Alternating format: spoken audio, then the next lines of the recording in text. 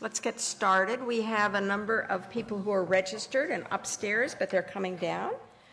I'm Story Landis. I'm the director of the National Institute of Neurological Disorders and Stroke, and I'm delighted to welcome you to the 8th Nonprofit Forum, and really pleased to see all of you here. When I became the NINDS Institute Director, I had been the scientific director, and that is a job that involves running the intramural research program, which is like a really big neuroscience department, spans from basic to clinical. But when I became institute director, since I'm a basic scientist by training, I realized that I probably didn't know enough about the issues and concerns and difficulties that patients with neurological disorders have. And I knew that one of the most important things I could do was to learn more about the patient communities and foundations who are in our mission. So probably at the end of the first couple of weeks, Marion Emmer from OCPL and I drafted a letter which we sent to all the different groups that are registered with NINDS as voluntary groups or patient advocacy groups, and invited them to come and meet with me. And not everybody, I think there's well over 150 groups, not everybody took me up on it. But in my first year as institute director, I met with more than 60 different groups, kind of one a week and sometimes two a week. And I have to say, it was an incredible learning experience for me. I learned about the communities, I learned about the hopes, I learned about the problems, frustrations of the patients.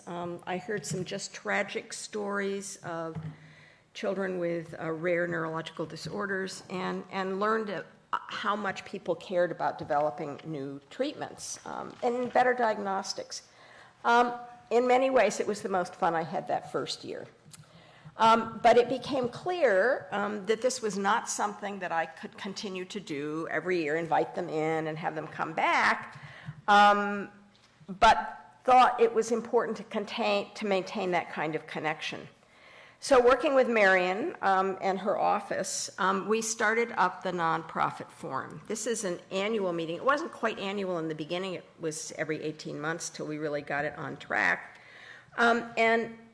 And this is an opportunity for people who run foundations, who run patient groups, patient help groups, patient advocacy groups, to learn about what's going on at NIH and NINDS, network with colleagues, and to engage in discussions with NINDS staff. And I would say that over the years, one of the transitions we've made in this forum is to actually have a group of leaders, a small number of leaders of these organizations, help us plan the meeting. And I think that that has certainly enriched the meeting, because it's not us telling you all, it's you all planning with us to hear about what you'd like to learn, recently including, for example, the FDA.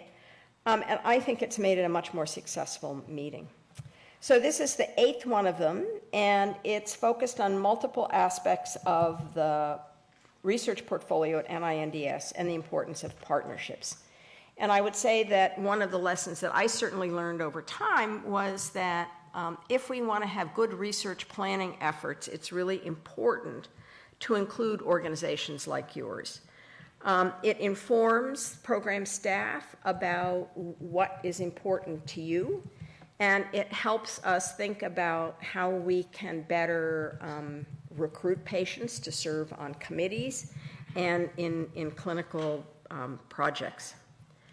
And I know that for many of the groups, what we might think is the highest priority scientifically may or may not be the highest priority for patients, and it's good for us to hear that.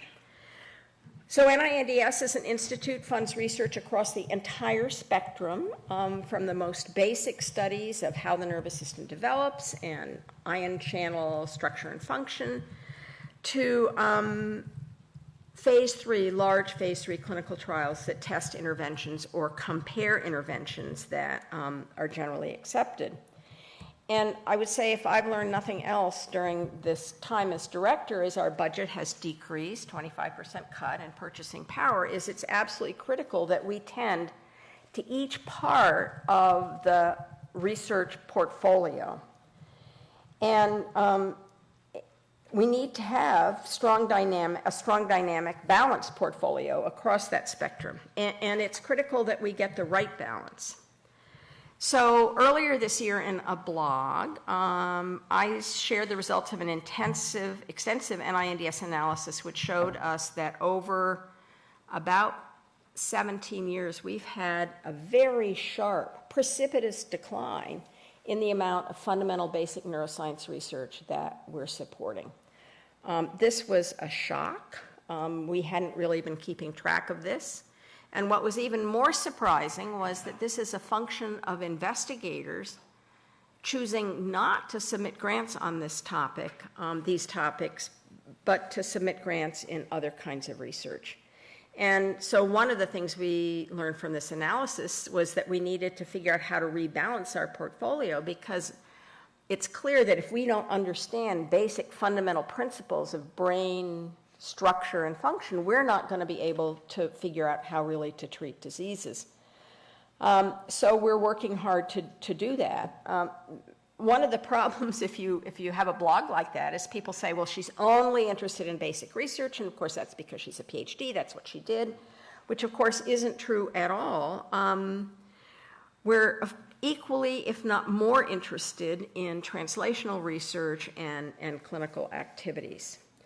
So we, for example, for translational research, Dr. Rajesh Ranganathan, who heads the Office of Translational Research that was set up a number of years ago, has just with his staff completely reorganized all the funding mechanisms we have that help take findings which might have implications for treatments, promising potential treatments, and move them through to being tested in man.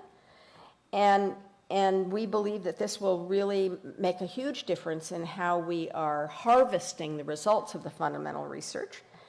And we've also refocused and re-energized our clinical research enterprise, in particular making sure that the studies that we fund are based on really rigorous and study design and transparent reporting, and then also leveraging some clinical trial networks that we set up. One of the things that takes the most time and actually money when you fund a clinical trial is actually setting up all the sites who are going to participate in the trial. So we now have 2 clinical trial networks, one for phase 2 trials to look at promising techniques to treat disease, and another one that will do phase 2 and phase 3 trials for stroke. And it's obvious, because these have a common IRB and pre-negotiated site agreements, that we will be much more quick to actually get to go from a protocol to a patient. And we've cut that time, which can be 2 months, 2 years, down to a couple of months. And it will allow us to test more therapies much more quickly and much more efficiently. So I believe that with the changes that we've made over the past decade, that NINDS is better able to fulfill its mission than ever before, seeking fundamental knowledge about the brain and nervous system and then using that knowledge to reduce the burden of neurological disease. And events like this are an absolutely critical part of fulfilling that mission. Now, I'm sure many, if not all of you, are aware that I'm retiring on October 3rd. This is one of my last, events as NINDS director. And while I'm really excited, believe it, trust me, about retiring, it's very hard to leave all the colleagues and friends that I have come to know. However, knowing that NINDS is in great shape makes this departure easier. Dr. Walter Koroshetz, Walter, do you want to stand up? Will be taking over as the acting director. So before coming to NINDS, Walter was professor of neurology at Harvard and vice chair of neurology at Mass General Hospital, abbreviated MGH, and fondly called by people who work there as man's greatest hospital. He has an exceptional research background in areas across the research spectrum that NIH funds, from fundamental biophysics, understanding ion channels, to large phase 3 clinical trials in stroke and studies of neuroimaging. And he is an outstanding clinician and won the Al Rabson Clinical Investigator Par Excellence Award from the Clinical Center several years ago.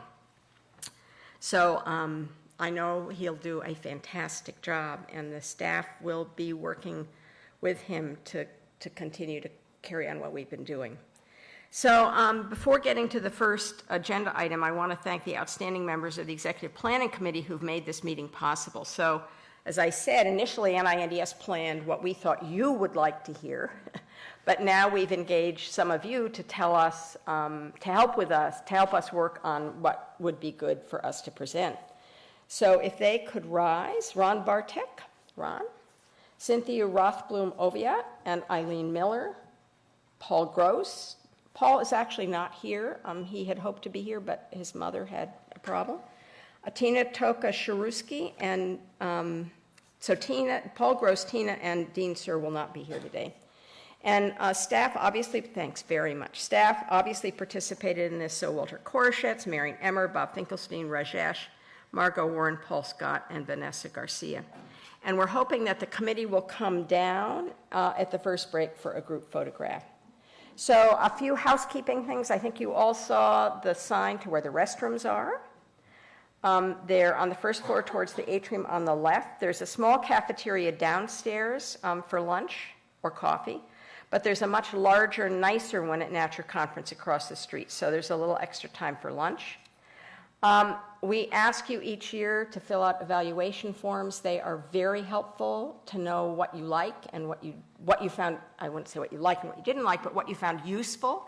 And if you didn't find it useful, we won't do it again. And the final piece is that we are webcasting and videotaping this meeting. This was a suggestion that a number of you made several years ago, and we started it last year, and we're doing it again this year. And what that means is that there's a permanent record of the discussions and the presentations that you can refer people in your organization to, and people who can't travel here can actually watch the meeting and use those as well. Now, the final piece is at the end of the day, we have a reception. Last year there was a reception, but it was just for the voluntary groups who were participating in the meeting. Marion and her staff worked miracles and arranged to have it so that everyone, including NINDS staff, could attend, and there will be a cash bar. And I cannot tell you how unusual it is to have alcohol on this campus. So thank you, Marion. Now, the first panel is, when is the time for handoff? How to engage the pharmaceutical industry in your disease. So not only do you want to engage NIH-funded investigators in your disease, but if research is going well, you'd like to actually have that research handed off to a company who will make a product that will be of benefit. And this panel will be chaired by Dr. Rajesh Ranganathan, who has done a fantastic job as our Director of Translational Research. Came to us after helping NCATS get off the ground, and before that he was at Novartis. And I'm assuming, Rajesh, you'll introduce your panel members. So thank you very much.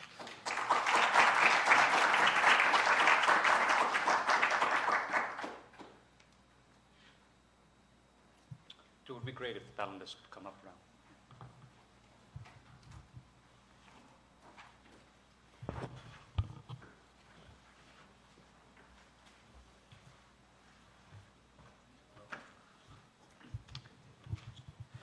Thank you, Story. Welcome, everyone. First panel of this session here, as Story introduced it, is when is the time for handoff? We have 4 panelists today. I'll just give a brief introduction to each of them, starting with Christina to my right here. Dr. Sima was the founding CEO of SciDan, which is a rare disease incubator that was funded by New Enterprise Associates as one of the primary funders. And prior to SciDan, she worked in advisory roles in biopharmaceutical and venture capital companies, was the vice president of drug development at Verdant Pharmaceuticals, and a principal at Claris Ventures prior to that. Previously, she's held roles in clinical research and translational medicine at Wyeth and Genetics Institute. She received her bachelor's and PharmD degrees from Massachusetts College of Pharmacology and an MHP degree from Northeastern University. So currently, she's a founder, director, and advisor at New Enterprise Associates. Susan Dickinson is the executive director at the Association for Frontotemporal Degeneration, and she's been in that position since 2008. Has extensive experience as a science writer and a consultant for rare disease advocacy organizations. She has a bachelor's in psychology and biology from Swarthmore and a master's science in genetic counseling from Marquette University in Philadelphia. Dr. Karti Esham is actually at the far end, serves as the executive vice president for emerging companies at the Biotechnology Industry Organization, or BIO. And prior to joining BIO, she was vice president and director of research at Dutco Worldwide, a private consulting firm in DC. Dr. Esham has a PhD in microbiology from the University of Georgia, a master's in science in marine biology from the University of North Carolina, and a bachelor's from the University of Kentucky. And finally, Sharon Hesterly, whom many of us know from her work, obviously, on council. She splits her time as scientific director for the AFTD organization that I just introduced when I was introducing Susan, as well as the senior director for research for the Parent Project Muscular Dystrophy, PPMD. So Dr. Hesterly received her PhD in neuroscience from the University of Arizona, and she currently serves on the board of directors at the Health Research Alliance, the advisory board for the University of Arizona's School of Mind, Brain, and Behavior, and on our council for NINDS. So more extensive bios are included in your package if you want to know more about them, but this was just to get things started here. So in discussing how we would maybe launch into this topic at the beginning of this meeting, what we tried to sort of think about is, why is it that all of you are in this space, and what is it that you're trying to do? And if we think about that, at the end of the day, it's to try to get something to the patients that you all care about. And so how do we do that in this ecosystem? What do we need to do? So obviously NINDS has a role to fund certain elements of research to get it to a certain point. But as we know, at the end of the day, if there are going to be pills on a shelf or an injection that a doctor is going to give in a clinic, that's going to come because some entity is going to make that on a regular basis and put it on the shelves. And that, at least for the moment, in most cases, in nearly all cases, is done by a for-profit entity. And the question is, so how do we then ensure that the things that we are working on get there? What do we need to do to make sure that can happen? And that's the question sort of we wanted to try to get the folks with varying degrees of experience having done this to maybe begin addressing here.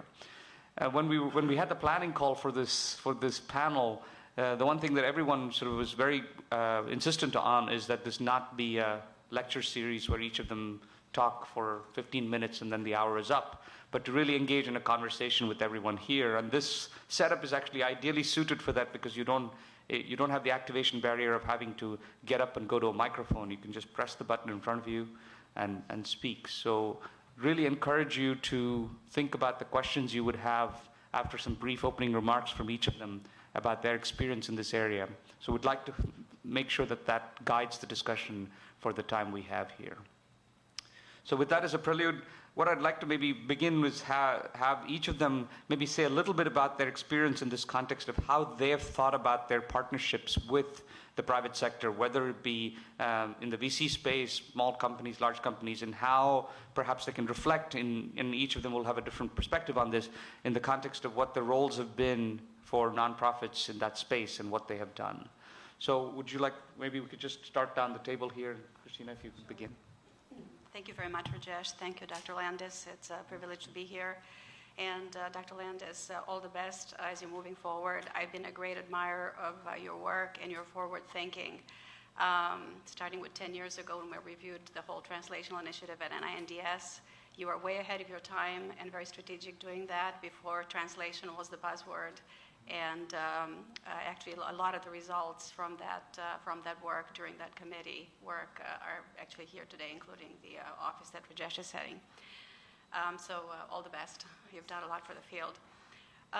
So there are probably a number of different organizations, patient foundations in the room, ranging from some of you who are very new, and some of you, and you've heard some success stories from some of the organizations that really achieved successes and have really reinforced the fact that while the task seems daunting, it is certainly achievable.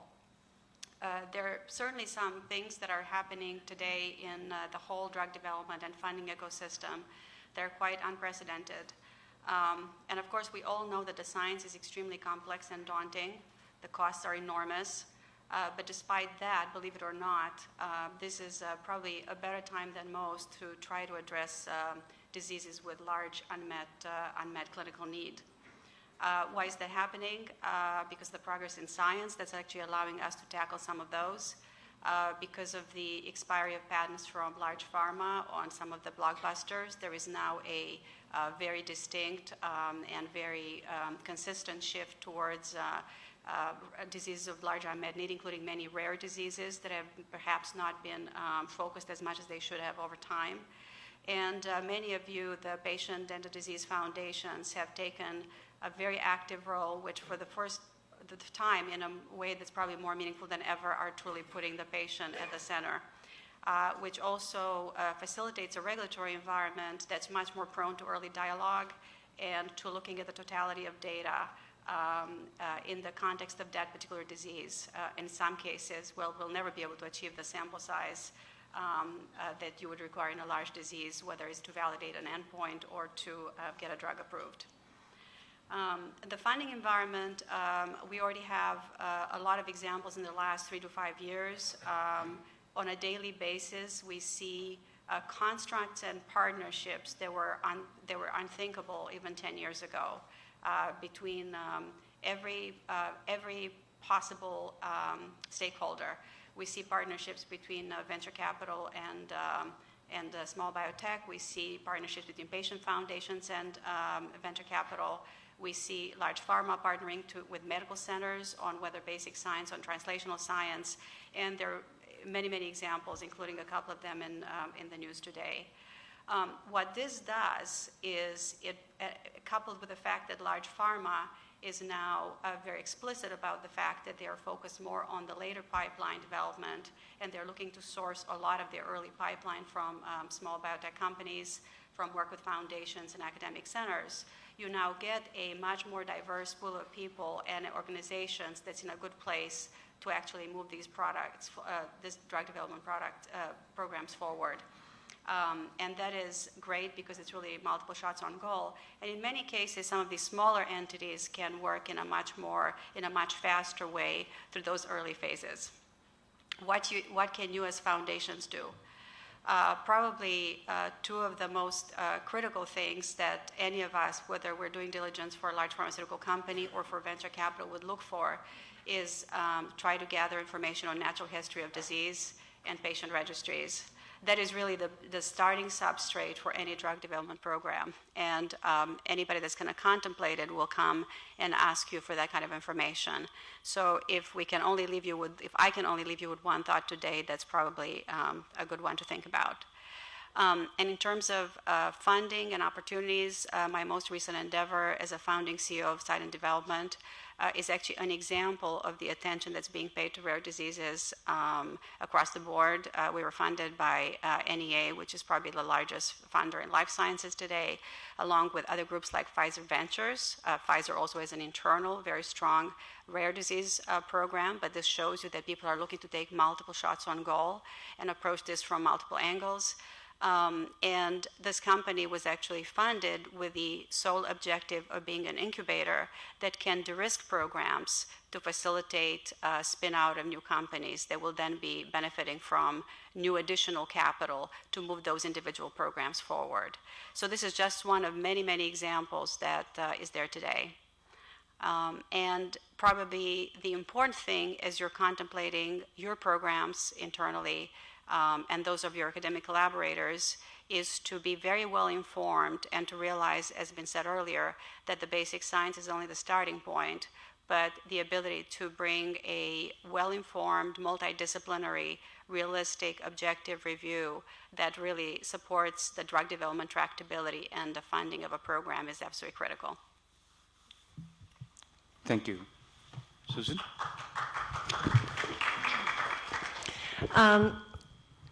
Thank you for the invitation to be on the panel. I'm with the Association for Frontotemporal Degeneration, and my beginning disclaimer is we are at the very, very beginning of this journey. So I won't say we have any successes yet, but we have started to engage with pharma, and it's been interesting to see how we could initially get their attention. I'd say our first venture was about 3.5 years ago when we were co-sponsoring a meeting with NINDS and NIA to establish the first common data elements for our disease. And one of my board members said, hey, why don't we see if pharma will come? And there was dead silence in the room because we all knew why pharma wouldn't come. We didn't have our genes yet. We didn't have a single protein. We didn't know our mechanistic pathways. We knew the long list of things that we did not have. But fast forward, and we ended up getting 5 different industry reps in the room. So my first learning there was, do it. Why not? Take the risk. We've had a very positive reaction anytime we've just jumped and invited people to engage with us and listen to us.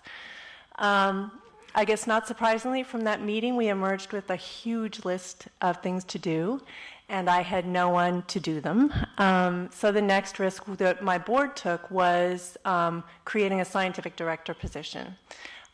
First, this was half-time, and Rajesh, I have to correct one thing. Our first scientific director was Sharon when it was a half-time position, I guess about 2 years ago now.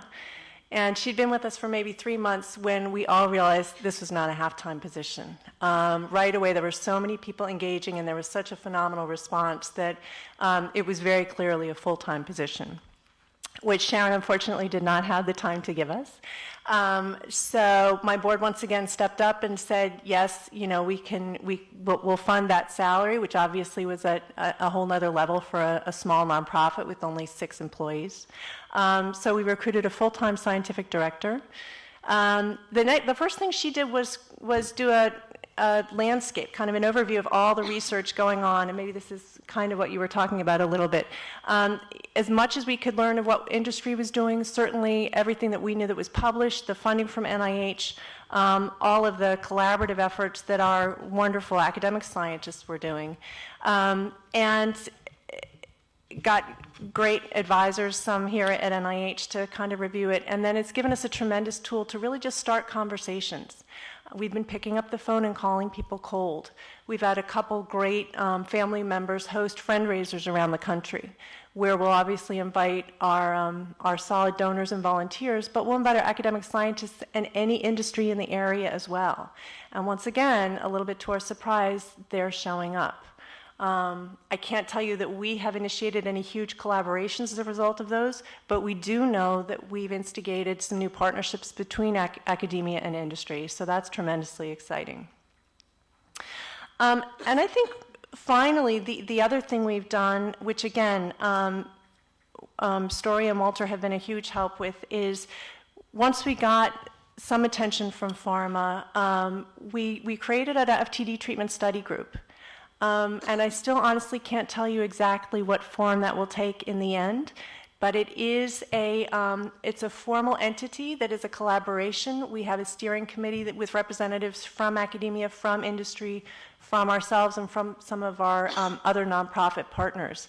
And it does give us a group of people whose brains are together to kind of identify the common hurdles, because we still are a long way from having a compound to hand off to industry. But it's nice to see, have those brains in the room when we talk about things like biomarkers, when we talk about things like outcome measures, when we talk about, is it time to create our patient registry, and are we making the best headway we can in terms of getting that natural history data. So again, I'm at the very beginning of this journey, but I think the one thing that I have learned is it's absolutely worth taking the risk and saying yes to any opportunities that are presented to you. Thank you. I think we can come back to maybe talking about some of those early risks and how to perhaps sort of walk that path. So Sharon, your comment? Great, thank you. So, yeah, just to clarify, so I'm actually the Vice President of Research for Parent Project Muscular Dystrophy full-time at this point. But, you know, I've spent a long time in the field, and before I was with PPMD years ago, I actually spent 10 years at the Muscular Dystrophy Association, where I ran their translational and venture philanthropy programs there. And MDA is an umbrella organization and covered 40, even more than that if you break them down genetically, neuromuscular diseases. And what you quickly learn is that the landscapes are different for all of these different diseases. They're in different places, they have different needs, and I think you're probably all experiencing that out there. And I would also like to say, just because we're on the panel here doesn't mean we know everything. I know there's a lot of experience out in the audience too, so I'm really looking forward to the discussion. But what we found is that one thing that's the same, I'm getting feedback. I don't know, what about my microphone? Okay. So one of the things that I think is the same, no matter where you are, whether you have a disease mechanism or, you know, a sporadic disease and you don't know what causes it, is that you have to look at the continuum of disease when you're the continuum of drug development. So you can't just look at one piece of this elephant. You have to look at the whole thing all the time and keep in mind what is the end game. And that means that whatever you do at the beginning, at the early R&D side, you have to keep in mind what will a drug product look like at the end, and make sure that you sort of have things lined up to do those transitions. So that's the sort of main focus of this group, is how do you do these transitions at each stage, and how do you get pharma involved? And I think starting with trying to understand, even if you're at the very beginning, what you think the outcome would be and what you want that to look like, and then work backwards and think, okay, what are all the pieces that need to fit into this puzzle? The other thing I would say that I've learned is to listen, is to really listen to pharma, listen to the biotechs, listen to, you know, clinical investigators, anybody who has something important to say, and really hear what they're saying and try and incorporate that information into your plan. So early on, just back probably, let's say 2005, a while back, I know that when I was at MDA, one of the things that we heard early on from the FDA was, you can't use manual muscle testing as an endpoint. It's not a, you know, clinically meaningful endpoint. But at the time, that's what all our academic investigators were doing. It was the standard, and it was the standard outcome for every academic clinical trial that had run. We didn't have any industry clinical trials at that time. It was too early. They really weren't involved. And when I heard this, it was like a light bulb went off, and I went, oh no, we don't have an outcome measure. And it took a while for people to understand that, and I think one of the things that we did, and I think that you can all do as conveners, is we held a big meeting, and we brought in the FDA, and we brought in you know, a lot of our academic disease specialists, and we brought in industry, and we got everybody in the same room, and we had the FDA tell them. So that seemed to resonate, to get everyone there, and you know, that was a really important step. So I think that those are sort of, if I had to come up with sort of 3 basic things, is think about the entire continuum of drug development, really listen to all the people who are telling you things, and then finally use your role as a convener, because that's where you have a lot of power. Often doesn't take a lot of money to pull a meeting together, but if you can get the right people in the right place, you can have a huge impact. So Thank you. Well, this is the beauty of being last. Everybody said everything I need to say. No, I'm just kidding. First, I'd like to congratulate Rajesh. I have to note, and I mean this in no way a gender bias, but it is not often for either scientific or biotech industry that I'm on an all-female panel. So I commend you, Dr. Rajesh.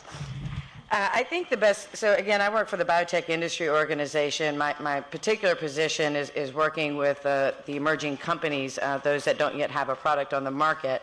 That being said, from a policy front, which is where I spend a lot of my time, of course, I work with both the large biopharmaceutical companies as well as the small companies.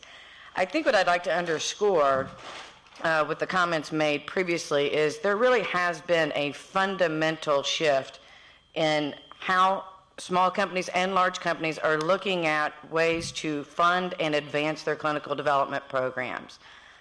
So if you look at it from a small company maybe perspective, going back to 2008 when there was a fiscal crisis, you saw a lot of contraction of venture capital, number of funds, funding behaviors in the sense of people had to move to less riskier investments, so they were tending to, for the time, period of time, focusing on later stage developments. Well, what that led to, and as all crises do, silver lining time, has led to a real re-examination of the entire ecosystem of drug development and how to better leverage all of the types of interactions and collaborations that are possible. So in pre-2008, where you saw a situation where basic research, certainly by NIH funding, but also involvement of family and friends and foundations were very active in the R&D and preclinical space. Now if you look at, and the large pharmaceuticals were sort of mainly focused at the very end and taking the product over the finish line to market. Now what you see is the small and large biopharmaceuticals, as well as the patient foundations, as well as venture capital, going all the way from academia all the way to market in a variety of ways. So I think what I want to emphasize is, again, certainly, there is a science-driven component to how to collaborate with industry if you have a compound that you want to transfer. Scientific alignment, something that makes sense in a portfolio perhaps that they're already working on in your disease area. Of course, there's always interest in that.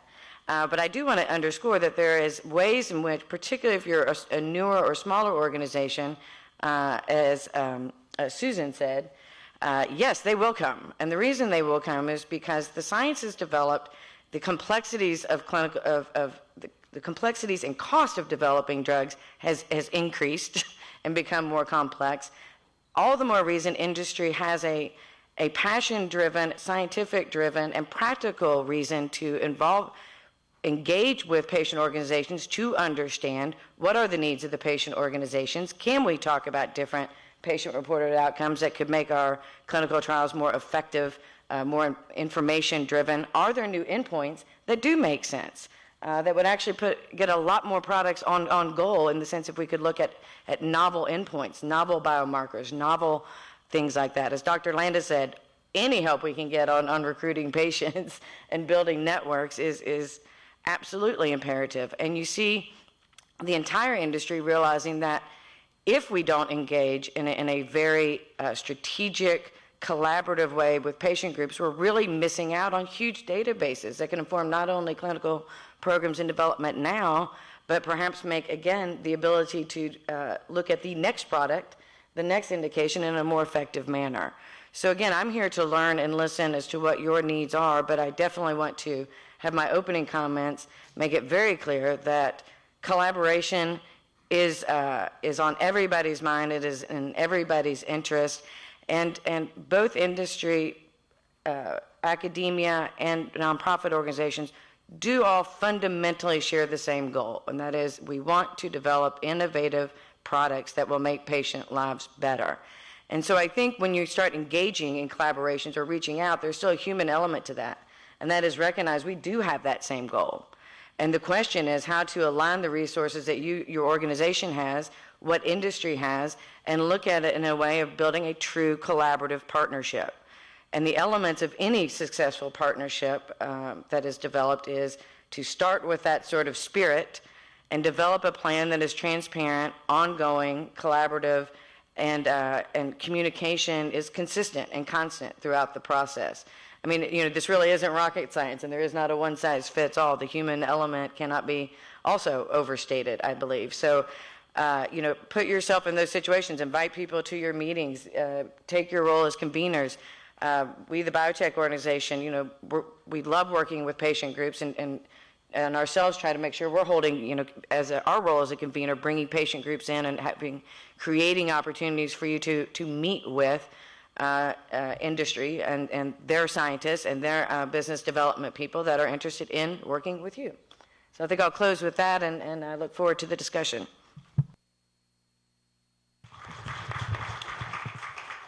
So you've heard a range of opinions up front here in the opening remarks regarding collaboration or thinking about the continuum, the convening power that you might have. So I'd like to sort of open it up to the floor here. Anyone who wishes to speak, just raise your hand. I'll point to you, and you can toggle your microphone and start. Yes, in the middle there. Hi, my name is Richard Zinem with Cure PSP. Do you recommend, we're a small foundation, relatively small foundation, and pharmaceutical companies are now coming to us with interest. Do you recommend that we work with an outside consultant to help us in this process, because we're just kind of feeling our way through? We are going to be hiring a scientific director, and we want to develop a plan, but we're still very much in the the basic research area, and just kind of not quite sure what the next step is. And so is working with a consultant, an outside consultant, a useful method for us to go? Again, there are many ways to go about it. I mean, I think certainly there are very good consultants out there that can provide very good advice. I think, do due diligence and make sure that, check their credibility. Do they have experience in working with other companies and or a lot of experience in working with foundations?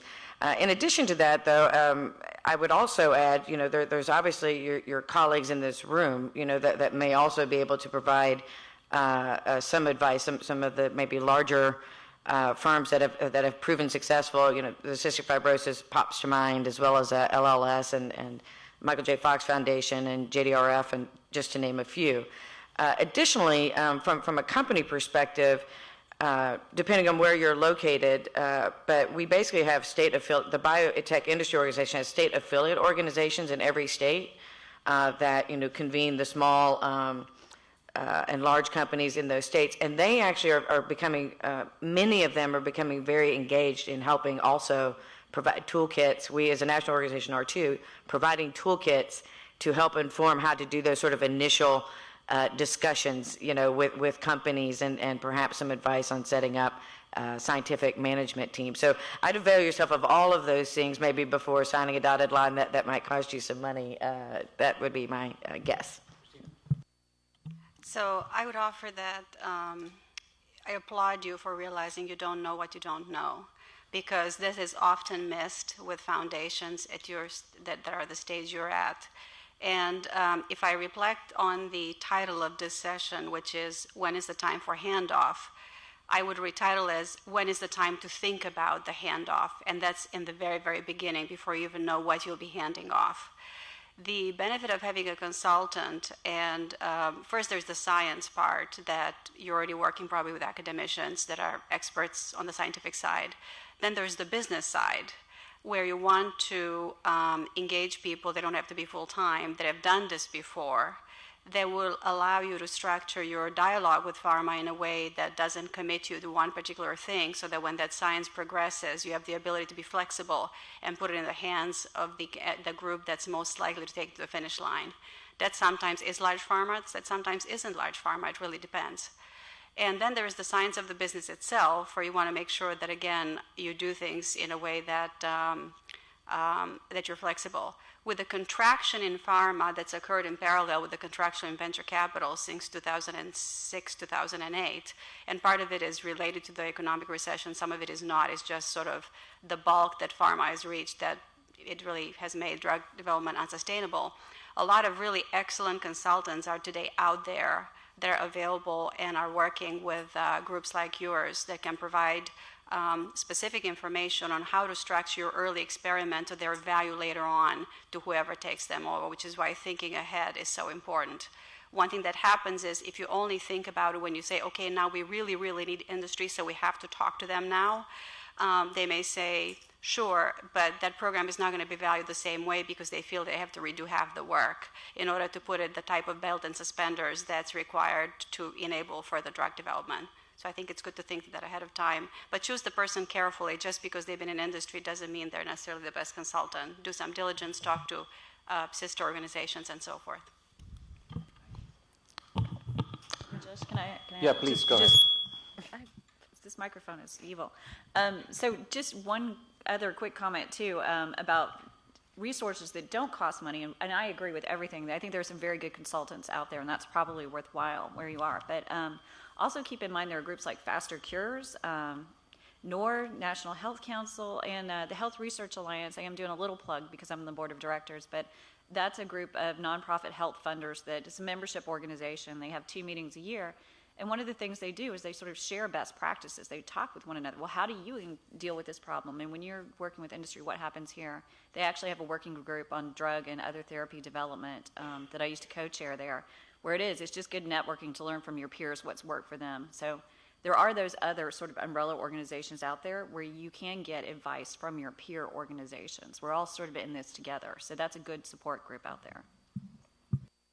So just maybe almost a follow-up question to you. So it seemed like an interesting shift in that you as an organization didn't have to approach pharma, but they're reaching out to you. So it's not necessarily just a push, but also a pull happening at the same time. Right. Is that a fair representation of how you've been contacted, or is it much more of your outreach that led to the initial contact with pharma? Well, we've always done outreach, but there hasn't been much interest, and all of a sudden, it seems like in the past year, companies have been coming to us with compounds because specifically for our disorders of progressive supranuclear palsy.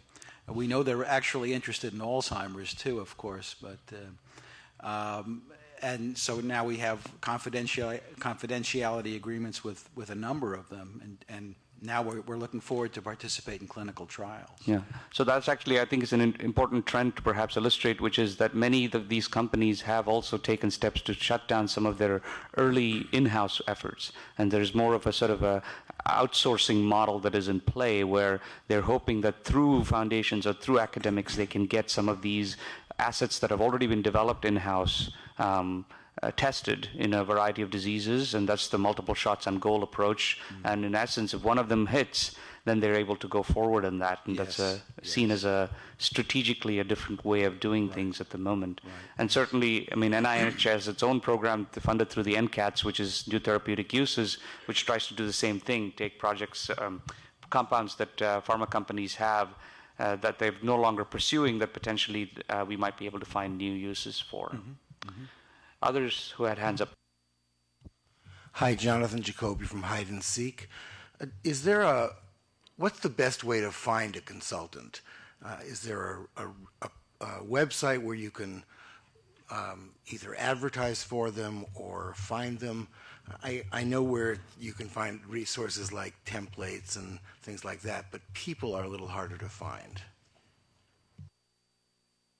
Well, I'll jump in and I say this basically as being a former consultant. Well, the others that perhaps have engaged discussion. Again, sort of going back to the earlier comments, I really truly believe reaching out to your sister organizations and finding people that have experience or have firms that have experience in specifically working with nonprofits as well as industry, I don't think it can be overstated. So, advertising is fine, but I really implore and advise that everybody do very due diligence when it comes to finding the right consultant, because it can be very valuable, but you want to make sure you get the right person with the right experience.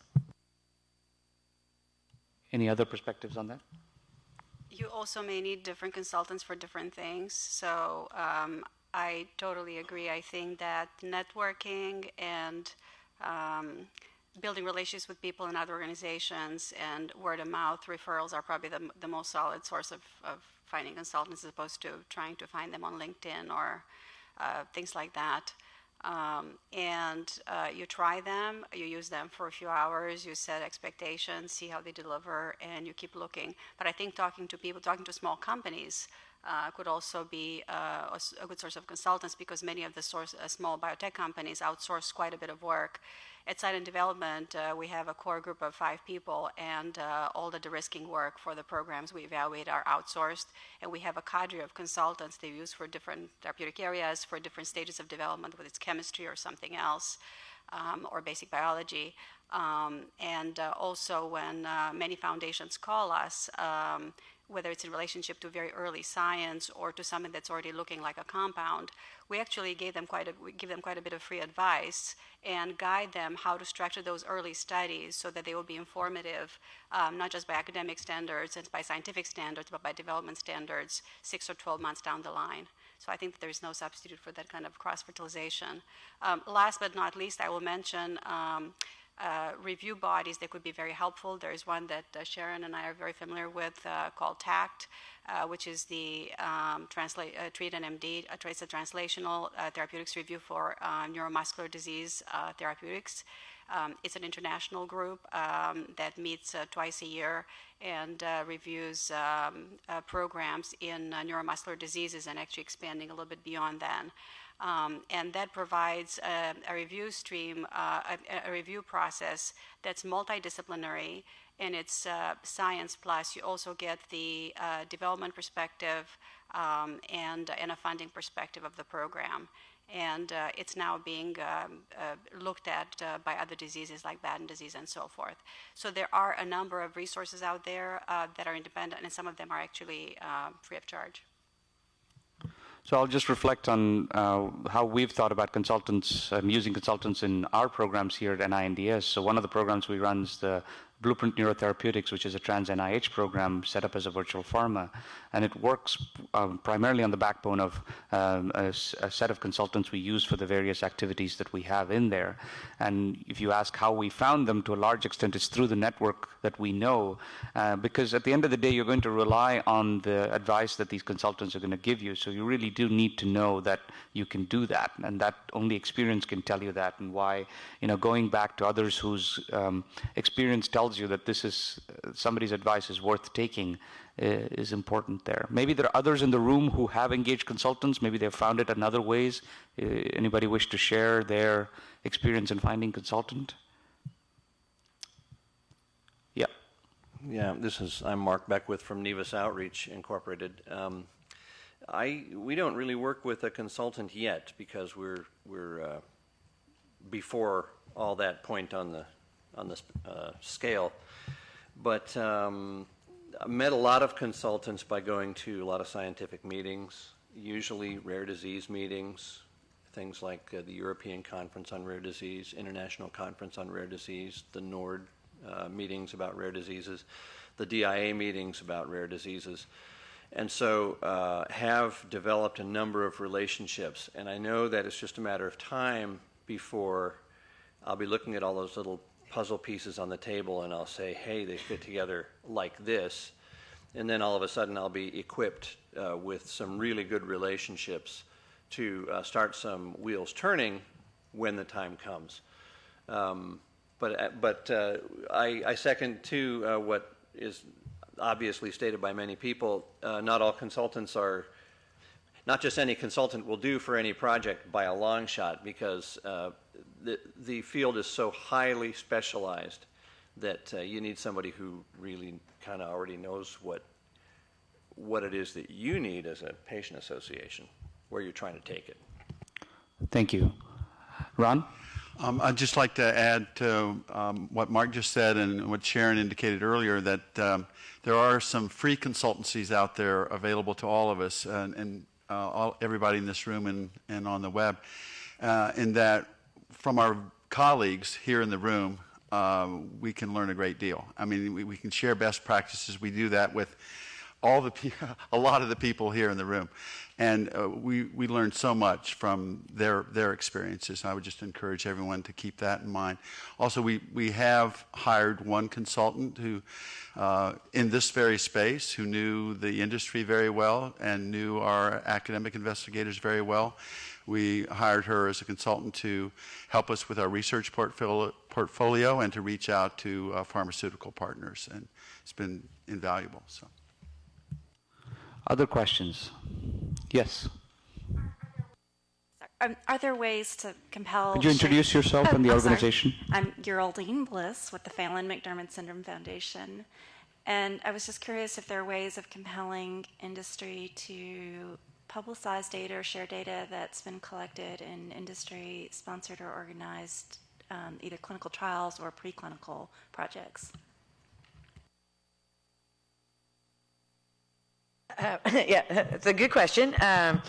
There's actually been a lot of movement from industry on data sharing. So I think there's a balance that has to be made from what is proprietary, to maintain the investment and be able to get something to market, versus the need that we all have, and that is where can we leverage and share data that would perhaps, help the development process become more effective. So that, you do have to weigh both of those realities.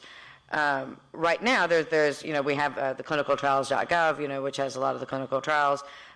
There are now agreed upon principles from the pharma and biotech industry organization regarding sharing, where everybody is committed to sharing data, certainly post-approval, making that available to qualified researchers and other types of entities. There's a lot of action going on in this in Europe as well. So I think that there is a real desire. I think there are independent activities going on between industry and nonprofits regarding collecting negative clinical trial data. So some companies are putting all of their data out. So it's a bit of a patchwork, but except for post-approval, I think there's a real, there's agreed upon principles to begin sharing that type of data. I will say, just to add my own thoughts to this on the end, I think now we're also trying to figure out now how do we look at all that data and make sure we do leverage it in the most effective and positive way. And I think we are looking for partnerships with nonprofits, academics, healthcare payers, providers, and everything to start to get at those questions. So. Others have comment on the data sharing? Yeah. Yeah, so I think I agree. Things are moving in that direction, and I think the key thing is when industry sees an advantage for sharing data, they're willing to share it. I think it's probably not realistic to expect them to share everything all the time because they are, some of them, quite competitive and they're in this space. But there is this mythical pre-competitive space. And I say mythical because everybody talks about how you can collaborate in pre-competitive space. It's not often quite that easy. But I think if there's a clear advantage for sharing data, industry will do that. And there are some very good examples of very complex, large collaborations where industry has shared data in this pre-competitive space.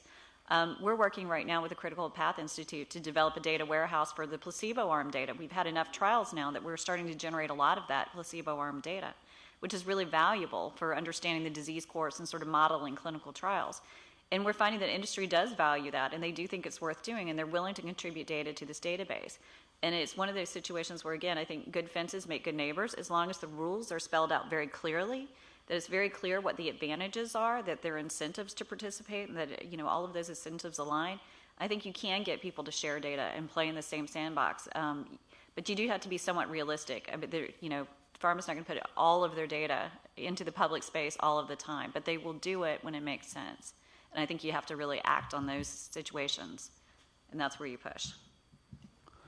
So just a follow-up question to you. Have you tried to get data out that you found difficult to pry out of the cold, dead hands of pharma? We haven't had a problem with it yet, but we're just at that point now, and there's some interest in some preclinical projects, and it's important to me that data be made public eventually. So I don't know if that's something we need to sort of negotiate up front, or I guess I need to probably ask them about that. Ron? I'd like to add a question in that regard. We have had one unfortunate experience with a pharma that conducted a phase 2 in our disease, and on a compound in which we are continuing to be interested. We've never been able to get them to either publish or share the data. Apparently, they decided to discontinue the compound, but it's it was a mimetic of a compound which we continue to be interested in. We've never been able to get any data from them. I'm just wondering what we could have done, should have done, or might still be able to do to get those data. Well, I would say, and I'm guessing in this situation that this isn't a compound that you funded. If you fund the development of a compound or contribute some money, a lot of times when we write contracts, we actually include some language in those contracts, and that depends on how much money we're giving them. You have to have in your head, really what role you play in the whole scheme of things. But you have a little bit of leverage if you're funding them, and we often have margin rights if a compound is dropped, or we at the very least have a lot of reporting requirements. They at least have to share data, so you can control things. If it's not something you're funding, then I think the only thing that would work is if they see some business advantage to sharing that information. And maybe that's where you could broker some meetings. If you're interested in the mimetic, maybe pull people together, get them in the same room, see if there is some business advantage for them to share that information. Well, and just to defend the cold dead hands of pharma for a moment, and I take that lightly. Again, when I mentioned earlier, and I don't know obviously the specific example here, but I do want to make, as Dr. Hesserly mentions, yes, I mean there are very good. When you're entering into a collaboration, you're working from a mutually respectful and advantage-driven process to meet the same goal.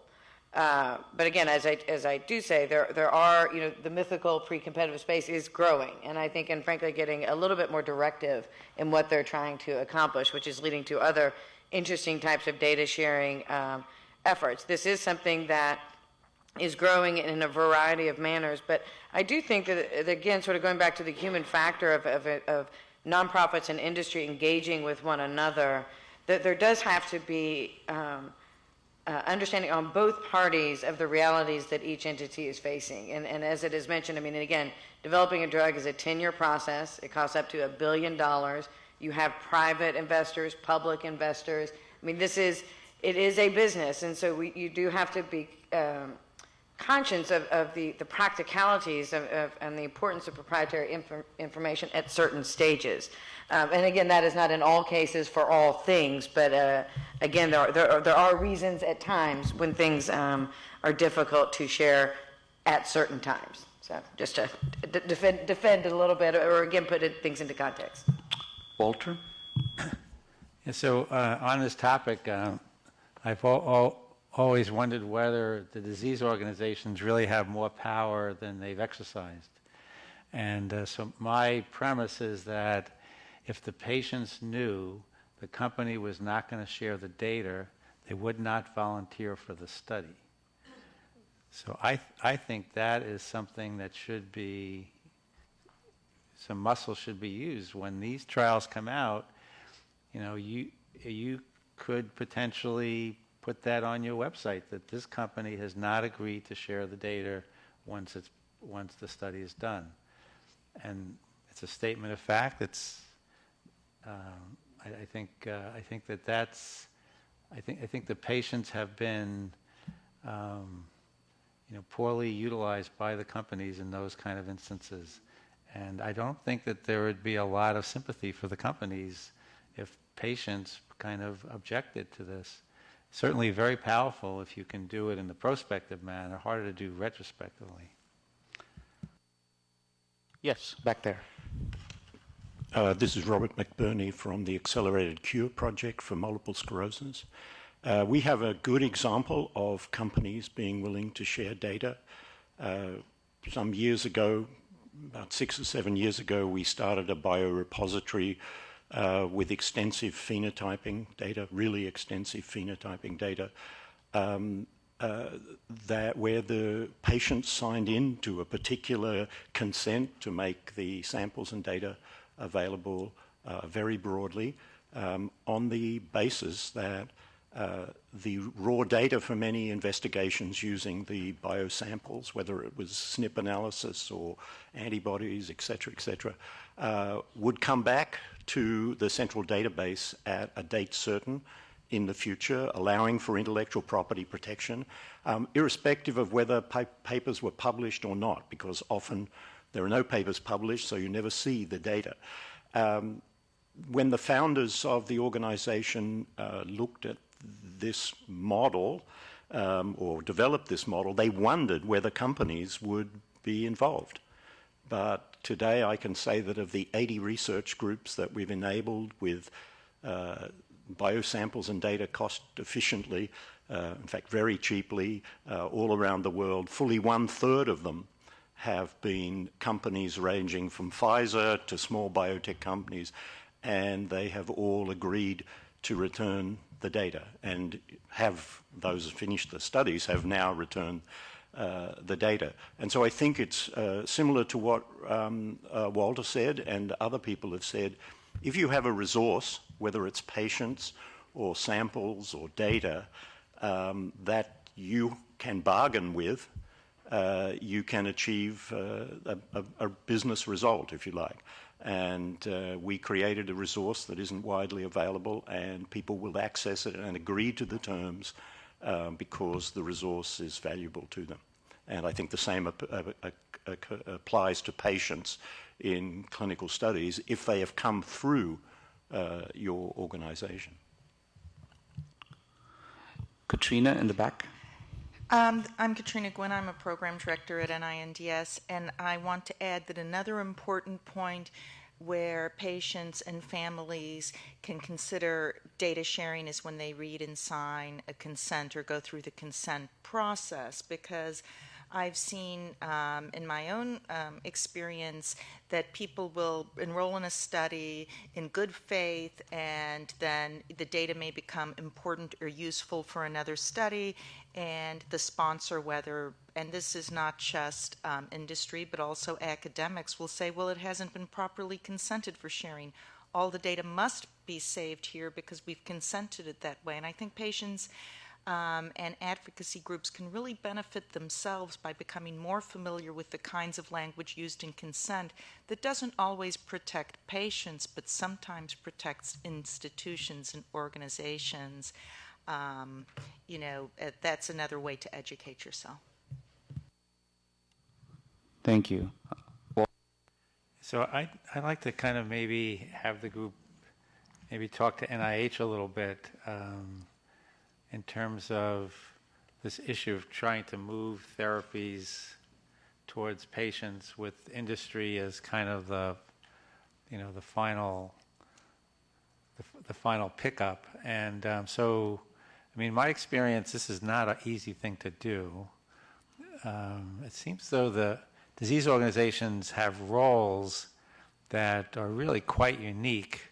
The first one I think was mentioned is the convener role, that what I've seen most effectively is for disease organizations to have a group to kind of go out and cultivate scientists who have a broad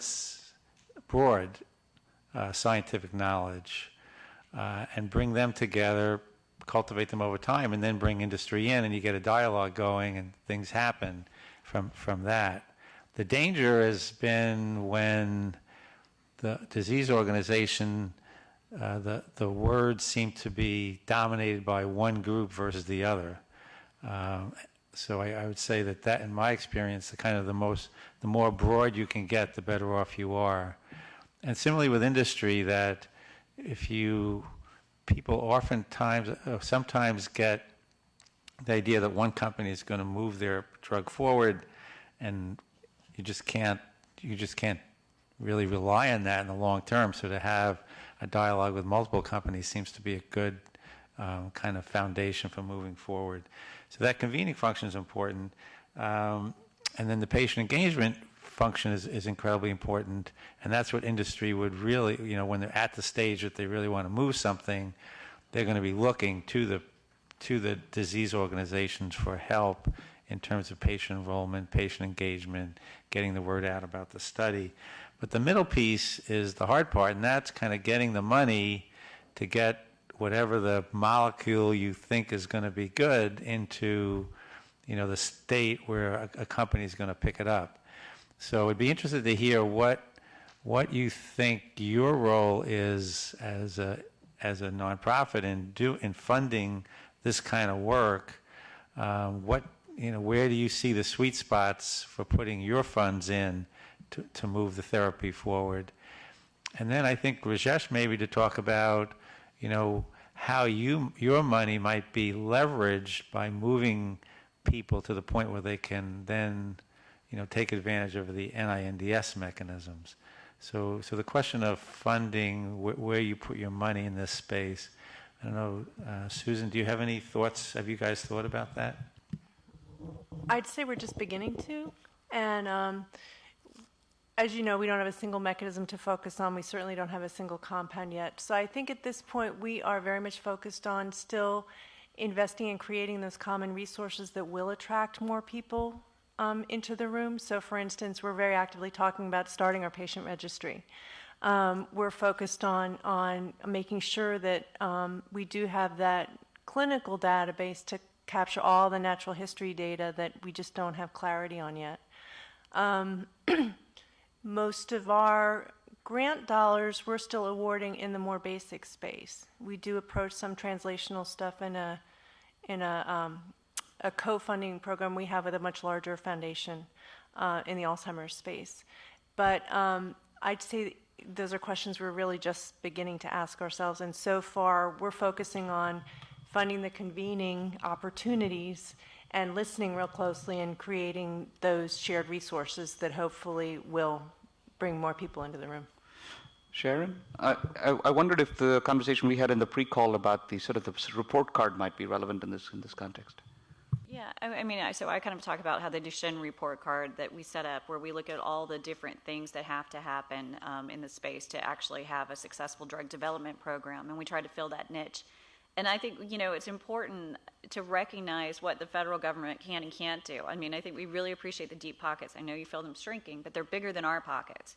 And there are a lot of really effective things that, roles that NIH can play in funding or translational research. But the turnaround times can be long, especially if you're on a company schedule. There can be restrictions or requirements because it's federal government that don't work well with industry requirements or timelines. And I think that's where you can sort of mesh what you're doing as an organization. Everybody needs to play to their strengths. So you can kind of see where an NIH program comes into play and say, okay, if you talk to the investigators, they might say, that's great, but we need the money sooner, or we need something we need to do. So we can fund riskier projects, and we can fund quickly. Those are two key things that nonprofit organizations can do to help sort of augment what the federal government is doing. And it is often a case of handing these things back and forth. In fact, there's a beautiful slide. If we could put up one slide, but I don't have it with me. If we had a slide, there's a wonderful one that someone made of the history of funding of a little biotech company called Tyvorsin that's developing a drug for Duchenne.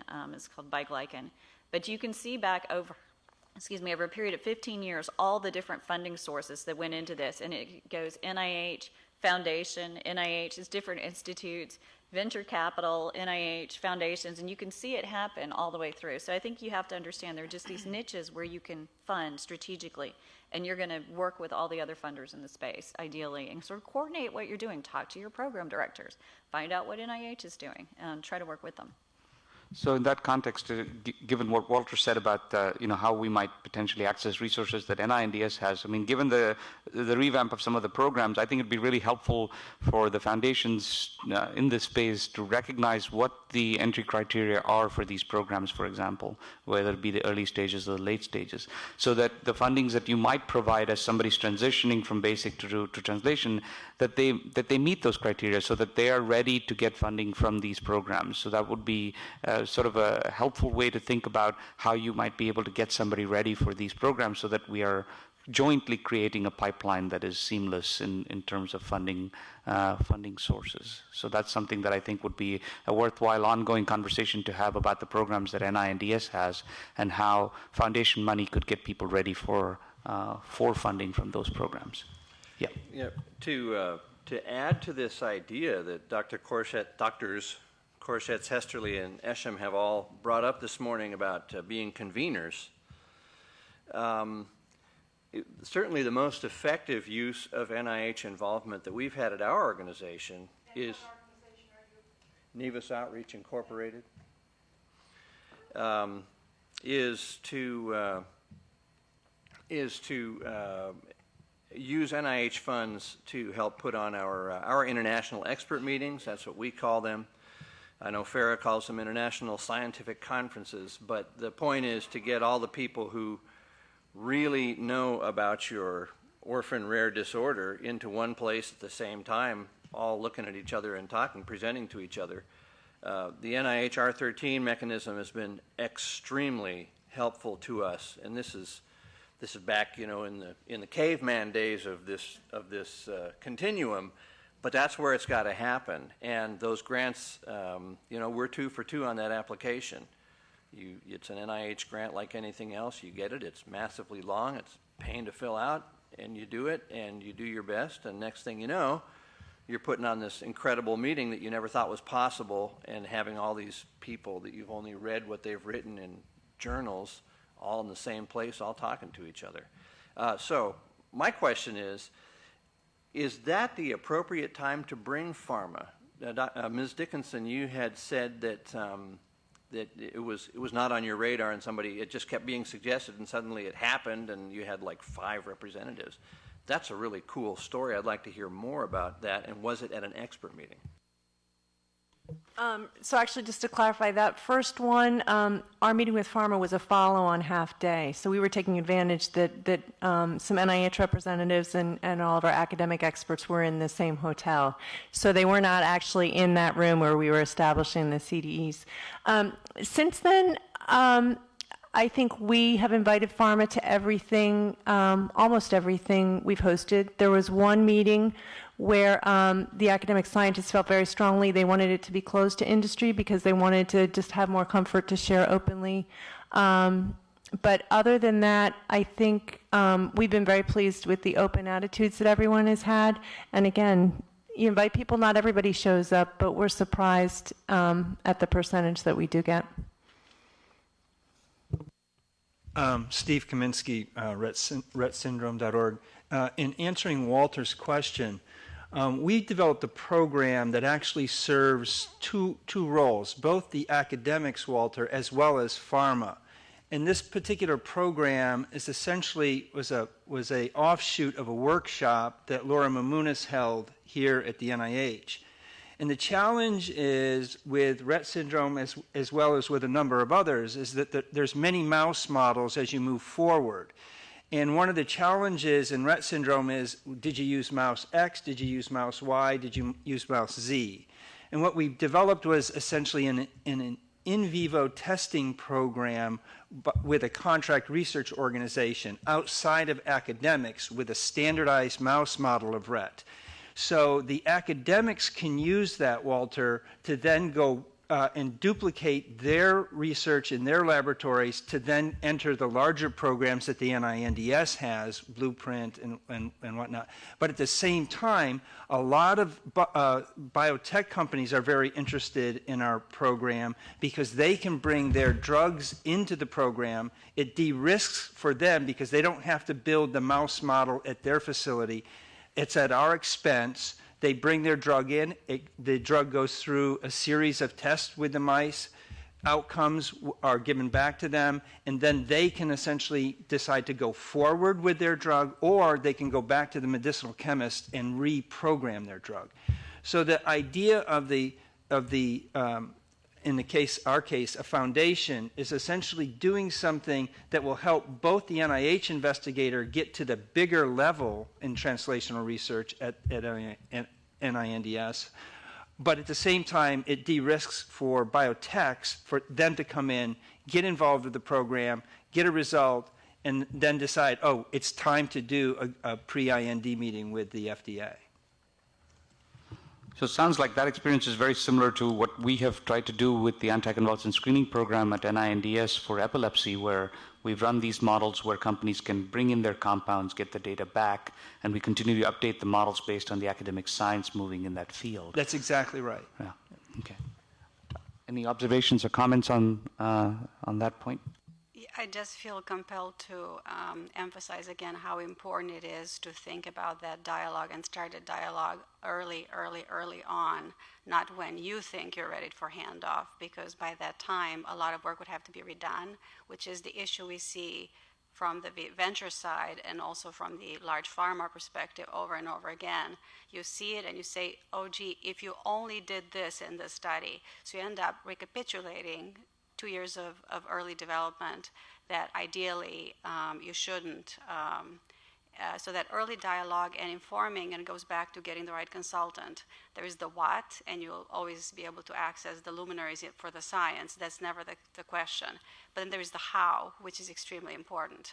And going to the to various websites, again, like the Treated MD website for TAC, to see what kind of questions would a fund or industry ask early on about how you're thinking forward, way before you're even close to saying, I have a compound that's ready to be developable, or we think we developed it. Development and translation are really in the eyes of the beholder, and what target validation means very different things depending on who you talk to in academia or industry. So there is no substitution, as been mentioned earlier, for starting that human dialogue and that building of credibility and cross-fertilization early on. before you're even conducting those studies to make sure that your limited resources as an organization are put in the best place and they're most informed by objective, multidisciplinary data. Yeah, and let me address that as well, because it comes back to the consulting issue that was brought up earlier. So when we built this program, we actually built an advisory group that had pharma consultants on it.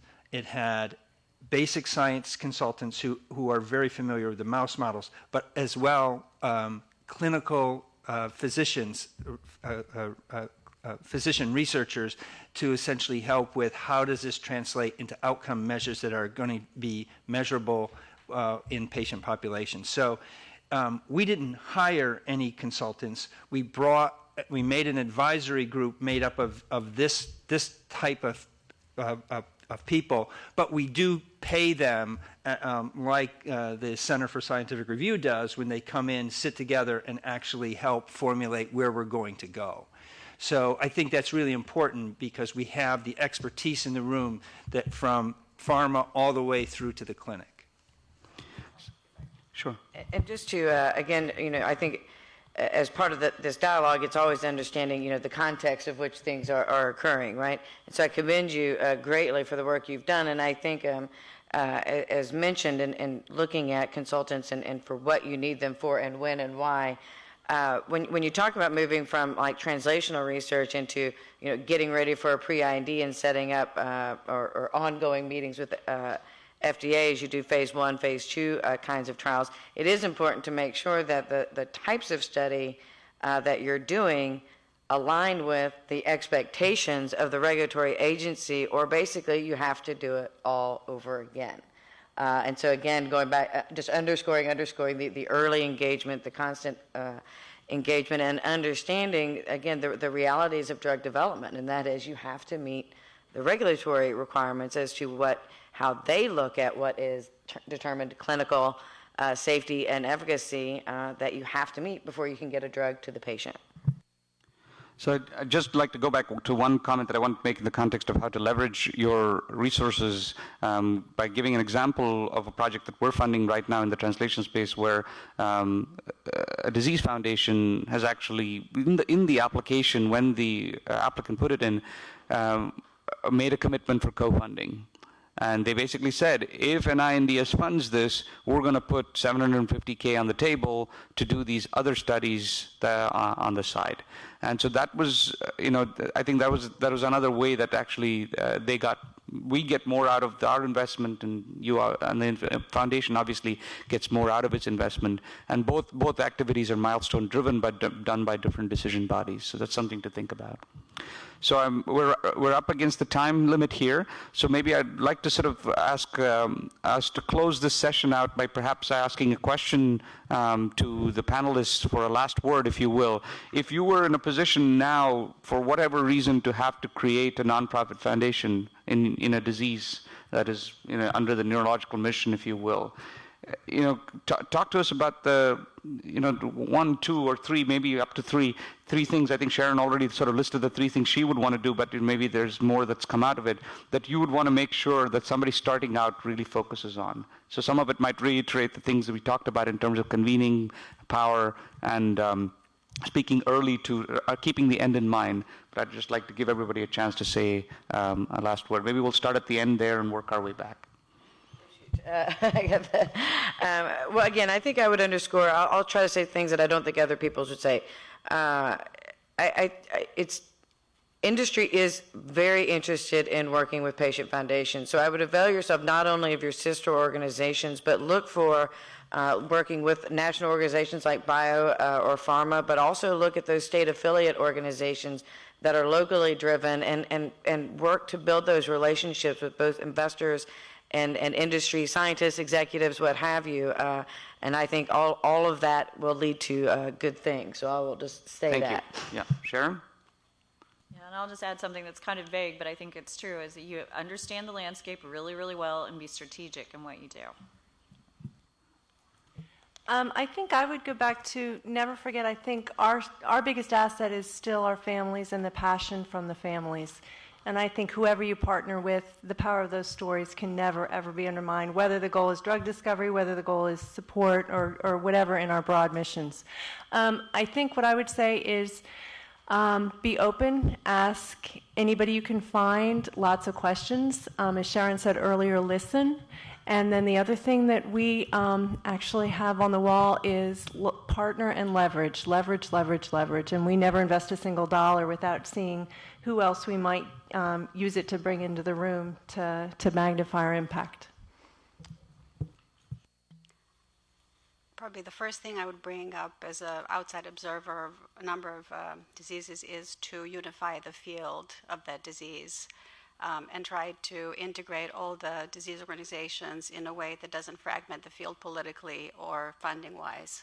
I've seen a lot of effort being diluted by those kinds of things, or who takes credit and so forth. The second part is I would bring a drug development mindset and know-how in the organization very early on, and we've already talked about the fact that that can take many shapes or forms. And I totally agree with what's been said earlier.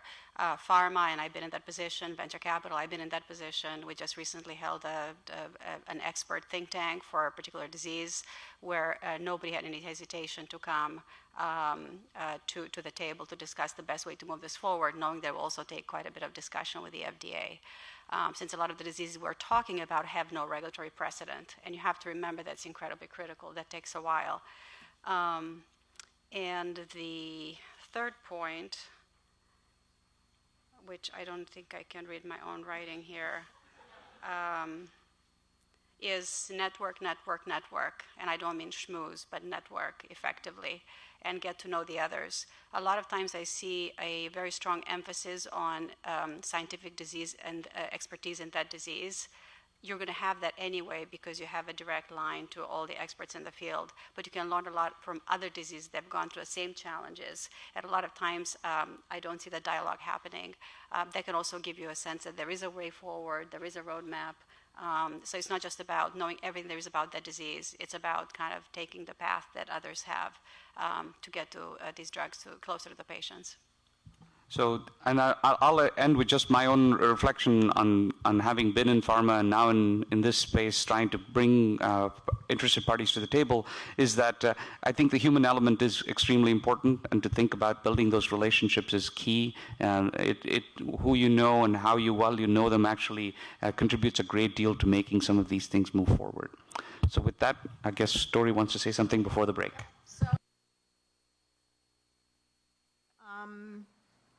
15 minutes, so everybody should be back here at 10:50. I would say this was a fantastic panel, a wonderful start to the day. And the executive committee is supposed to gather at the atrium stairway. I'm not sure where that is. Marion, you want to lead us? Okay, great. Thanks, guys. Thank you. Great panel. Thank you all very much for reconvening here. I kind of hate to start the next session because I see a lot of, what was the term, networking, not schmoozing here.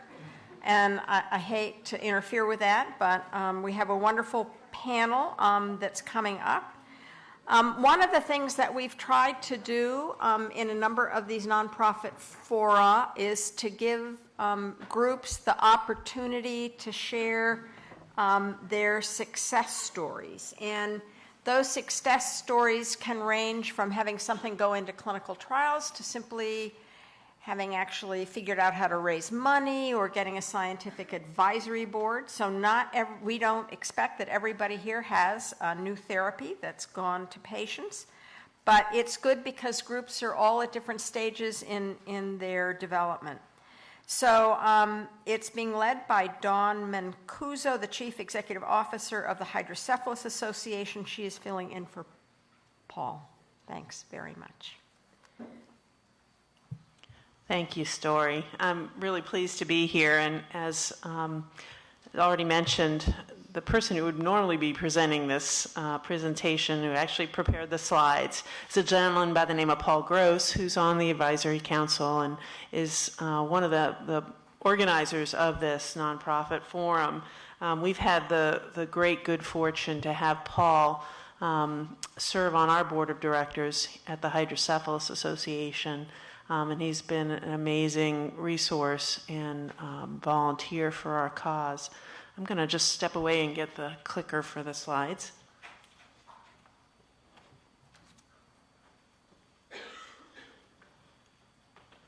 For those of you who don't know,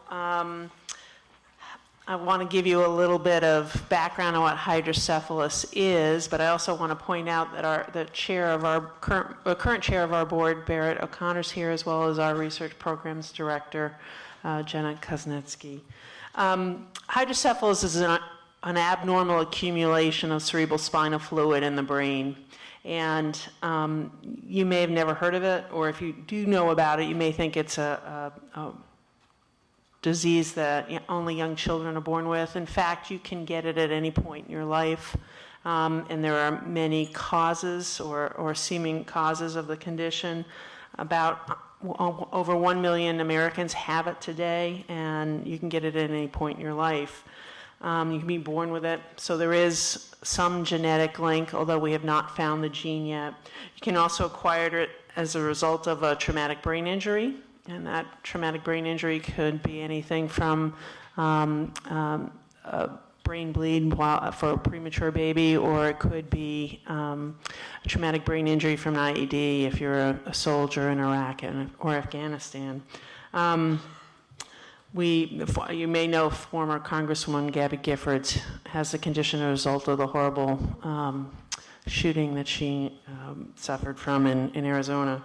There's even a version of the condition that suffers, that affects senior citizens. It's called normal pressure hydrocephalus, and the symptoms mimic Alzheimer's or Parkinson's disease, so it often is either undiagnosed or misdiagnosed in a lot of patients. And this broad spectrum of causes for the condition really complicates finding a cure.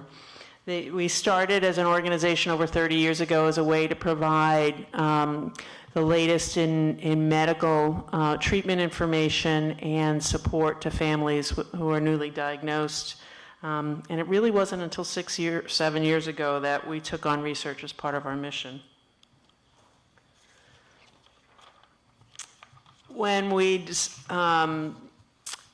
started to express an interest in pursuing research, the driver behind a lot of that was that there just wasn't enough research going on in the condition. Few people were doing research. Those that were doing it were isolated into pockets. There was not a lot of coordination or collaboration going on. A lot of single centers with a small n in the number of cases in their studies. Like I said, there's lots of etiologies which complicated that research. And the other challenging thing around this condition is that the only treatment for the condition is brain surgery. And what normally happens is a valve called a shunt is implanted in the brain, connected to a very small catheter that leads into the abdominal cavity, and the fluid is drained from the brain cavity into the abdominal cavity where it gets reabsorbed. Unfortunately, while these shunts save lives, they are also very problematic. About 50% of them fail in the first 2 years in children. So it means multiple repeated brain surgeries over the course of a lifetime for patients, and a high risk of infection and other complications. So we found that because there's very little research, there was not a lot of interest among young researchers in the field. There was lots of clinical practice variation, and frankly, sort of an apathy in the medical community. Well, there's a treatment and it's taken care of, and we don't have to worry about it any longer. Well, that's not the case from the patient's point of view, and so the association took on this mantle.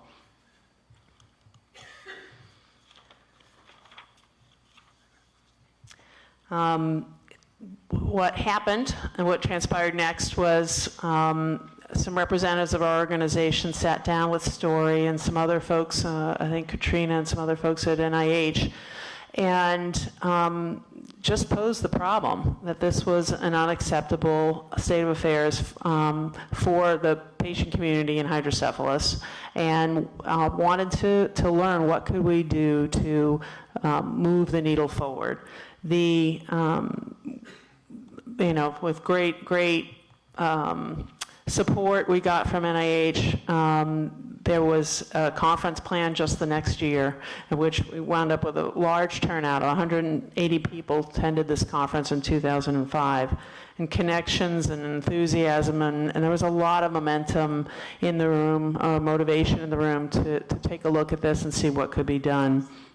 It helped us establish a strong relationship with the program staff at NIH. It helped researchers identify one another and not be quite so isolated.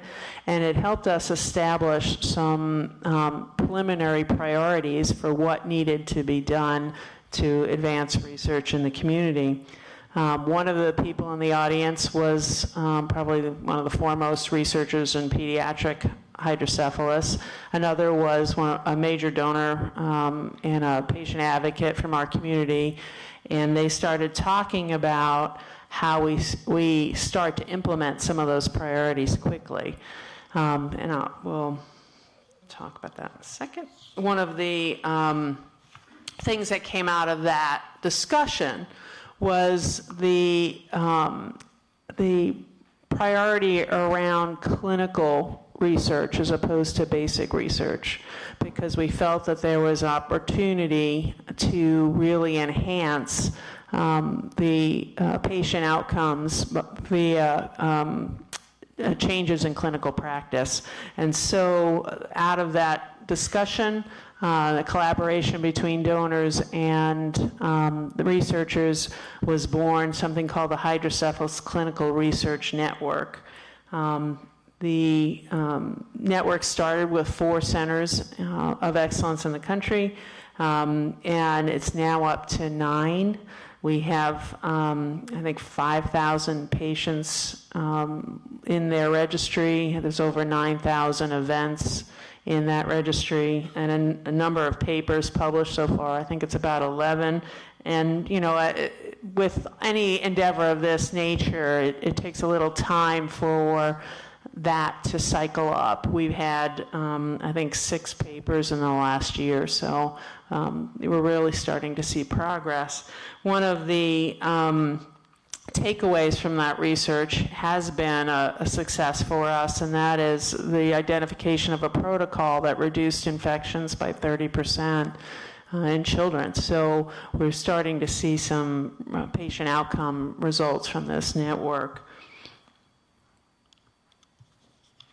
The other thing we're able to do is, because there's where the network is funded, and we provide that funding for the research coordinators at each one of these centers, so that you don't have the clinical scientists having to do the data inputting and those kinds of things. And as a result, we're able to have 5 to 7 different studies running at the same time, which helps us move the research forward even faster.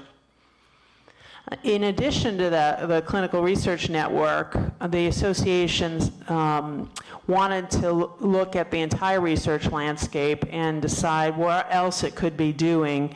And again, we met with Story and Katrina and others at NINDS, as well as representatives from some other organizations who are much further along in their research programs, the Cystic Fibrosis Association and the Michael J. Fox Foundation, to identify the best approach for us to take moving forward. And we came out with 3 priorities, which you see here. One was to stimulate the research ecosystem. I've already told you that we didn't have there wasn't very much research going on, and what was going on was just really pockets of small studies. We wanted to improve clinical outcomes, and our work with the Hydrocephalus Clinical Research Network is a big part of that. And then we want to seek cures and therapeutic interventions with the basic science research funding. Under the Stimulate the Research Ecosystems, we did implement a mentored young investigator grant program. 7 grants have been given out so far. And we've seen some success with those. 6 of the 7, even though the grants have now expired, are still actively conducting research. 5 of the 7 are still doing hydrocephalus research. They've co-authored about 73 different publications, cited over 2,000 times by other research articles. And they've given, multitudes of presentations. And one has actually gotten another grant, so it's provided some seed money for the preliminary data collection that's required when you're trying to do a grant application. The improving our clinical outcomes, I mentioned the HCRN. That was very pediatric focused. We are about to start patient enrollment in another network called the Adult Hydrocephalus Clinical Research Network, modeled off of the HCRN that we've been funding and supporting. So we believe the model's working very well for us. And then our translational grant program is all about trying to identify therapeutics and understanding the how CSF works and what role it plays in the body and what drugs potentially could impact that flow. One of in the hopes of coming up with a pharmaceutical intervention that might change intracranial pressure or some other mechanism.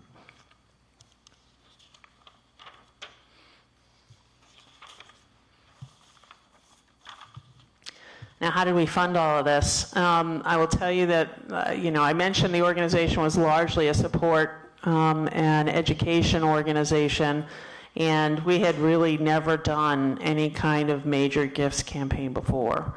So this was a huge undertaking for the organization. So we started in 2008 with a feasibility study. In 2009, we launched our major gifts campaign.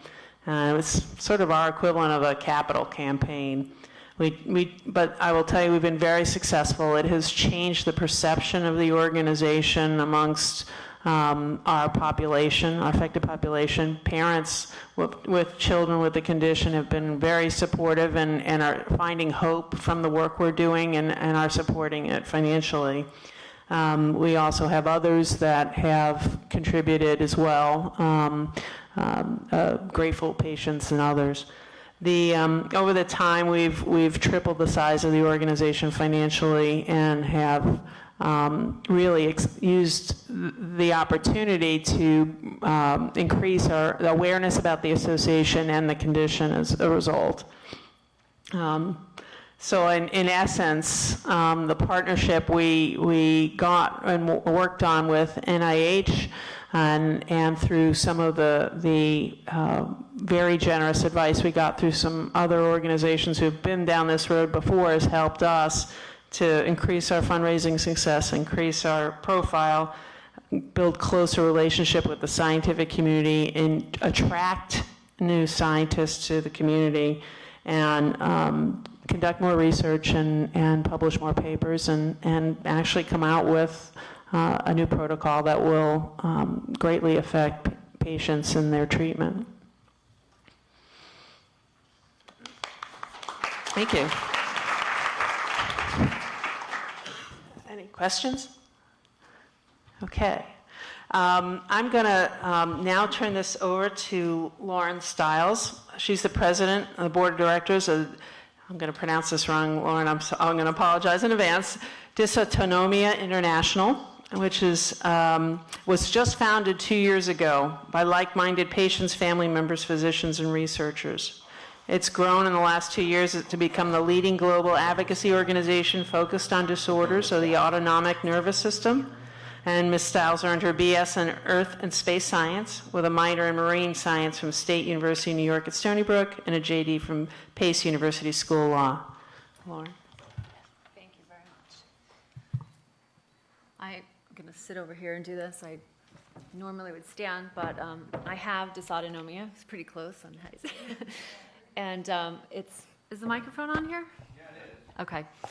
I have a form of dysautonomia, so it makes it a little hard for me to stand for 10 to 15 minutes, so I'm going to sit. Can we get my slides up here? I don't know.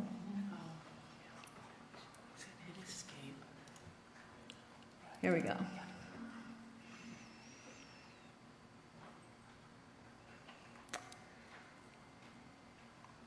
Bear with me here, sorry. All right. You got that already?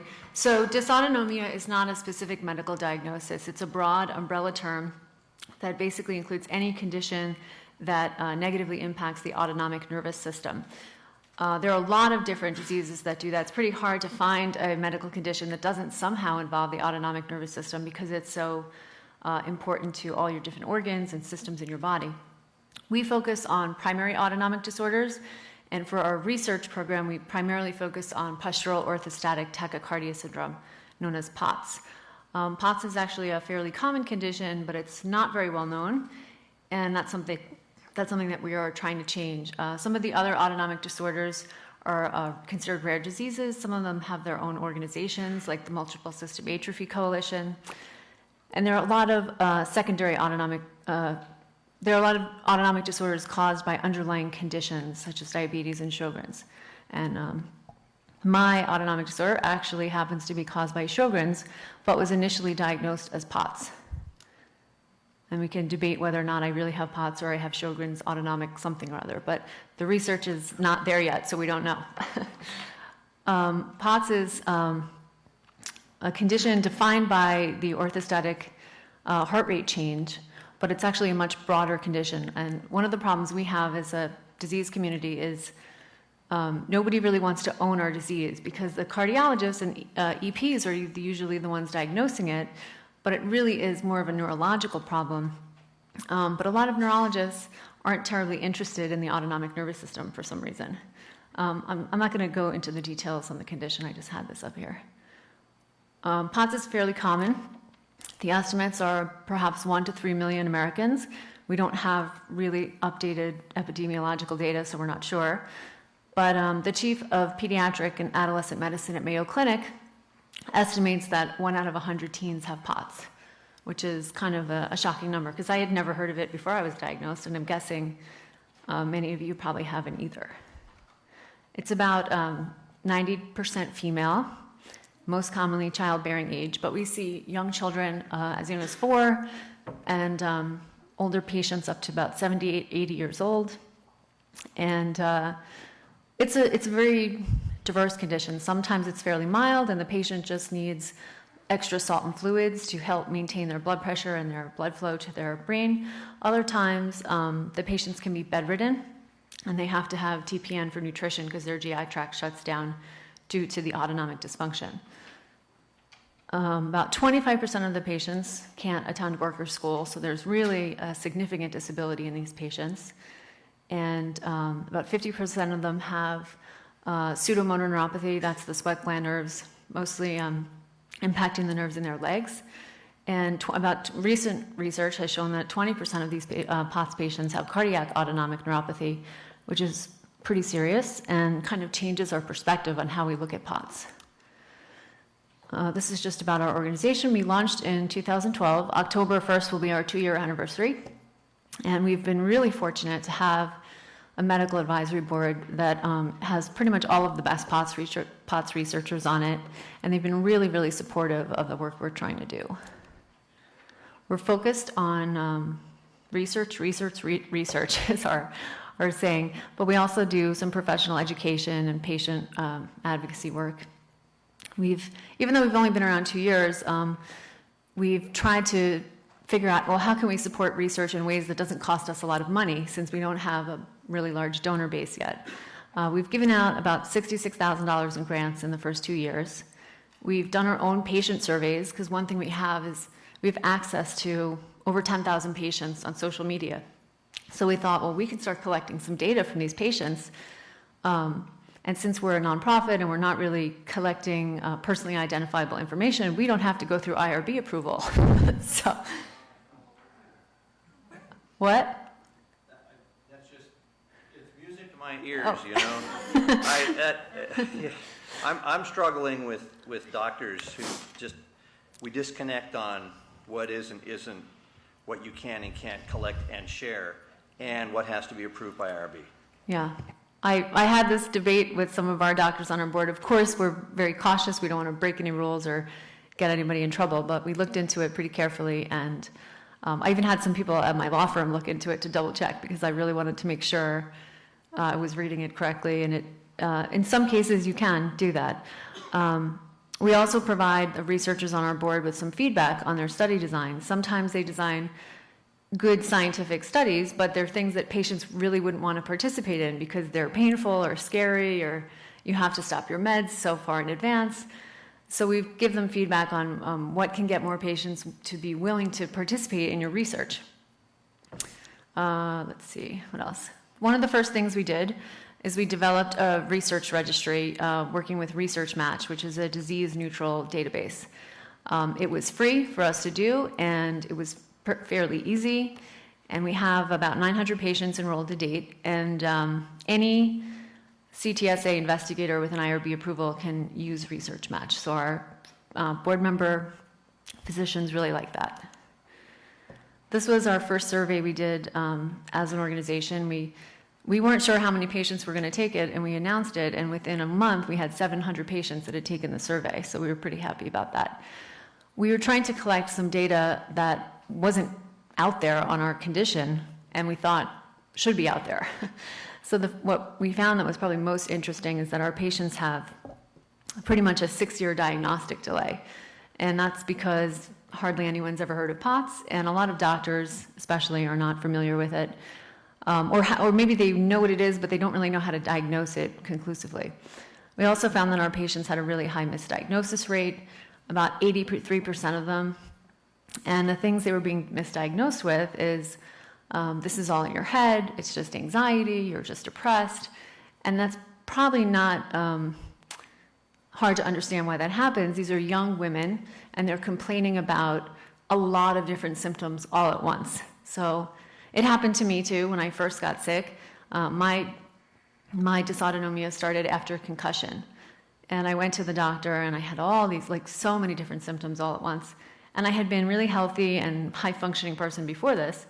And the doctors were like, maybe you just need to take a vacation, Maybe I had one doctor suggest I should just drink more red wine. Like, well, that would be fun, but that didn't work. We also noticed that our patients have to travel really far to obtain POTS specialty care, which is a big problem because obviously not everyone can afford to do that. And that probably adds to the diagnostic delay problem we have. This is my favorite project we've worked on to date in terms of research. In February, researchers at Vanderbilt and the University of Oklahoma identified antibodies in POTS patients that they believe are pathogenic, possibly the cause of the myriad of symptoms that POTS patients have. And this is really exciting because since 1993, when POTS was first described by Mayo Clinic, they thought, even back in 93, that it was some sort of autoimmune post-viral condition, but nobody's really been able to pinpoint what antibody, what's the autoimmune process. So they think they've found it, or at least the start of it, the place to begin. It was a small study with 14 patients, but they had, every single one of them had some combination of these adrenergic receptor antibodies. So obviously 14 patients is not enough to prove anything on a large scale, so they applied for follow-up funding to do a larger cohort study, and they were denied. we were pretty sad about that. But they're reapplying, I think, to Heart and Lung and Blood Institute. And meanwhile, we thought, well, what can we do while this review is going on? What can we do to push this forward as quickly as possible? And as cheaply as possible, since we don't really have that much money. So we have a national conference each year. Our first year was about 150 people came to DC. Our second year, we had 400 patients. We actually had to close off registration because we couldn't deal with more than 400 people. We're all volunteer-based. We don't have any staff. Mostly very enthusiastic college kids that are helping us. And we asked the researchers, well, if we have 400 patients, can you do a study at our conference where you collect serum from willing volunteers? I think at first they thought we were a little nuts when we suggested this, but there was a nurse at Vanderbilt who had done this once before for a genetic study. She went to a family picnic and collected blood for a genetic study, and she said, we can do this. So that gave the researchers confidence that it wasn't a totally crazy idea. So they agreed to do it. We had Vanderbilt, University of Oklahoma, and UT Southwestern researchers involved. And then we asked them, well, wait, how much is this going to cost us? And they did some math. They said it's going to be about 50 grand. That was our entire first year budget, so we weren't sure if we could raise it. And this was about 4 months before our conference. So we thought, okay, let's go to social media and ask our patient population to fund this. We'll explain what the research is, what we're trying to do. We'll have some quotes from the researchers so they know that they're involved and it's credible. Sure enough, we were able to raise 50 grand in 2 months. We were pretty excited about that. Even though that's not a lot, we know that other groups raise a lot more, but we were excited for our little new nonprofit. So at the conference, we had 180 patients and controls participate. In less than 48 hours, the researchers, I don't know how they did it. They were on a lot of coffee and a lot of donuts to keep going. They did consents, a really detailed survey characterizing the patients that we helped develop, an examination for Ehlers-Danlos syndrome, which is a genetic connective tissue disorder that 30% of our POTS patients have, and we're not really sure why. It did 10-minute orthostatic vitals, where you check the vitals laying down and standing up, serum collection, a couple tubes of blood, and we sent split samples to the University of Texas Southwestern and to University of Oklahoma. So to be able to get this done in 2 days, Vanderbilt told us they're one of the biggest POTS research centers in the world.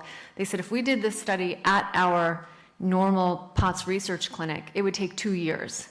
So being able to get this done from the idea, which we had in February, to July, actually doing it, was like a miracle and really exciting.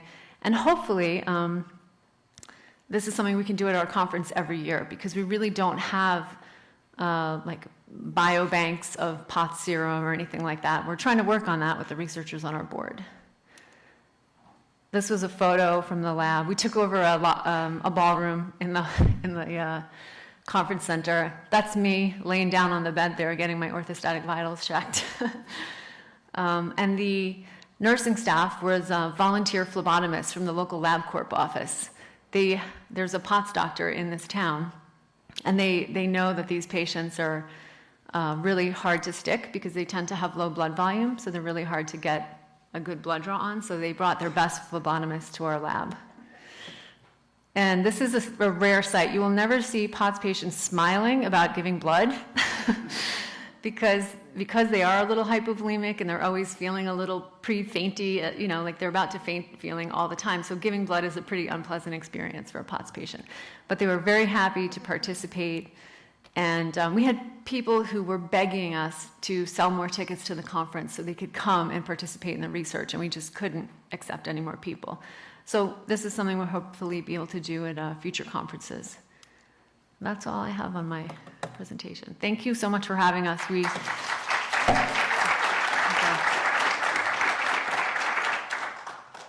Thanks, Lauren. Our next speaker is Patricia Furlong. She's the founding president and CEO of the Parent Project Muscular Dystrophy.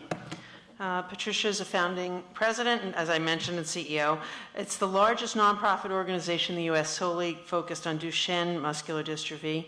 Today, Patricia continues to lead the organization. Is considered one of the foremost authorities on Duchenne in the world. So we're very pleased to have her here. Are you ready? Oh, I think I have the wrong slides up. Okay. While she's doing that, I'll share a little bit more about Patricia. She's received multiple honors, including being named to the New Yorker Magazine's 2010 World Changer list, WebMD's 2010 Health Hero list, and as a 2012 Rare Champion of Hope by the Global Genes Project. By starting PPMD, before starting PPMD, Patricia received a BS in nursing from Mount St. Joseph College in Cincinnati, Ohio, and attended graduate school at Ohio State University. All right, thank you. First of all, thank you for having me. And I wanted to say, Lauren, $50,000 in 2 months on social networking and 400 blood draws and a research study from February to July is pretty spectacular and quite a success.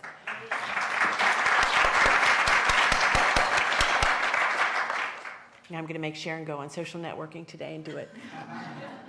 So I'm Pat Furlong, and thank you for the introduction. And I also wanted to say to Story, I'm going to miss you terribly. I think you are such an incredible leader, and I was here 8 years ago when you started these, and I was so grateful because 20 years ago when I came to the NIH, 30 years ago, my sons were diagnosed with Duchenne muscular dystrophy. I came to the NIH 30 years ago, and they closed their eyes and said, rare disease will never be on our radar.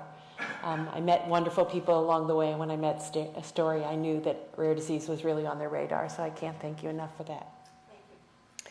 So I'm here to talk about successes, and I have to say to you, in Duchenne muscular dystrophy, we don't have a success in that we don't have a treatment, but we have some stories about collaborations that might be useful for you and might lead to success for you, as I think they will for us.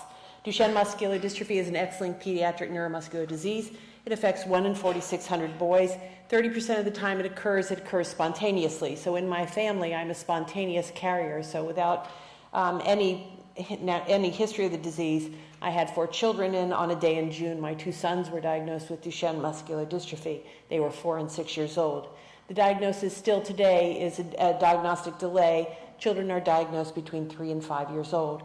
It follows a predictable course. The children look fairly normal at birth, although they have some weakness. If you're really into that weakness, most people don't recognize it. You notice that they have head lag. You notice that they have a waddling gait. The progression continues in that they gain skills, although they're delayed. They plateau around, well, it's difficult to say because we use corticosteroids at this moment, but usually boys plateau with their strength in terms of ambulation about 10 to 14 years old, and then they begin to lose strength. So they lose ambulation, lose the use of their arms, need non-invasive ventilation and sometimes invasive ventilation, and die in their late 20s. So the disease is 100% fatal based on its cardiomyopathy. It's not just a muscle disease. This is a disease that affects all sorts of systems. So the GI system is affected. Some of these boys have reflux. A lot of them have constipation over time, which changes in the course of the disease. They have bone density loss. Those bones never get as strong. There are negative 1 or 2 standard deviations in the bone density scores, and this is negatively impacted by the use of corticosteroids. About 30%, 40% of the boys have some cognitive cognitive issues in that they are slow to process, but these are issues that can be easily overcome as well. Steroids cause growth delay. They cause, obviously, puberty delay and certainly more negative impact on steroids. So this is a multi-system disease, and one that is really, like so many rare diseases, heartbreaking and certainly fatal. So in 2001, this was our available therapies for Duchenne muscular, or growing pipeline, if you will. And the only idea was steroids, corticosteroids, because they felt like the idea was to treat the inflammation related to muscle degeneration. And so in treating that inflammatory response, they felt like that was a treatment for Duchenne. And indeed, corticosteroids have been shown to extend function in terms of ambulation for several years, and a bit variable, but on average 2 to 4 years. So today, I'm happy to tell you the pipeline looks like this, and every time I look at it, it just sort of overwhelms me. You can see that we're looking at the fundamental defect on the top, and that is to replace dystrophin or utrophin. This single gene disorder is a result of a protein that codes for a protein called dystrophin. Dystrophin is the shock absorber of muscle. It also exchanges messages within the cell, but its primary function is that stabilizer of the muscle membrane. Also, we're looking at better drugs to look at inflammation and drugs to replace or limit the fibrosis. When muscle cells die, fibrosis comes in, scar and fat comes into the muscle, which causes further damage. Also, we're seeing that companies look at the size and shape of muscle, so the positive and negative regulators of muscle, IGF-1 and myostatin. Also, blood flow to the muscle. You know, if you saw some of these older boys, that they have really cold extremities, and that began sort of this chain reaction of why do they have cold extremities, and now we're looking at some of the PDE5s to see if we can improve their muscle function, and obviously by improving blood flow and nourishment to muscle.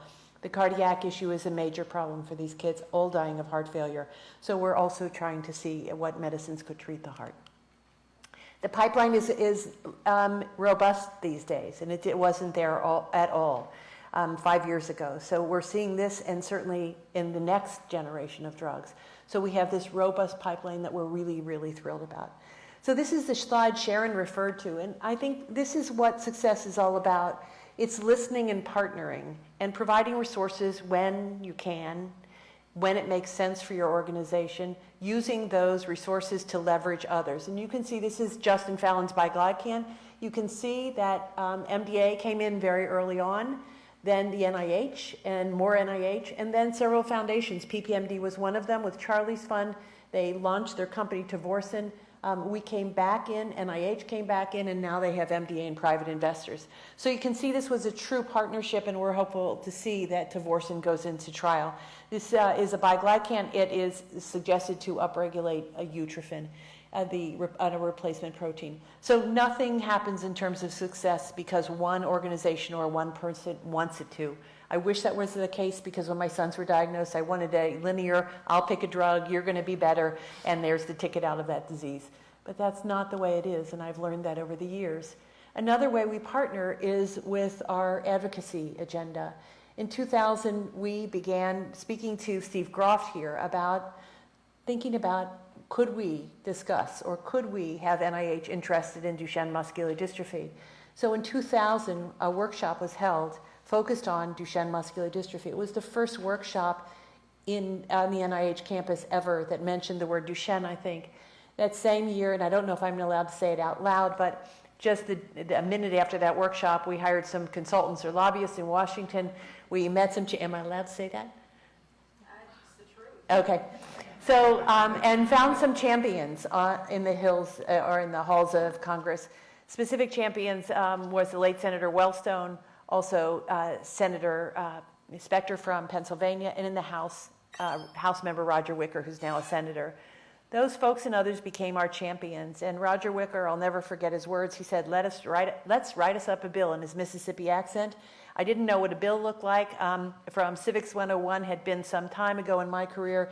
And so I said, we'll write it up. And he said, give me 3 things you think are important. And together we had recruited the MDA, and we agreed that centers of excellence were important, a research plan would be important, and to try to think about developing standards of care. That became the MD Care Act. I'm happy to say that that was introduced in the House and Senate on February 14th, 2001. We were lucky enough to see that signed into law in December of 2001, partnering with the MDA and their constituency to drive that forward with our friends in Congress. It was reauthorized in 2008, and I'm happy to tell you that just last week, the amendments were reauthorized again. So this particular piece of legislation for the muscular dystrophies has brought about a $500 million investment across the muscular dystrophies, and really is the crowning glory of the pipeline that I just showed you. So this is, again, a partnership. This was a partnership in discussion with the Muscular Dystrophy Association, and now this round, to get the amendments reauthorized, was with the congenital muscular dystrophy folks, the myotonic, FSH. All of us together really worked hard to see if we could get this, and our champions, to get this through Congress that doesn't always respond very well. So I'm happy to say that this is another example of a success story for muscular dystrophy, but also a partnership that was quite effective. So here's another story that we've done, and this was this year recently. One of the things, because of this robust pipeline, we feel like, what does the FDA know about our disease, and how could it know about 7,000 rare diseases? So we had been meeting with the FDA to talk to them about an unmet need, Duchenne muscular dystrophy. We wanted them to know from the patient's perspective what it's like to have muscular dystrophy, Duchenne, and what it's like to live with Duchenne muscular dystrophy or care for Duchenne muscular dystrophy. In the course of those conversations, talking to the FDA about the unmet need, we also expressed the issue that the equation for risk-benefit is different in a rare disease, a rare, progressive, debilitating, 100% fatal disease, I might add, than it is perhaps in a more common disease. And the members of the neurology division said, yes, we know, but we don't have any data. And so that brought us back again to our organization to say, all right, now we have to deliver data. So I'm happy to say we have a wonderful dream team of people. You heard from Sharon. Holly PA is another member of our team and a social scientist. And we talked to Holly PA about doing a benefit-risk study in Duchenne muscular dystrophy. I will be honest and say to you, she told me it takes 2 years and a lot of money. And I said, how about 6 months and no money? And she was able to team with Johns Hopkins. I won't say it was no money, but it was very little money to do a pilot study on benefit-risk. And these data were presented to the FDA. And the FDA was quite impressed with the data and have asked us to expand the study, which now I understand. We're back to the 2 years and a lot of money discussion, but probably more realistic at this moment. So then what else happened in this sort of very interesting story as it unfolded? The EMA, the European Medicines Agency, released guidance on Duchenne muscular dystrophy last February of 2013. And in that guidance that the EMA released, we read the guidance. We're thankful on one side that they had developed guidance in Duchenne based on its pipeline, but disappointed in the EMA because they didn't include any patient voice whatsoever, and we felt that that was critical. So how the community, the international community responded to that was to hold a meeting in London last summer in which we invited the EMA, we worked with Treat NMD to really convey to the EMA thanks for the guidance, but some of the issues that were relevant to us, unmet need, the need to design trials that used or that included patients across the spectrum of the illness, also to think about extrapolation, that if you do study a very narrow population, will the label be broad enough to serve all the patients in need? So that was followed by another one of our meetings here in town with the FDA, in which we suggested to the FDA that the EMA wrote guidance, and we think it was really important and timely to write guidance. Would you be interested in writing guidance for Duchenne muscular dystrophy? And you have us, so we'll involve the whole community. The response by the FDA was no, we're not going to write guidance. And Janet Woodcock turned to us and said to me, why don't you write it? And sometimes I say things before I think through what that means. So we decided we'd write guidance for the FDA, and we did. So we agreed that we would start with a policy forum that was held on December 6th of 2013. 19 FDA officials were in attendance, and that was from the Cedar Neurology Division as well as Policy Division and others. 200 stakeholders from the DMD community, and that included academics, clinicians, basic scientists, and industry participated in the guidance. And we wanted to harmonize what was happening in the US as well as EU.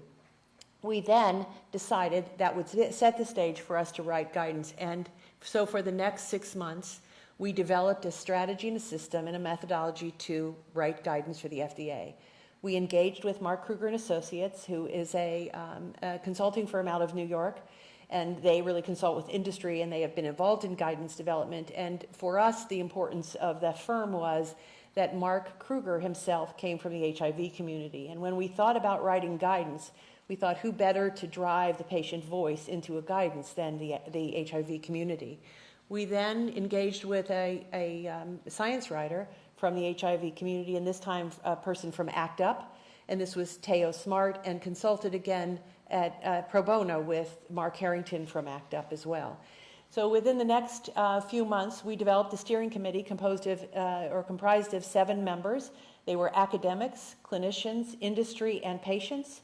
Those 7 members of the steering committee each chaired a working group, and there were 7 working groups, and they covered benefit risk, diagnosis, natural history, biomarkers 1 and 2. 1 was dystrophin or utrophin replacement, and biomarkers 2 was everything else, serum, blood, MRI, etc., clinical trial design, and policy. We later changed that 7th working group of policy into the imperatives, which was the patient voice. And on the June 26th, we delivered to the FDA the guidance on Duchenne muscular dystrophy. That is now posted on the FDA site. It is exactly the same document we submitted to the docket, and that is open now for public comment. And we expect that and in meeting with the FDA, they suggested that they are now writing guidance for Duchenne, and they will use that document as a platform. So this is just a little bit of what I talked about, the steering committee, the working groups. This is the methodology we used. This is the importance we feel. We feel that this is a model for the rare disease community. And the reason for that is the FDA cannot possibly have the talent or the resources or the expertise to know rare disease or a specific one of the 7,000. So I have to say to you that this experience on our part was a journey for our community. We engaged not only the steering group and the steering committee and the working groups, which each working group had 8 to 10 members. All of this was pro bono, dedicated time and talent.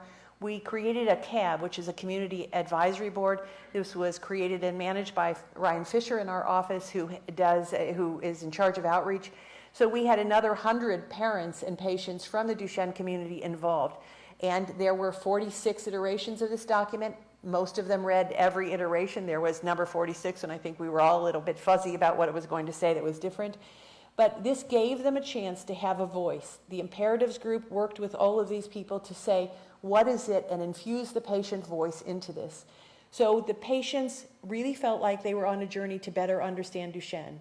The people who have read the document feel that it is a very worthwhile and solid document. The FDA has posted it, and companies have come to us and said it's a model for them to really enter the space and an incentive to them to understand the space as they enter. So we feel it's a very good model.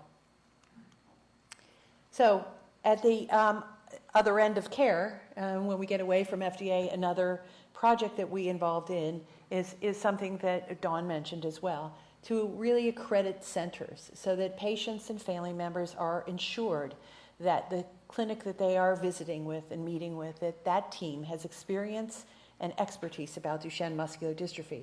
We started this project of transforming Duchenne care by having a meeting and inviting 53 people, 17 institutions, to talk about why or why can't you have a very good clinic, an interdisciplinary clinic with lots of expertise. What are your barriers and how can we help to address them? So out of that came TDCI, which has 4 themes: care, models of clinical care, implementation, and the impact of care. And the Duchenne Care Initiatives are addressing these themes, and we're now accrediting centers and certifying them. We now have 3, going on 4 certified centers. They have agreed to work together. They will take on gaps in care like the GI, like the bone issues, like some of the cardiac issues. And we look at this to be able to form a network that is not only capable of delivering the best care possible to the patients, but also capable of participating in clinical research for companies. So we feel like we can deliver this to companies. This is a pilot we did, another example of a project. We wanted to know the barriers to diagnosis. I did the pilot in Mississippi to understand what are the barriers. I spoke with people who see children in their early years of life. I learned that the barriers are a lack of recognition, lack of understanding, maybe lack of listening to parents who, as they express what they're seeing in their child. Also, the referral time to a specialist from a primary care in the state of Mississippi was 18 months. And many of the doctors said, because there's no treatment, why refer them? So we took that pilot and those learnings, and Holly PA led the child muscle weakness group, where we wanted to really spread the news about that and try to interact, this time with professional societies, so that we could identify for primary health care folks what muscle weakness looked like.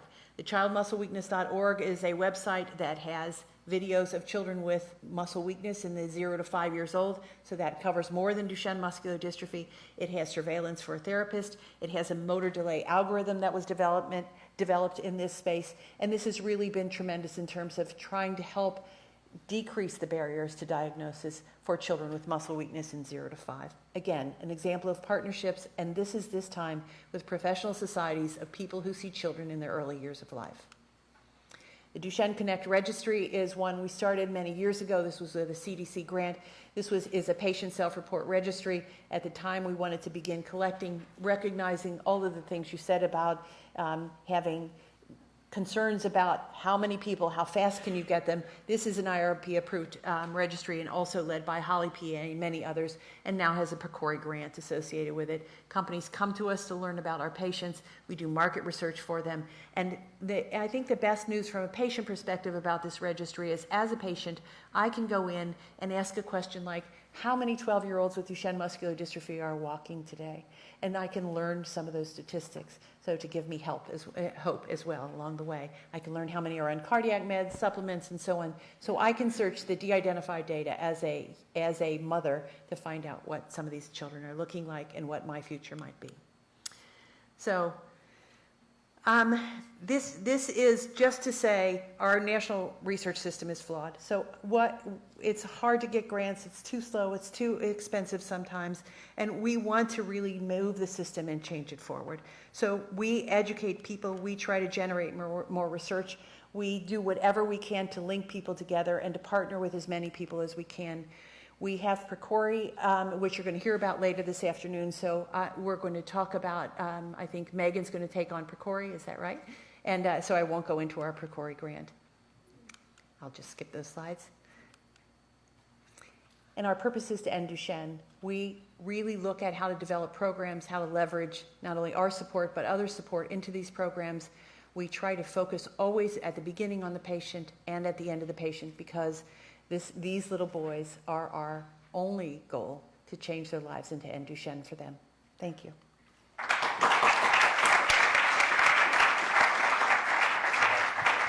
Great job, Patricia. Thank you.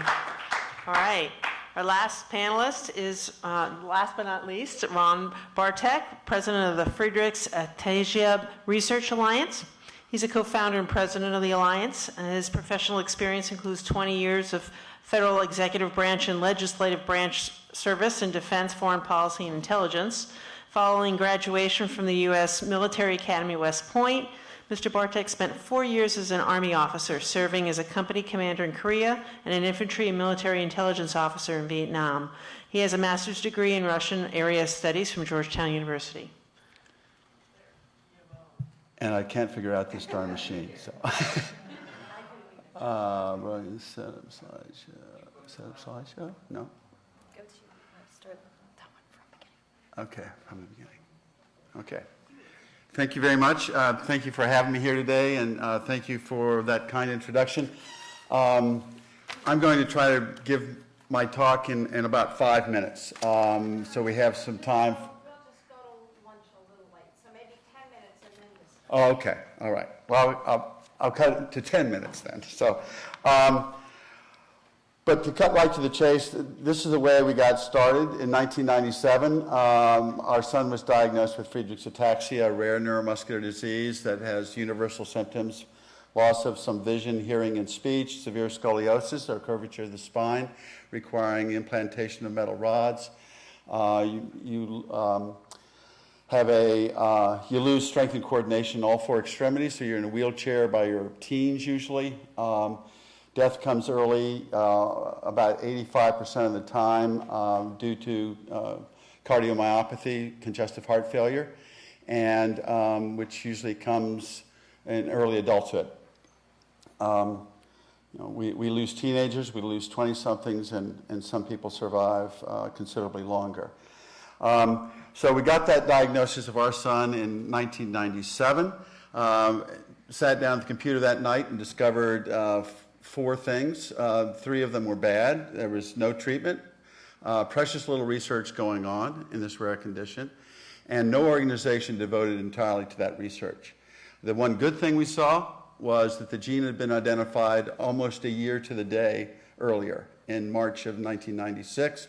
So we sat down at our computer, sharing a gateway computer back in those days, and sitting in the same chair, my wife and I.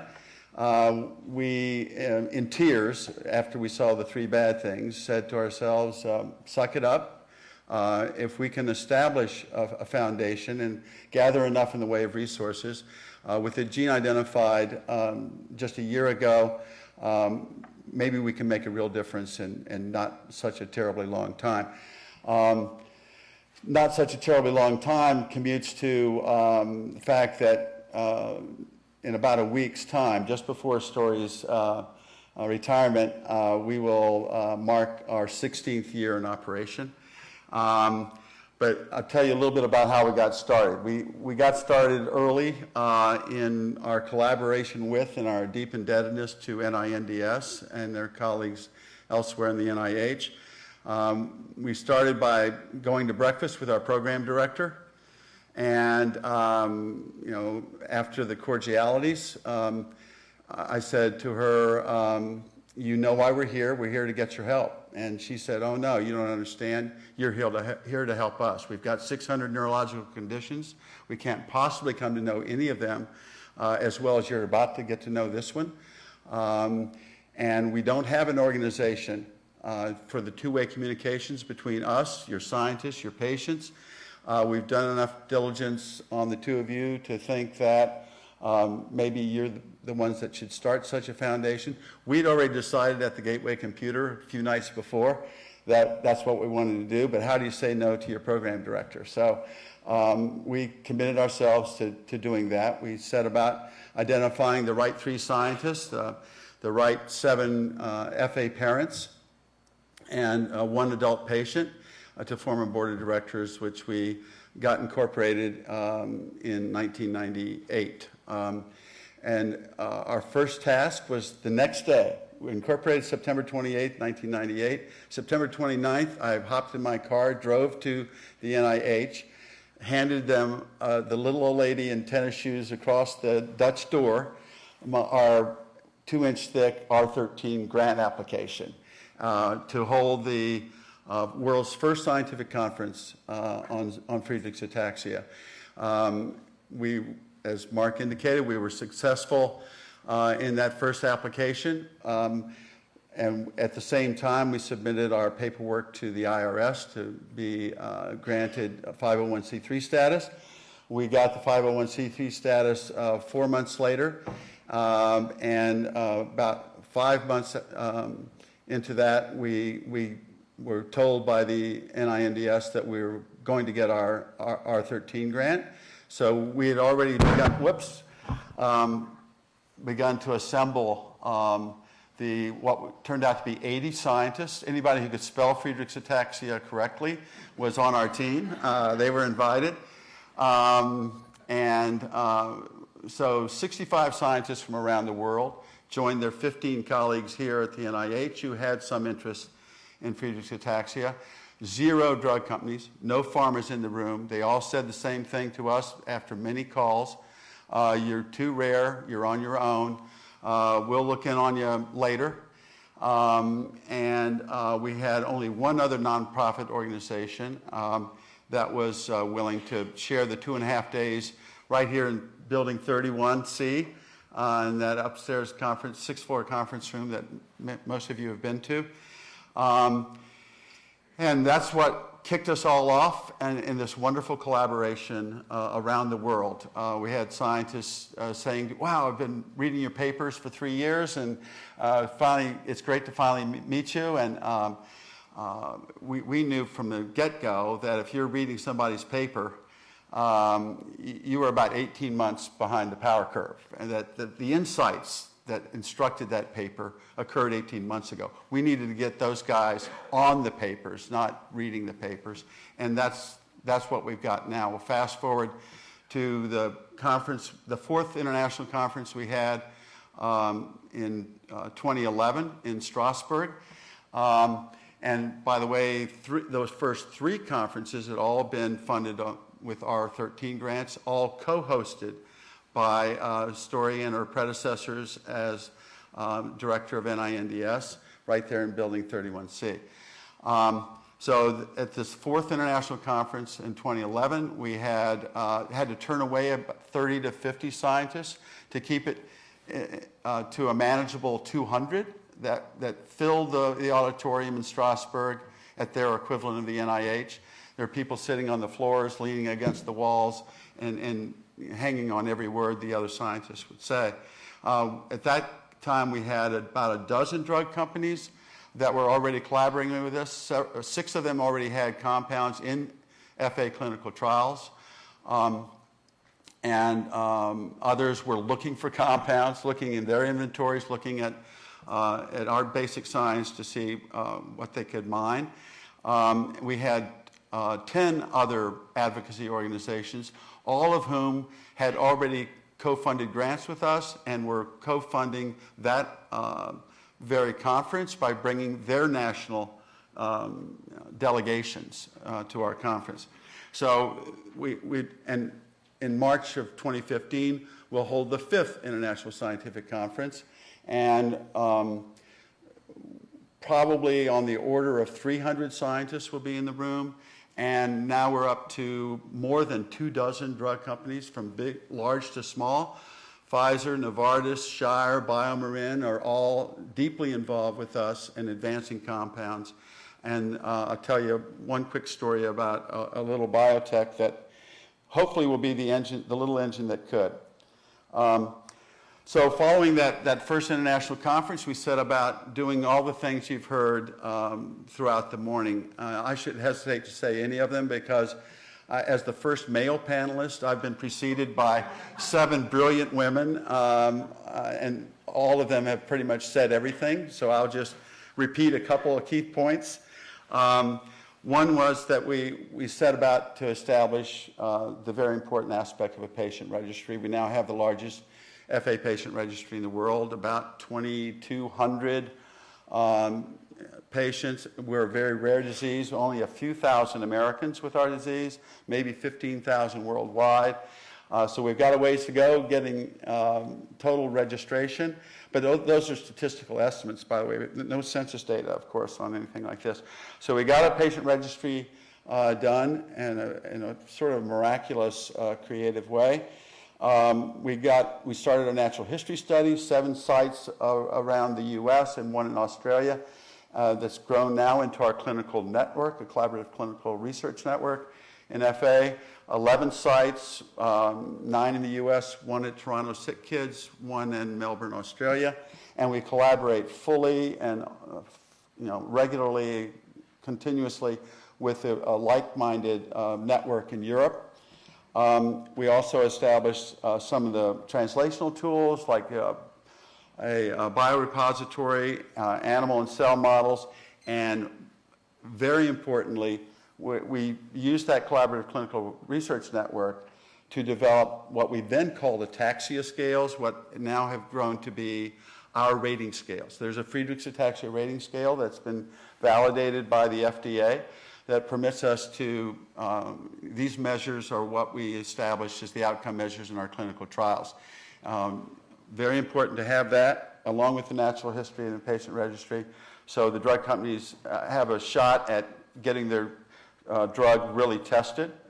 They know that if the drug fails, it's the drug that's failed, not the clinical trial design, not the outcome measures, and not the preclinical work we've done with them.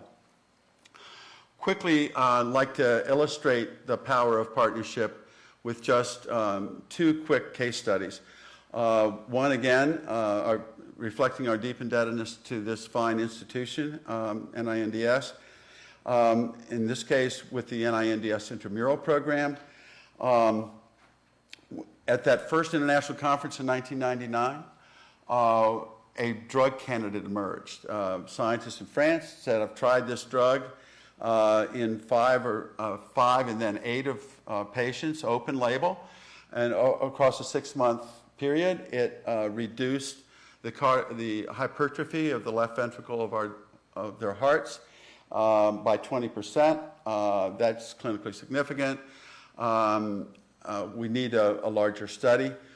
At the conclusion of that conference, that Sunday morning, we sat down with our program director here at NINDS, our best clinical and our best basic researchers, and said, how do we get that drug out of Japan and into a clinical trial here in the U.S.? Worked with the translational office that Rajesh now directs, and they helped to secure that drug pro bono. The Japanese pharmaceutical company gave us all the drug we needed for the clinical trial, sent it here to the NIH. We conducted phase 1 and phase 2 studies right here at the NINDS intramural program. Just a key note, that story always loves to hear on the power of your patient registries. The drug company told us they needed 50 patients. We got them 50 patients in 2 weeks. After they spent $1 million in the journals to recruit patients, they didn't know to trust us. We got them 49 patients for free. They spent $1 million getting 1 patient. They said, that was fast. Can you get us 10 more patients? Increase the power of the trial. Got them 10 more patients in a week. Can you get us 10 more? Got them 10 more patients in a week. So in about 4 weeks' time, we recruited the 70 patients. That phase 1 and phase 2 were both done here intramurally. The drug company then stepped in and did a full-up 2 phase 3s, one in Europe and one here in the U.S. Second illustration is beginning in early '05. We were approached by a little biotech, just getting started. And they said, we're going to need about, we've got 30 compounds we think will be beneficial in Friedreich's ataxia. Where do we go to get them tested? Set them up with our best assay scientist at the University of Pennsylvania. 2 weeks later, that scientist calls me and says, Ron, I've tested all 30 compounds. 3 of them are better than anything my assay has ever seen before.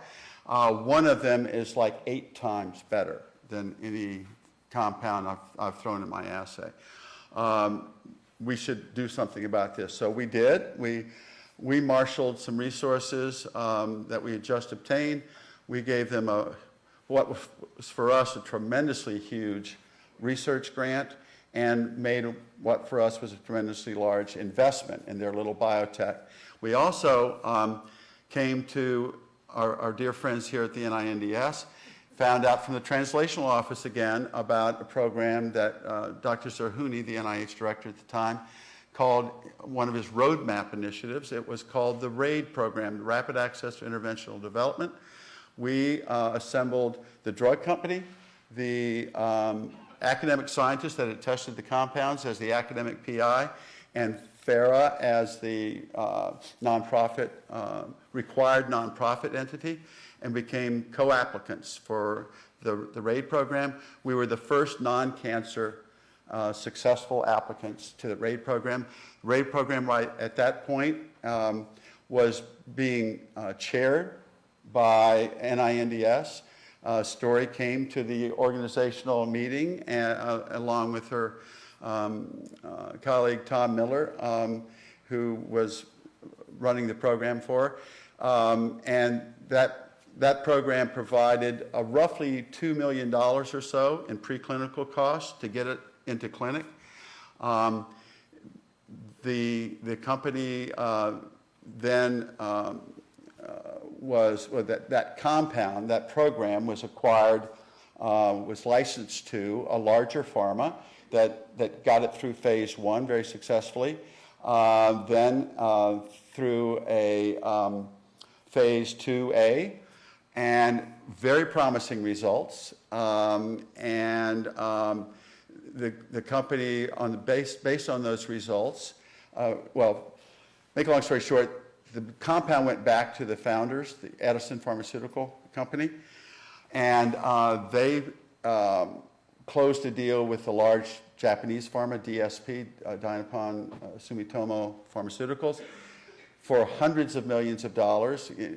Net worth of that deal was about $1 billion for this, what was first a little biotech that we helped get on its feet. Then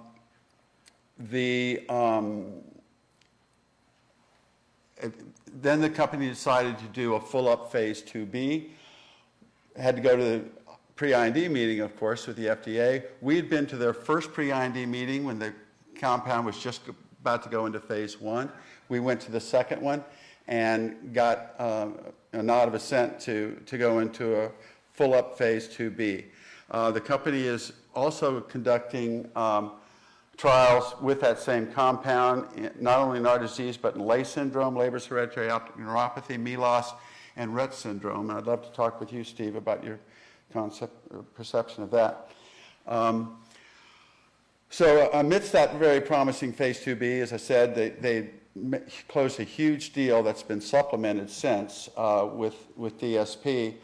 That phase 2B pivotal study, declared so by the FDA, is now underway at FARA clinical sites, 3 of our sites of our collaborative clinical research network that see our patients all the time. We recruited that phase 2B, 60 patients at 3 sites in 2 hours and 43 minutes. So your patient registry is important. The data from that 12-month trial is expected to be available later this fall.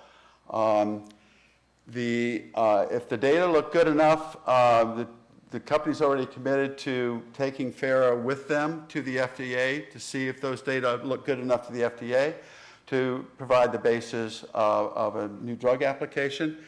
And the company has already been awarded not only orphan drug status, but fast track designation, which means that we could conceivably, if the data is made available later this fall, we could conceivably get the decision very quickly.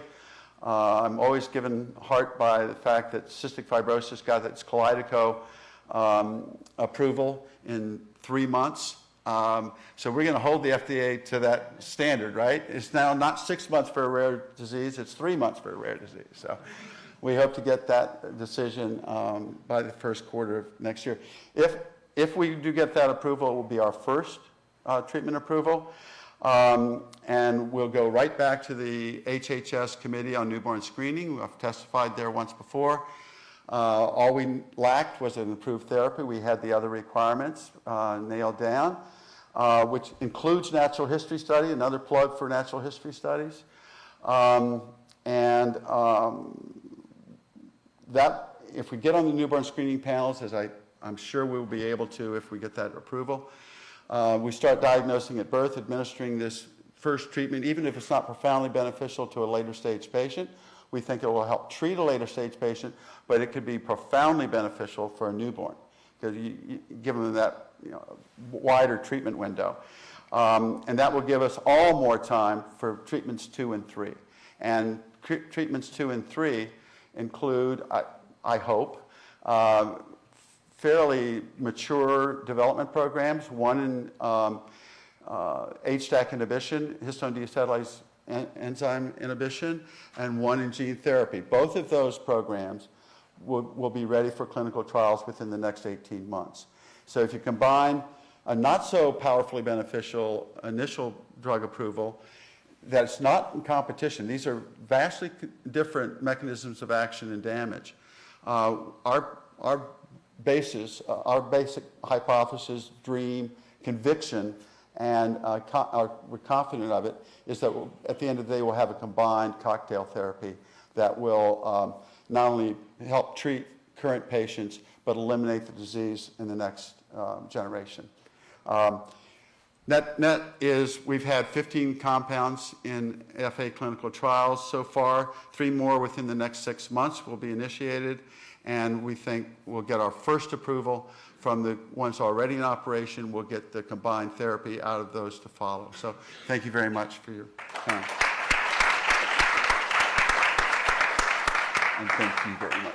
Thanks. So I'm going to take the director's prerogative and try to summarize what we've heard and see if there are comments or questions from the audience. So we've seen at the table a 2-year-old, almost 2-year-old organization that has made extraordinary progress by using social media to collect money, to collect blood, to get it analyzed by scientists who have an interest in the particular disease, to really mature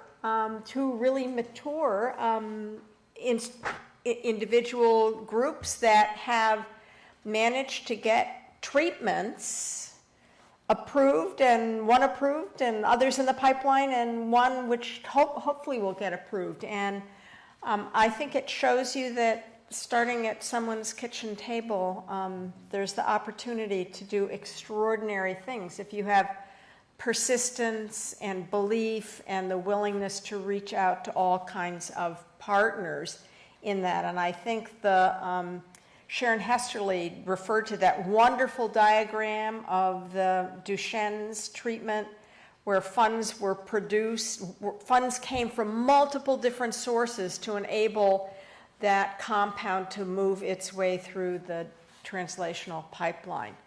I'd like to see if there are people in the audience who have comments or questions for these panel members. And I don't mean to leave out the incredibly important creation of a hydrocephalus network.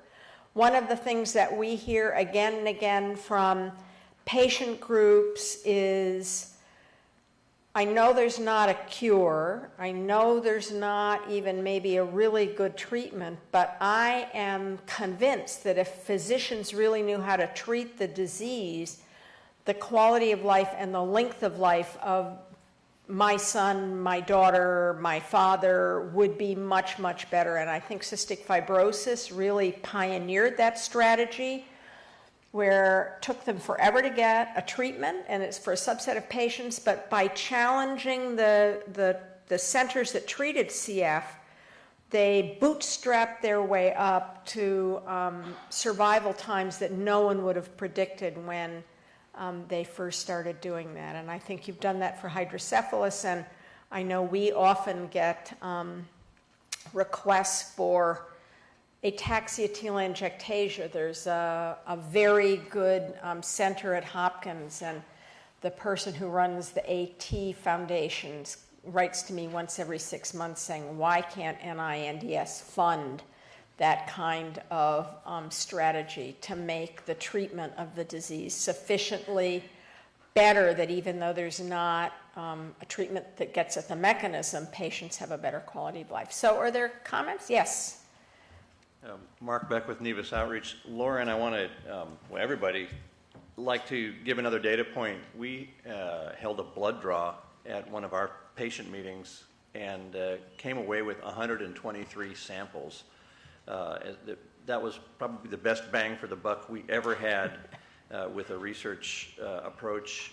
I mean, just basic stuff you can do at home, you know. But your idea about holding the whole clinic, that was brilliant. And we'll take that and run with it. I appreciate it. Right. And of course, you need to make sure that the blood is collected the right way, and you've got a repository, and more, and the right consents, and even more to know that it's not an investigator who will die with those samples rather than sharing them. We had a science officer involved in the project, and I think we got that taken care of. Right. But it was just a great day in the life of our organization. Right, right. It can make you feel that there is hope. Any other comments? I have a couple. Okay. The whole issue of registries, and also this whole business of networking and getting people into trials.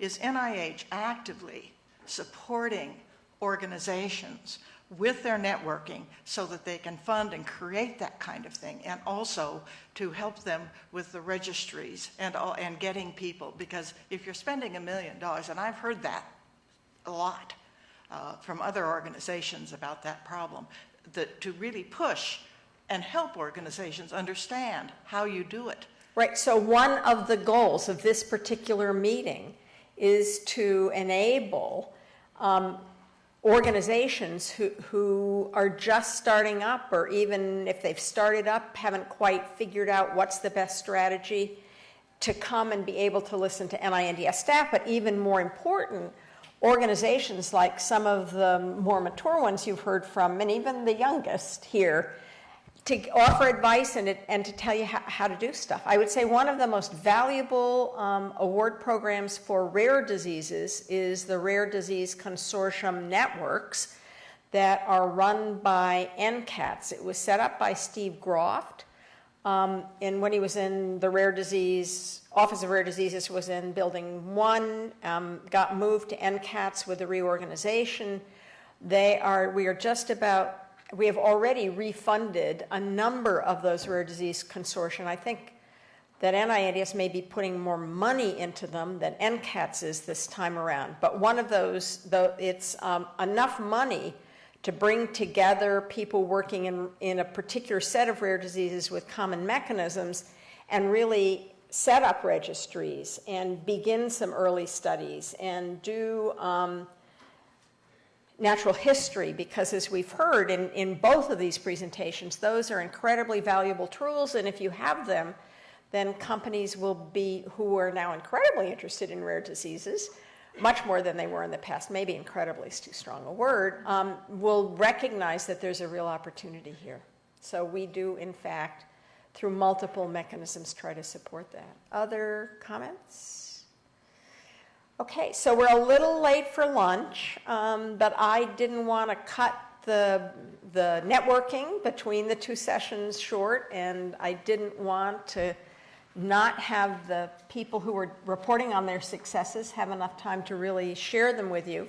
They will be around, I think, for part of the afternoon, and feel free to go and speak with them and learn what they've done. And if you have some ideas about how POTS can be even bigger and stronger in another couple of years, I'm sure you'd be happy to hear that. So thanks very much.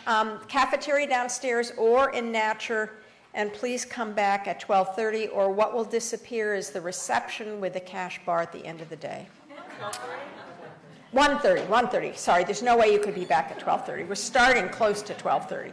Thanks. 1:30 back here, Natcher across the way or downstairs. Thanks. Okay, I think we're ready to get started.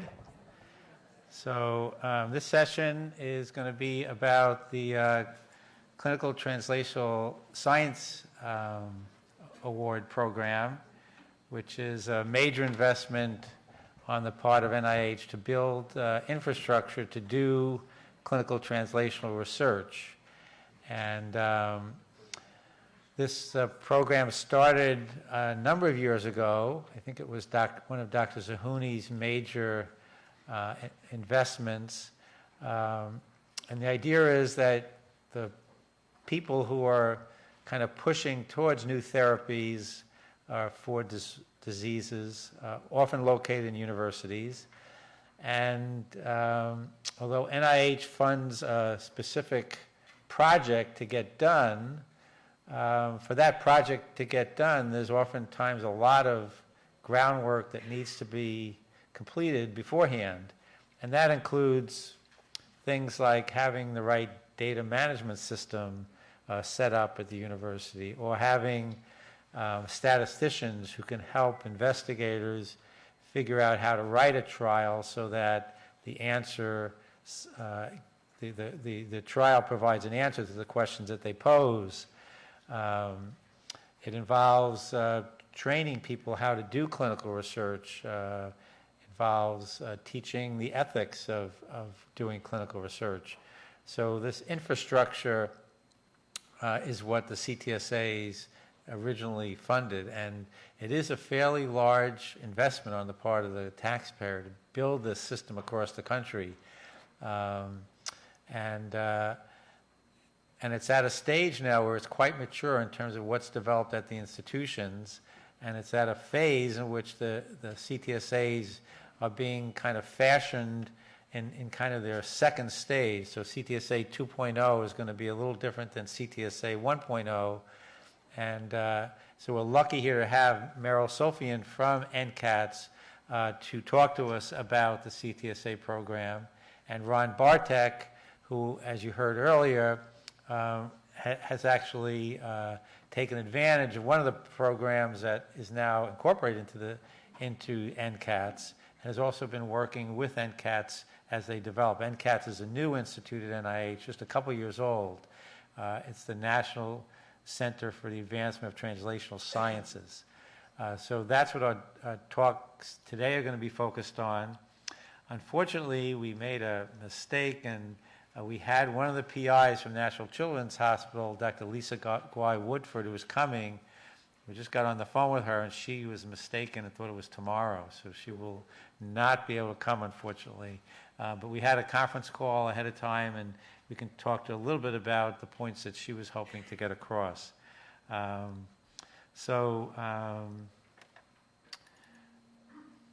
guess just to start off with this slide. So NINDS is very partial to CTSAs because Petra Kaufman, who, if you were here in years previously, was the director of our Office of Clinical Research and did a great job moving our programs forward, was recruited to run the CTSA program at NCATS. And so she is working with Meryl now on the CTSA version 2.0. And we're very confident, knowing what Petra's capabilities are, that the CTSA program is really going to be a great success and do things that no one's really even imagined yet. It's a big investment on the part of the country, but I think it can really do things that, in an organized fashion throughout the country, problems that, we were talking with Nancy earlier, problems that people see every day at their own institution. You can't solve them, but if they got together, they have a chance to solve some of these big problems. So with that said, we're going to ask Meryl to talk to us about the CTSAs themselves, kind of describe, what their capabilities are, how they're put together, and what's the vision for the future. So Meryl?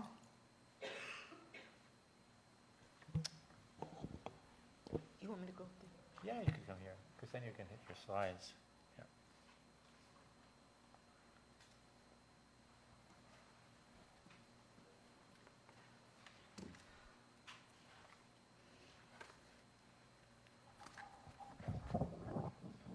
Okay. Hi, everybody. I'm very happy to be here. And, Petra Kaufman is out of the country, and so I'm here instead. You're stuck with me. And so I'm actually going to give a very high-level overview of NCATS, which is a brand new center at NIH, and then I'm going to give a very high-level overview of the CTSA program with a particular emphasis on community and patient engagement. And if we do have extra time, although we'll defer to, Ron and I spoke, and we'll defer to your questions and your interests, but we have some things that we could fill in, so I think we'll be okay.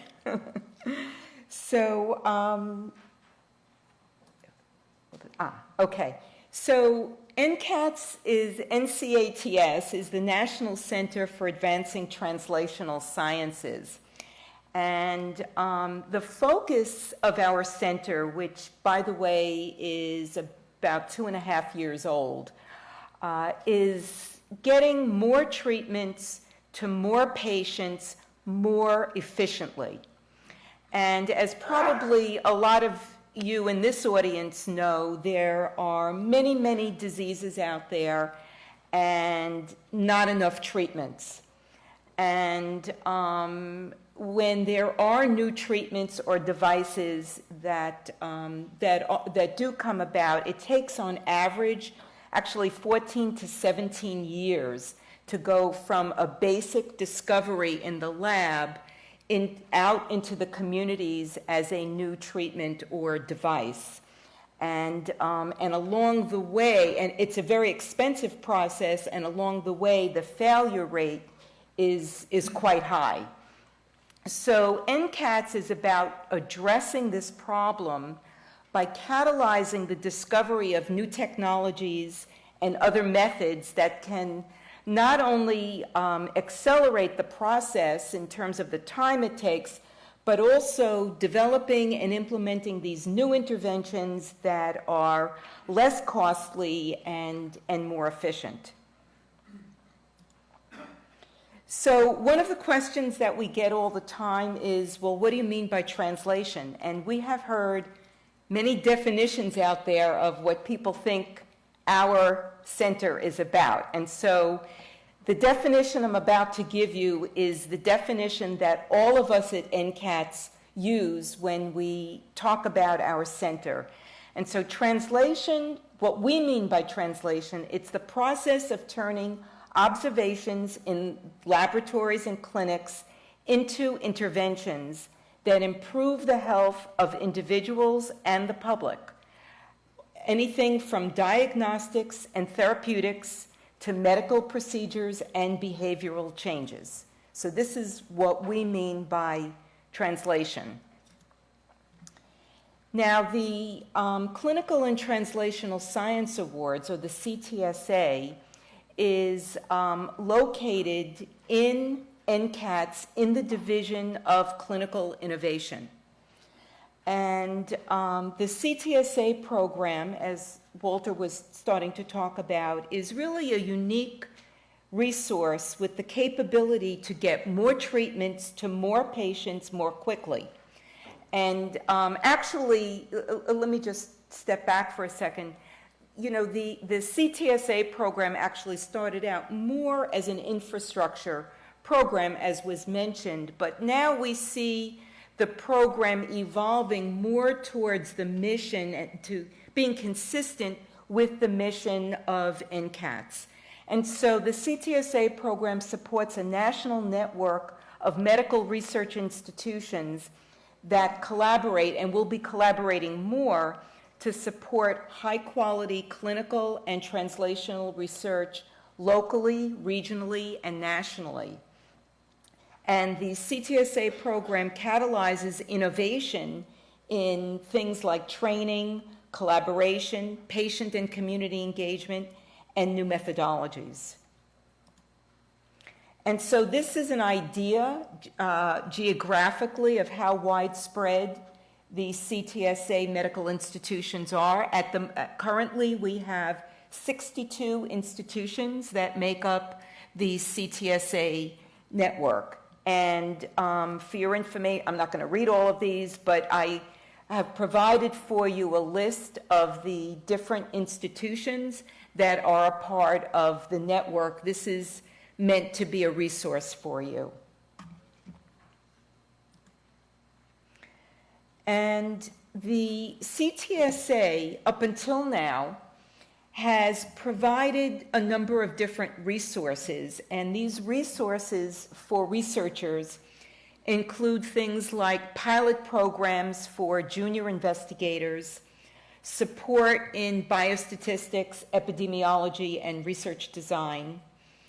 The CTSA program provides collaborative opportunities and really wants to catalyze team science, which is basically made up of people from different disciplines coming together to create new methods and new approaches. Community engagement has been a component of the CTSA program. I'm going to have a lot more to say about that in a couple of minutes. Training and career development is also a very central focus to the CTSA program. Research informatics, which was mentioned, regulatory support, and the recruitment of research participants into studies and clinical trials is another resource that the CTSA is going to provide, and actually moving forward we're going to be more involved with this type of support. So about 2 years ago, the Institute of Medicine, the IOM, conducted an evaluation of the CTSA program. This was something that Congress recommended to the NIH. And so they conducted extensive meetings with people from NIH, with people from the various institutions, from patient groups, clinicians groups, and after their extensive evaluation, they issued a report a year ago, June. And one of the recommendations, and I'm going to give you a number of their recommendations, was to create what they called an innovation fund. And right now we're really in a transition period. Not only with NCATS, we grew out of the previous center. Some of you may know NCRR, the National Center for Research Resources. A lot of transition going on. But in this period, what we're trying to do is to quickly implement some high priority projects that are aligned with the recommendations of the IOM report. And so we've already begun moving forward through additional grant money to support these supplements. And in the future, what we're going to do is we're going to set aside an innovation fund. So, and grants will be given out based on peer review, the way we always give out grants. And these will be for particularly innovative projects. And so that announcement will be coming out in the near future. So I'm mentioning it now because I'd like to give you a sense of what is available at these CTSA sites. So community engagement, as I mentioned before, has been a key component of the CTSA program, and that has evolved over time also. And each CTSA up until now has been very different in terms of their approach to community engagement. Some of them have more expertise in this area than others, and so their approaches are going to vary depending on the expertise and the resources that they have available at their particular institutions. As the CTSA program has expanded and matured, there's been more of a commitment to community engagement. Ron and I were talking before about how there was concern that this component of the CTSA program might go away. And in fact, it's been just the opposite, particularly in the last year and a half. There is a very strong commitment on the part of NCATS to see to it that not only do the CTSAs include community and patient engagement, but that we actually rely more on this process than we did before, and I'm going to get into that. The other thing about community engagement is that it was mostly focused on things like implementation and dissemination research, and now where things are about to change very quickly. And one of the reasons that that's going to be changing, or is in the process of changing, is due to the IOM report that I mentioned. Now, the IOM made 7, and I have all of them here, high-level recommendations. I'm not going to go through all of them, but I want to draw your attention to number 6, which says, ensure community engagement in all phases of research. And NCATS, and so what the IOM report said is that NCATS and the CTSA program should ensure that patients, family members, healthcare providers, clinical researchers, basically all stakeholders are involved in all phases of research, from early basic research in the lab through clinical trials, through disseminating and the uptake in the communities. And the way to do this is to define community engagement broadly, and so that it includes all of these groups, and I'll get back to that. And to ensure that there is really substantial community stakeholder input in priority setting and decision making across all phases of research. This is something that will be very new to the CTSA program. Community engagement should also be a part of defining and clearly communicating the goals and expectations and the broad dissemination of best practices. And we should also explore opportunities and incentives so that we're engaging more diverse communities. There was also a heavy emphasis in the IOM report on diversity, not only in terms of community engagement, but the training of young researchers as well. And so this is just a graphic to kind of help to look across the translational research spectrum, which we sometimes call T1 through T4. I don't know if anybody is familiar with that language, but basically we're moving from left to right, starting with basic research, translating to humans, to patients, to clinical practice, and then out to communities and large populations. And so what we really mean by community is plural, communities. And as I said, patients, families, disease advocacy groups, nonprofits, faith-based organizations, geographic, online, all of these consistent with the IOM report, defined broadly.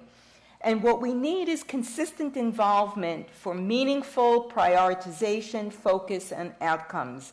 And the particular focus should be on innovative methods and technologies to address critical research questions, and to advance translational sciences. And so how we see this is that, consistent with the IOM report, that we now begin to integrate community engagement in all phases and begin to include the community and patients on deciding what are the important research questions that we need to ask. We need to go to communities and ask them what their needs and priorities are. We also need to consult with communities and patients about appropriate research methodology and research design. Protocols need to be culturally sensitive and absolutely ethical in terms of their approach.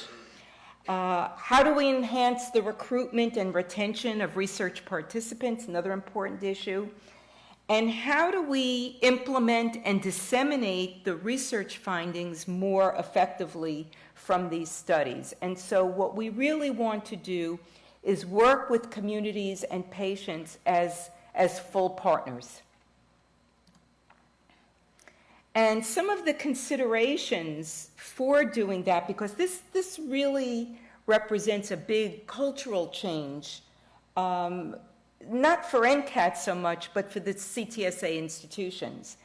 And so how do you meaningfully identify and involve communities and patients from the earliest stages of research? And some of you here may have some ideas and suggestions that you might want to put forth.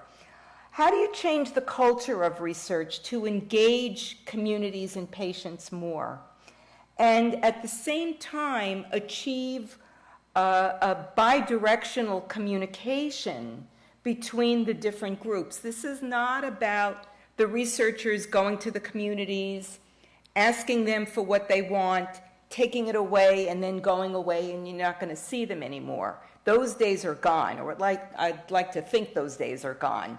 What we would like to do is really set up meaningful long-term partnerships with communities.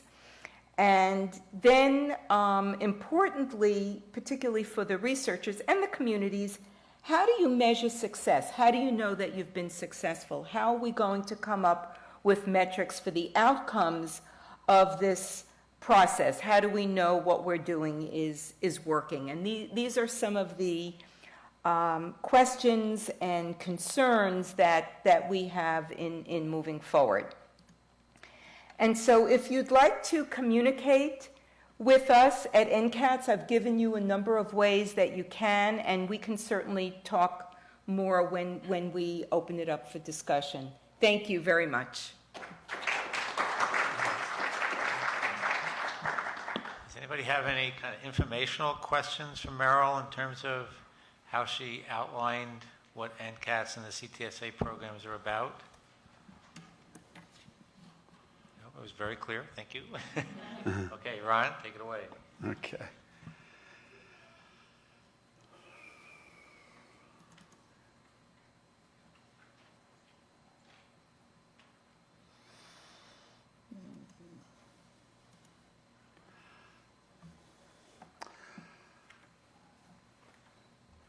Okay, I'm a little sheepish about giving this presentation because I must admit to you all that about a year ago I could not even spell CTSA, but I got deeply involved with NCATS at that point and began my education by trying to get a drink of water from a fire hose called the IOM report on the CTSA program. And I learned in that report many invaluable things, one of which was that the CTSA program that Meryl has just so aptly outlined is the largest single funding program here at the NIH. The largest single funding program. Something like $470 million a year is spent on the CTSA program. That's the 62 sites across the country get anywhere from $4 to $25 million a year from the CTSA program to conduct their translational sciences. So it's a big deal. And it's a big deal that, as Meryl indicated, was created by the Congress. The Congress has taken a very keen interest in that program.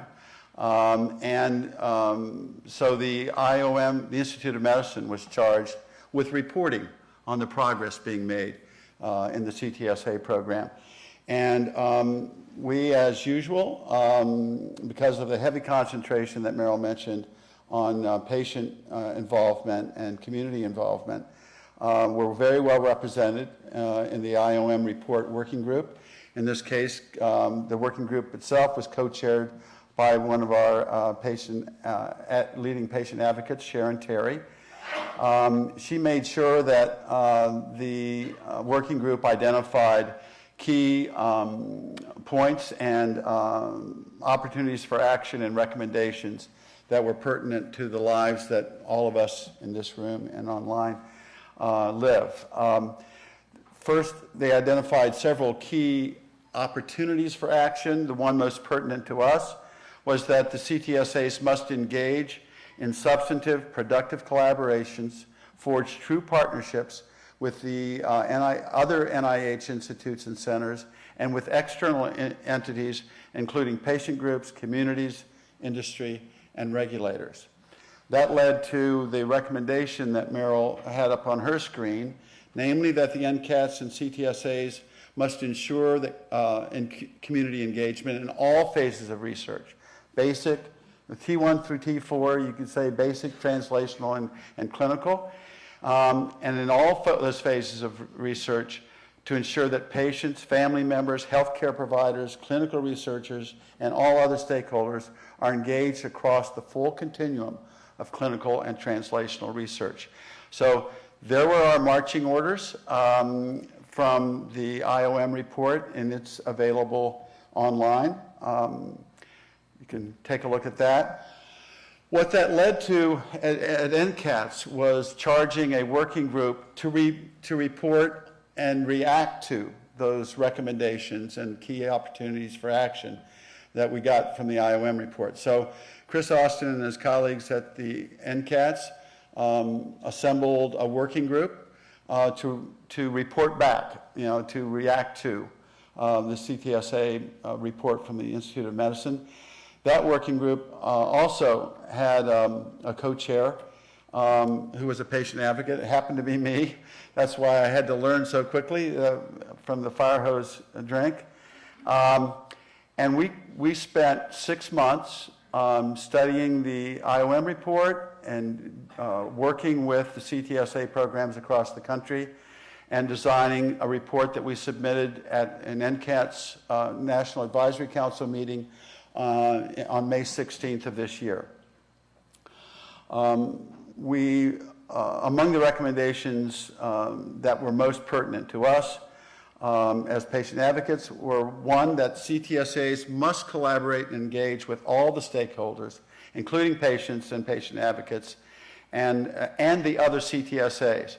One of the real concerns at Congress was that we're funding these 62 sites with the NIH's largest funding program.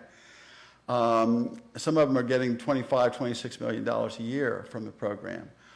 How do we ensure that these 62 sites don't enter into competition with one another rather than networking and collaboration? And the concern continues to be that where are we drawing that balance? Are we still competing as 62 separate entities competing for the same funds, or are we actually forming a real collaborative network? The second recommendation we made was that, to me, this is the most important to you and me, that the collaboration engagement must be real, must be early, and must be often, so often that it's continuous, seamless. What do we mean by real?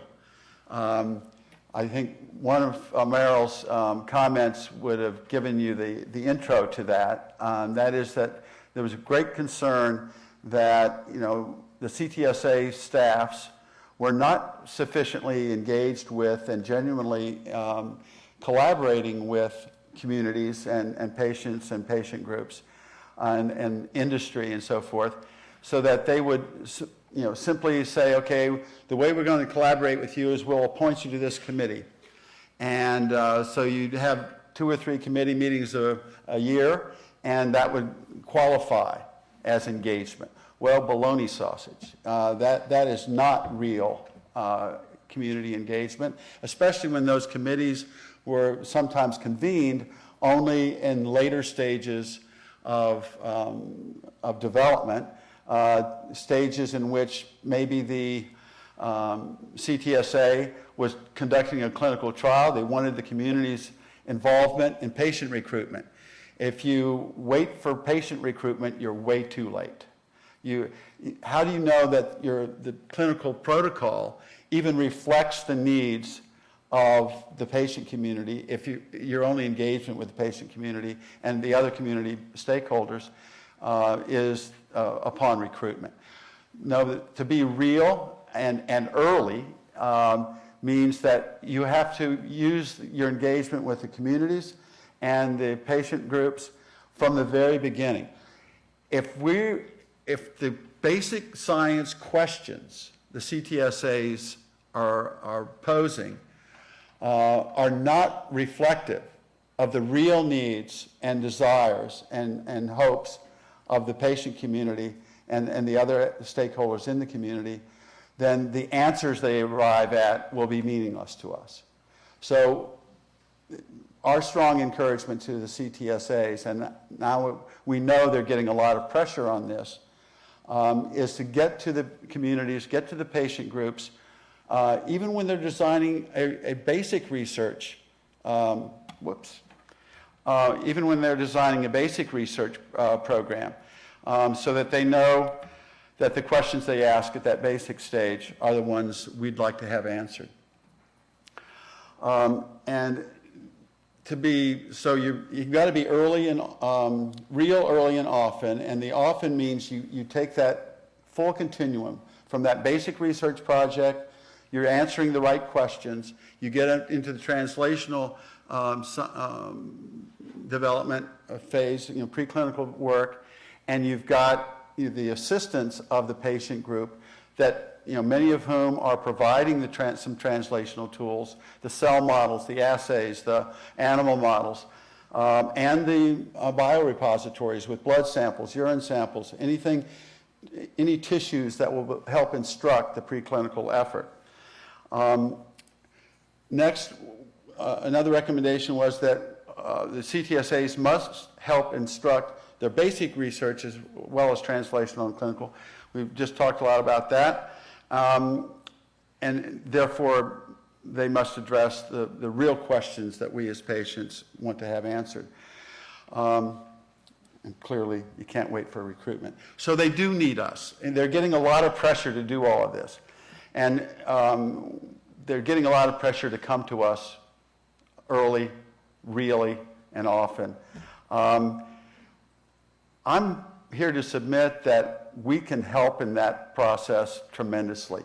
I'd also submit that you and I are far better at this than CTSAs are. I mean, who better than us to assemble the kinds of partnerships that the CTSAs need and have no training for? Point to a clinician who's been trained to work with not just patients. Meryl and I were talking before we started about the fact that most clinicians are very comfortable, or most of them are, very comfortable in a room that's got a patient. They sit down, they practice their clinical skills and move on to the next patient.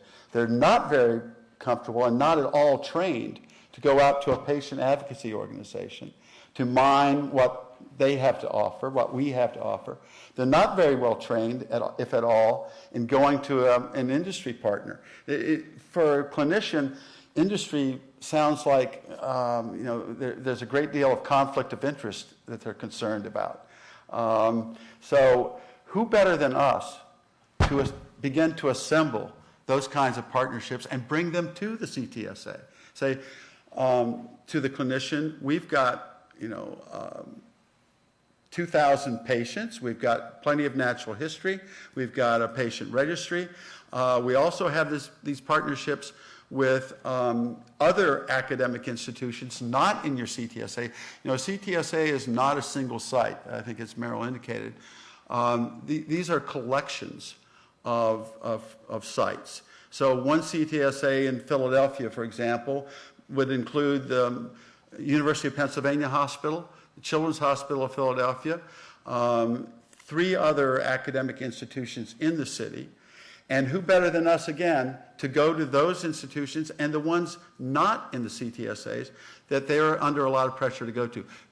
You know, the common healthcare providers in those communities are, you know, they're getting pressure to go to them. They're getting pressure to go to you. So, you know, I don't think there's anyone better prepared than you and me to take such partnerships to the CTSAs. I'm convinced that we can provide the honey to draw those stakeholders together, and we can provide the glue that will keep those stakeholders together. And guess what? The honey and the glue are the same people. They're your patients. You know, your patients' eagerness to participate in your patient registries, in your translational research, provide samples that are very important in preclinical work, and your patients' eagerness to participate in your clinical trials. That is both the honey and the glue. And of course, your patients can also, I think most of the people who spoke this morning talked about the importance of their patient families and raising funds to help support your academic investigators that are not in CTSAs and your academic investigators that are in CTSAs. And who better, again, than you to pull all that together?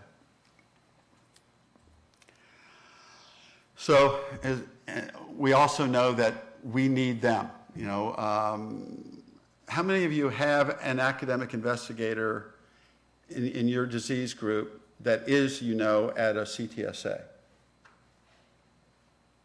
Okay, few. I know that all of you have academic investigators not at CTSAs, and I think you can do a couple of things to help pull them all together. First, with this CTSA, the academic investigator that's at a CTSA, that investigator is going to be preparing a grant application to the CTSA program. And you can, as that clinician's advocate, prepare a letter of support that goes into the application, and and the academic investigator not in a CTSA, you can, when they apply to an NIH, for an NIH grant, you can do the same thing for them. And you can help by working with the NINDS, for example, you can identify opportunities to pull those two academic investigators together. So another thing you can do is seek a clinical trial. You've got a good basic science discovery at a non-CTSA site. Go to, you know, your regional CTSA site. Try to get that academic investigator with the discovery involved in the preclinical work at the CTSA site. Because CTSAs are not just supposed to be doing research for themselves. They're supposed to be distributing this research and their findings and providing models and providing the resources to inspire and advance clinical research, translational research from throughout their region. I'd also encourage everybody to the realization that NINDS itself is a key partner in this effort. As I said this morning, we are just deeply indebted to this fine institute.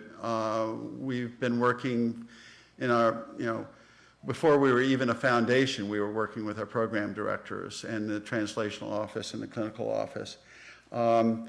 You can work with your NINDS program director, and you'll be able to spend some time with them tomorrow. And through them, with the translational office and the clinical office, you can use those contacts to stay abreast of work being conducted, for example, in NeuroNext. And it's a network that was created by Petra Kaufman and is now Elizabeth McNeil is the acting director. This is a network of 25 institutes across the country that are conducting neurological clinical trials. This is the phase 2 effort that was mentioned. I think Story mentioned that this morning. Guess what? 23 of the 25 NeuroNext sites are CTSAs. So really, to work with NeuroNext is to work with the CTSA program. I strongly encourage you to do that. I'd also encourage you to stay current on the grants that your investigators at the CTSA sites are receiving. Write them letters of support, and stay involved. I'd also encourage you to get involved, stay involved with the NINDS National Advisory Council. As I mentioned this morning, our first stop was here at the NIH, had breakfast with the program director. She took us right upstairs to my first National Advisory Council meeting, and I got to serve on council for 4 years, and I hardly ever miss a council meeting. You can always go, any of us can go to the open session of council. I've missed one open session of council since I left council like 5 years ago. And it's just invaluable opportunity, invaluable education, how the Institute works, how it works with other institutes. And Story and Walter have been clearly the leaders at the NIH in absolute collaboration and coordination, not just institute to institute, but office to office. I mean, Rajesh is super about collaborating with the translational offices in the other institutes. Petra was super at collaborating with other clinical efforts around the NIH. And now she's, as Walter said, leading the CTSA program, the clinical director at NCAT. So there's all kinds of things that we can do, and I think I would conclude by saying there's no one better than you to do it. You are the absolute best at doing it, so I encourage you all to do so. So thank you very much.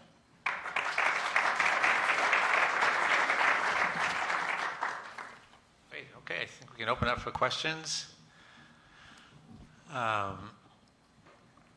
So I guess the maybe Ron's point about who has investigators at a CTSA site. I think it's probably worth looking carefully at your options. So, if you're a disease organization, you have specialists at certain sites, to find out, is there someone at a CTSA site who you could rope into your group? I think that would be an early thing to do.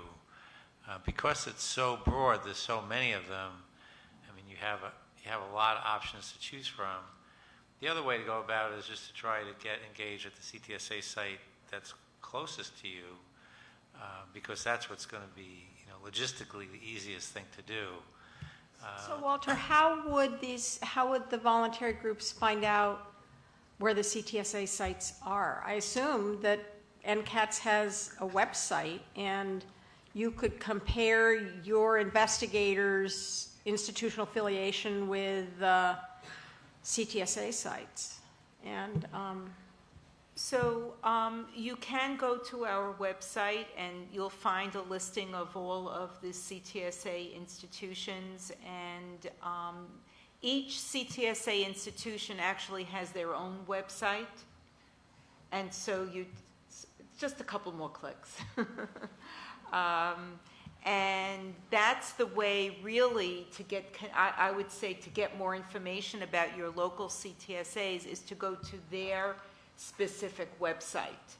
But isn't the issue to try to, I think it's what you said, Ron, which is to figure out if you have a scientist or someone on your scientific advisory board or a clinician who's really good, and then match that person to a site and use that as a way to get in. I mean, be interesting if anybody in this room has had a positive experience that they recognized with a group that they recognized was part of a CTSA. I mean, this is real important for the CTSAs to get hooked up with patients and to have compelling stories, I think. I'll take the first crack at that, and that we're one group that's had such a valuable experience, and that is we have just established our one and only Center of Excellence at a CTSA. And it just so happens that that CTSA is the Children's Hospital of Philadelphia combined with the University of Pennsylvania and 3 other entities in Philadelphia, included our overall PI for our clinical network and our founding director, or scientific director, super basic scientist. And now we have a devoted, dedicated cardiologist there. And we've just co-funded, well, actually, we've funded the Center of Excellence with a substantial amount of money over a 3-year period. I know AT Children's Project has a similar arrangement at Johns Hopkins with Tom Crawford. And and now we're able, with that Center of Excellence there especially, we're able to bring our other academic investigators to that CTSA who are from institutions not in a CTSA. So it's really a wonderful way to pull it all together.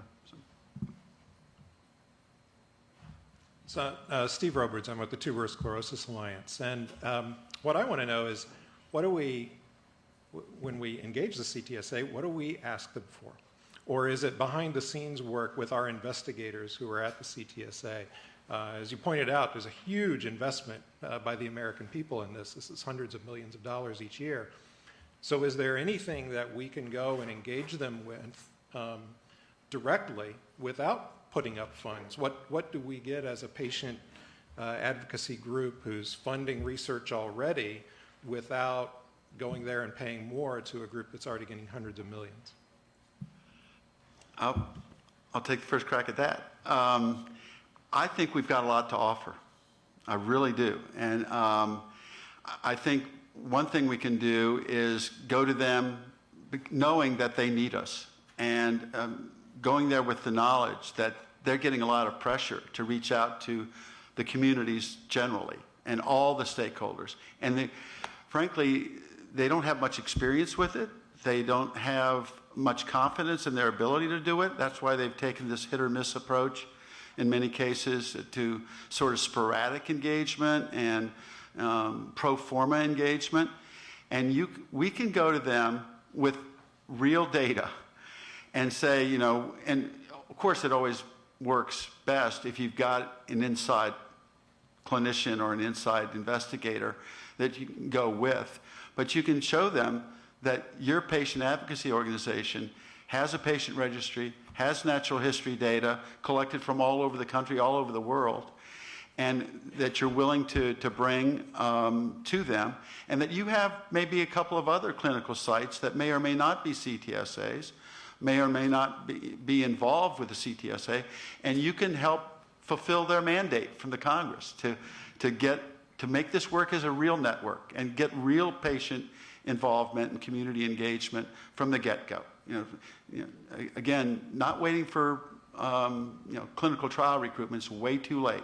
You've got to start with asking the right basic science questions and evolve that into the right preclinical, translational questions, and then the right clinical questions with the right clinical outcomes based on your natural history study and so forth. Yeah, I think, my question is so we're going in there with all of this. What are we asking them for that they can provide? Maybe that's what you were. So what I would add to that is I think the other thing that you can do is let people know what your needs and your interests are. And I think that's going to be critical because research, as Ron said, well, for the first time, the CTSAs are going to be mandated to work with communities and patients. And some of them are going to be more prepared than others. I can't say that all of them won't be prepared, but that's going to vary. And they're going to be looking to what's around them, mostly geographically, I would imagine, but otherwise too. And they're going to want to know what the needs are of the communities and of the patient groups. So I think that if I was in your shoes, what I would do, what I would look for is to establish communication, first off.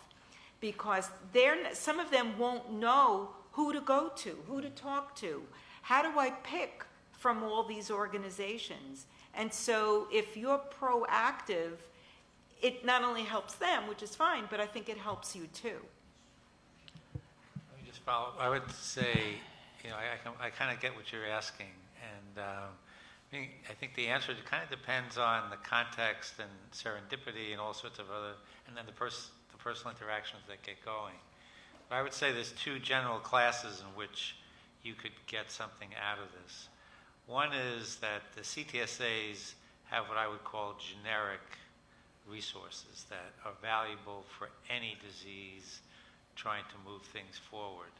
And so, for instance, if you had a scientific meeting and you're involved in your CTSA, you have a scientific meeting of your group, you can invite one of the CTSA people who could potentially give guidance to, how do you set up, what is the right clinical outcome for my clinical trial? So what is the best statistical basis for going forward? What companies are interested in this? The CTSAs could actually help in that kind of generic situation to help you move what you want to move forward. The other one, which is the inside guy idea, which Ron mentioned, is the most concrete, is that if you have a group that's interested in TS research at University X that has a CTSA, you are the go-to person in terms of community engagement for that CTSA. You're going to have lots of opportunities to kind of get your folks what they need to move their science forward. So I would see in those two classification bins what you could get out of it. Yeah, they're not going to be asking you for money. Well, they shouldn't be asking you for money, but they need. And as Meryl said, they're in a funny situation now because this mandate recommendation for community engagement at all levels is brand new. So this is something they're going to be reaching out for now. So it's kind of a unique opportunity, as Ron said, to make yourself available and then see where the chips fall. But I would imagine that nothing bad could happen, but good things could happen. I would just add that I think what you ask them to do depends on what you need. I mean, you could be at that stage where you've got a lot of things going. You've got a patient registry. You might need an assay in which a cell assay in which you want to screen drug candidates. You might need a better animal model. You might need, or if you're in later stages of development, you might have all that, and you even have a clinical candidate. You just need a competent site at which to conduct a clinical trial. And, you could present, that opportunity to that CTSA with all the things that you bring to the table. So I think I would just say what you ask them to do depends on what you need. The example we had with NeuroNext is that, so when NeuroNext, which is our translational clinical research network, came out, Petra's idea was that we would have a central IRB that would make it a very efficient network. And the neurologists who were writing the grants came back to us and said, I talked to my IRB chair, and they said, there's no way we're going to allow you to have a central IRB. We don't care who you are, you're just a neurologist. So what we did, we said, we told the neurologist to call the CTSA PI. And we had already kind of flushed it all out with the CTSA that this was really important. And everything turned over in like overnight. All of a sudden, people were saying, yes, you can do that. No one had ever done this before. It wasn't the neurologist who pushed and influenced the RBs. It was the CTSA PIs who did it. So just an example, you couldn't have predicted that was going to happen, but it's kind of an example of what could happen because they are very kind of influential in their universities. I'm Janine McKay. I'm a parent with a son with ataxia. Are we saying that these CTSAs, they are separate from the funding that NIH does? So you you go to NIH for some things and then you go to CTSA for others? What are we saying here? I'm sorry, The CTAs, I mean, if you think about it, the CTSA is the bridge. So somebody built a bridge, it's the infrastructure. And then to do a project, so you want to go to Ocean City, you buy a bus ticket from the bus company. You want to do a neuro trial in a taxi, you come to NIH for the trial. But the infrastructure, the bridge over which that bus drives, was built by the CTSA. So it's an infrastructure for research setup. Is that clear? Okay, so but you're saying to go out and find the CTSA that can help you. Yeah, because they have all the tools. They have all the So everything goes through the CTSAs then? Every application goes through? Not everyone, but this is 60 of the highest, fairly high-level universities. So they're the big players in research in the country. There's a Harvard complex, CTSA, which gets $22 million a year that supports databases and training of clinician scientists and just a whole bunch of stuff at the hospitals and at Harvard Medical School. And that's the highway. In a sense, Walter's description is exactly right. That's like the highway and the train system and the bridges. And the goal is that when NINDS runs a trial in the future, we will run that trial on all the the highways, all the CTSAs. So in order for the CTSAs to really prosper and do what they're supposed to, they need to know what patients want and need. It's not, the thing about scientists just want to write grants, get money, write papers, and get tenure. CTSAs want to get money for the deans to do stuff. Well, this report from the IOM said, forget that. You just don't get this money. You need to do something for patients with diseases. Okay. And so they are being held accountable to show that $22 million at Harvard is actually going to do things for patients with diseases. Okay. Well, then, is there some place in these CTAs where all of us can go to know exactly what kind of skills they do have? Well, that's the whole point about the website. So every CTSA has like a billboard, an advertisement. So you go to these CTAs separately to look for this stuff? So if you Google Harvard CTSA, you'll come up with a Harvard website. If you go to the NCAT site, you'll end up with a list of all the CTSAs and probably a link to their websites. I put into Google here the string list of CTSA sites. The first hit on Google took me to a list of the CTSA sites. They're all listed. You can click on each one and it tells you about each individual institution. And they all have a different focus. So some specialize in certain things, others in yeah. They're not the same. The program wasn't designed that way. The program was designed so that each institution brings something else to the table. A specialty almost. Yes. So that would precede trying to get your grant then, or you would then get grant from the NC. So these are independent things. You can actually. So one of the things about CTSAs is that they desperately need successes, and so they would love to have people come to them saying, "We have a resource that you may not know about, and this resource is something you could potentially leverage if you could put me in connection with the right investigator in your institution that could exploit this resource that I can bring to you." That's the kind of connections that they would like to do. And I'd like to emphasize that small is good. You don't have to have something big. If you conceive of and successfully complete a small project, that's worth a lot, because that's the beginning, that's the foothold for something they can then leverage for something bigger.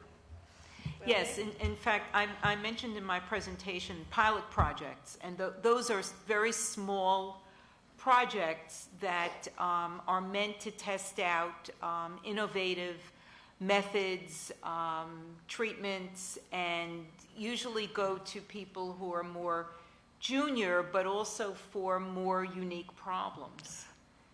Well, then, my question is then, you just go to them for that. Who pays for that? They do? NC? Yes. Okay. Yes, they give out the money. Well, they don't just give it out, but there is a review process. They have the resources there. We give them the resources. They in turn distribute the resources based on review. And actually that's going to be changing, where we're going to have a more rigorous review approach. You might be interested to know. Well, you need to be going out into the areas then, because, you know, not everybody can come here where we are now and get your groups together and then make presentations to all of the groups like us, and do it in a geographic area. You could even track how many, you've got enough databases around here of all these groups I've been impressed with, so you know what kind of rare diseases or whatever you've got. And it could be done, and it'd be a dog and pony show in a way, but gosh, it really needs to be done if you really want yes, some success. I agree with you, and we actually have, NCATS is relatively new, and there's a lot of things that we're working on simultaneously, but we do have a patient engagement subcommittee for our council, and they just made, just last week, this committee made recommendations, and so we are going to be we should be doing something like this. Yeah. And provide lunch, by the way.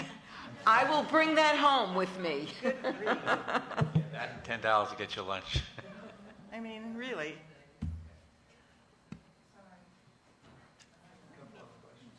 I'd like to make a comment about this. So our organization, as I mentioned, has an established history of creating a biorepository and data bank with 10 clinical sites, MS clinics around the United States.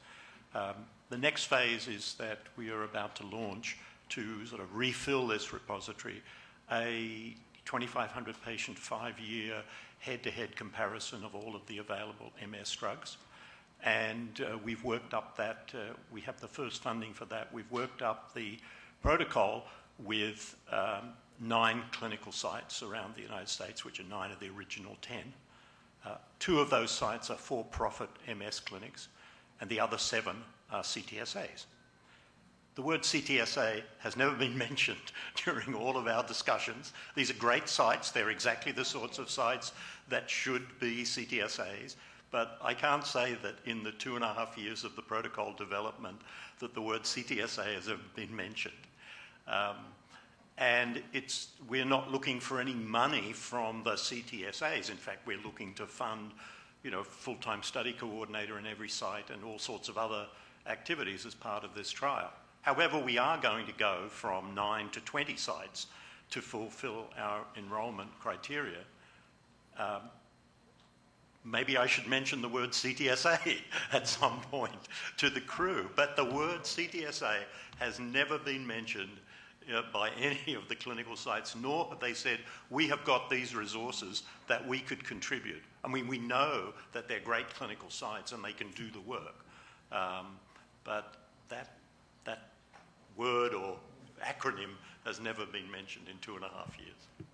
Yeah, that's been the challenge, is to get that out. But that's the opportunity of being here today, because now you can approach the CTSAs, and you can approach the CTSAs, and you can approach the CTSAs, because every CTSA is hungry for some rare disease to say, I have a patient with tuberous sclerosis. We'll not only come to your grand rounds, we'll come to your first-year medical students, and we'll come to your residency series, and we'll talk about what it's like suffering with this disease, and then you've got your foot in the door. So I think both options are great. Yes, we can ask the NCATS to do a seminar for 600 or more rare diseases, or because you're here today, you can begin to approach them, because I really think that the path needs to go both ways. And it gives you a beautiful opportunity to cash in on all those resources and have your next 20 or 10 trial sites be CTSAs. I think I don't know what we would have done if Lisa showed up. a lot of hot air on this table here. Okay, well, thanks very much, and I think we go on right to the next panel. Go ahead.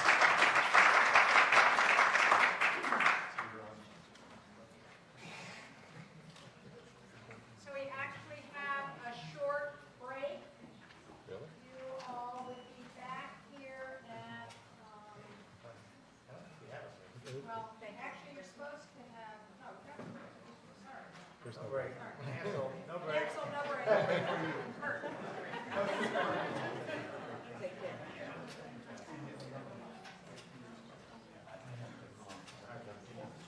So, nobody go. We don't have a break. If you have a need for a bio break, you have to sneak out the doors very quietly and then get right back.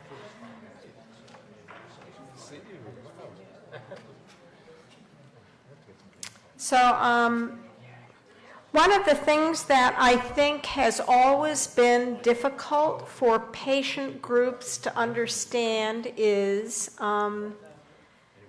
the need, if you want to have a drug for your disease, there needs to be clinical trials which test the efficacy of that drug in your disease. And for a clinical trial to be useful, it has to have clinical outcome measures. And you already heard an example earlier today about the issue of, in Duchenne's muscular dystrophy, the clinical measure that all clinicians were using turned out to be completely inappropriate as a clinical outcome measure, and that one of the most important things that happened when they went to the FDA was the FDA said this doesn't work as a clinical outcome measure, and they had to come up with a new one. So the next panel is going to be a discussion of clinical outcomes that will be led by Dr. Kurt Fischbeck, a distinguished investigator in our intramural program, and his team is identifying causes and studying mechanisms of hereditary neurological and neuromuscular diseases, including developing good clinical outcomes. Thanks, Kurt. Well, I'm really pleased to be here. I look forward to this meeting. It's a good opportunity for us as well as for you, and hopefully it'll be a good exchange on this topic. Just to kind of rephrase a little bit what Story was saying, the basic question for our panel and for the discussion in the next hour is, how do we know whether a treatment works? Okay, so, in the diseases we've worked on, hereditary neurologic diseases, we've gotten to the point where we can pretty effectively treat disease in mice. Unfortunately, we don't have mice as patients. We have to be able to make that conversion from mice into humans, and in the human population, know whether the treatment is effective. And this relates to the FDA's charge to approve treatment that's effective by clinically meaningful outcome measures, which really kind of puts it back to us collectively, meaning not only the researchers, but the patients and family members and people who represent them who are in this room. You're the ones who know whether a treatment is really working.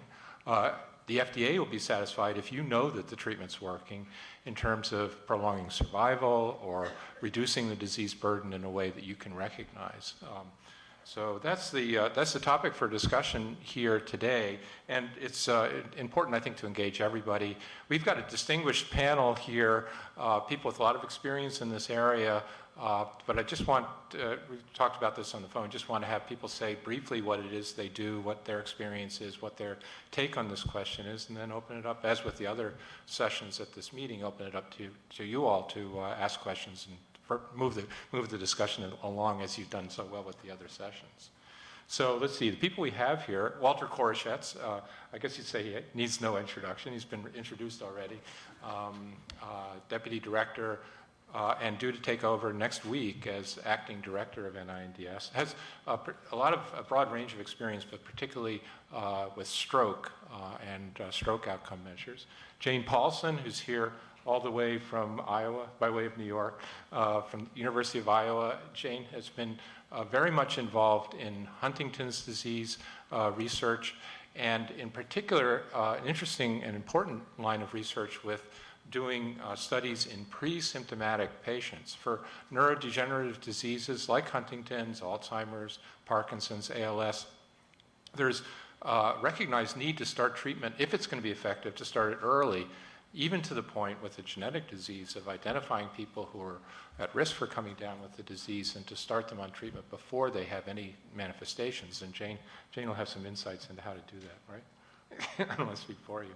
And then finally, Tom Crawford is a professor at Johns Hopkins in pediatric neurology, who has long been involved in research, clinical research on a couple of important diseases, spinal muscular atrophy and ataxia telangiectasia, which each have a different story with regard to moving treatment into the clinic. Spinal muscular atrophy, I think, is a particularly successful story that maybe we'll hear about. So I didn't want to steal too much thunder. Maybe we could just kind of start with Tom and work backwards and give you a few minutes about what your take is. So yes, SMA and AT, and they're really, they're like bookends on the same shelf. Oh, before I start, I just want to add to the hagiography of this thing, Dr. Landis's transformative effect on the on this whole field for the last 10 years can't be understated for anybody who's been here and watched how this is a different place now. And we all owe a huge debt of gratitude to her. So I want to add that to it as well. I've had a great team to work with. This is the way good people work. They surround themselves with skilled people. So AT and SMA are bookends on this bookshelf of single gene disorders that involve kids. One of them, SMA, has had a number of things break its way. It has a second copy of the gene. We found out that there's a specific way in which we might be able to get that second copy of the gene to make the protein that we want it to do.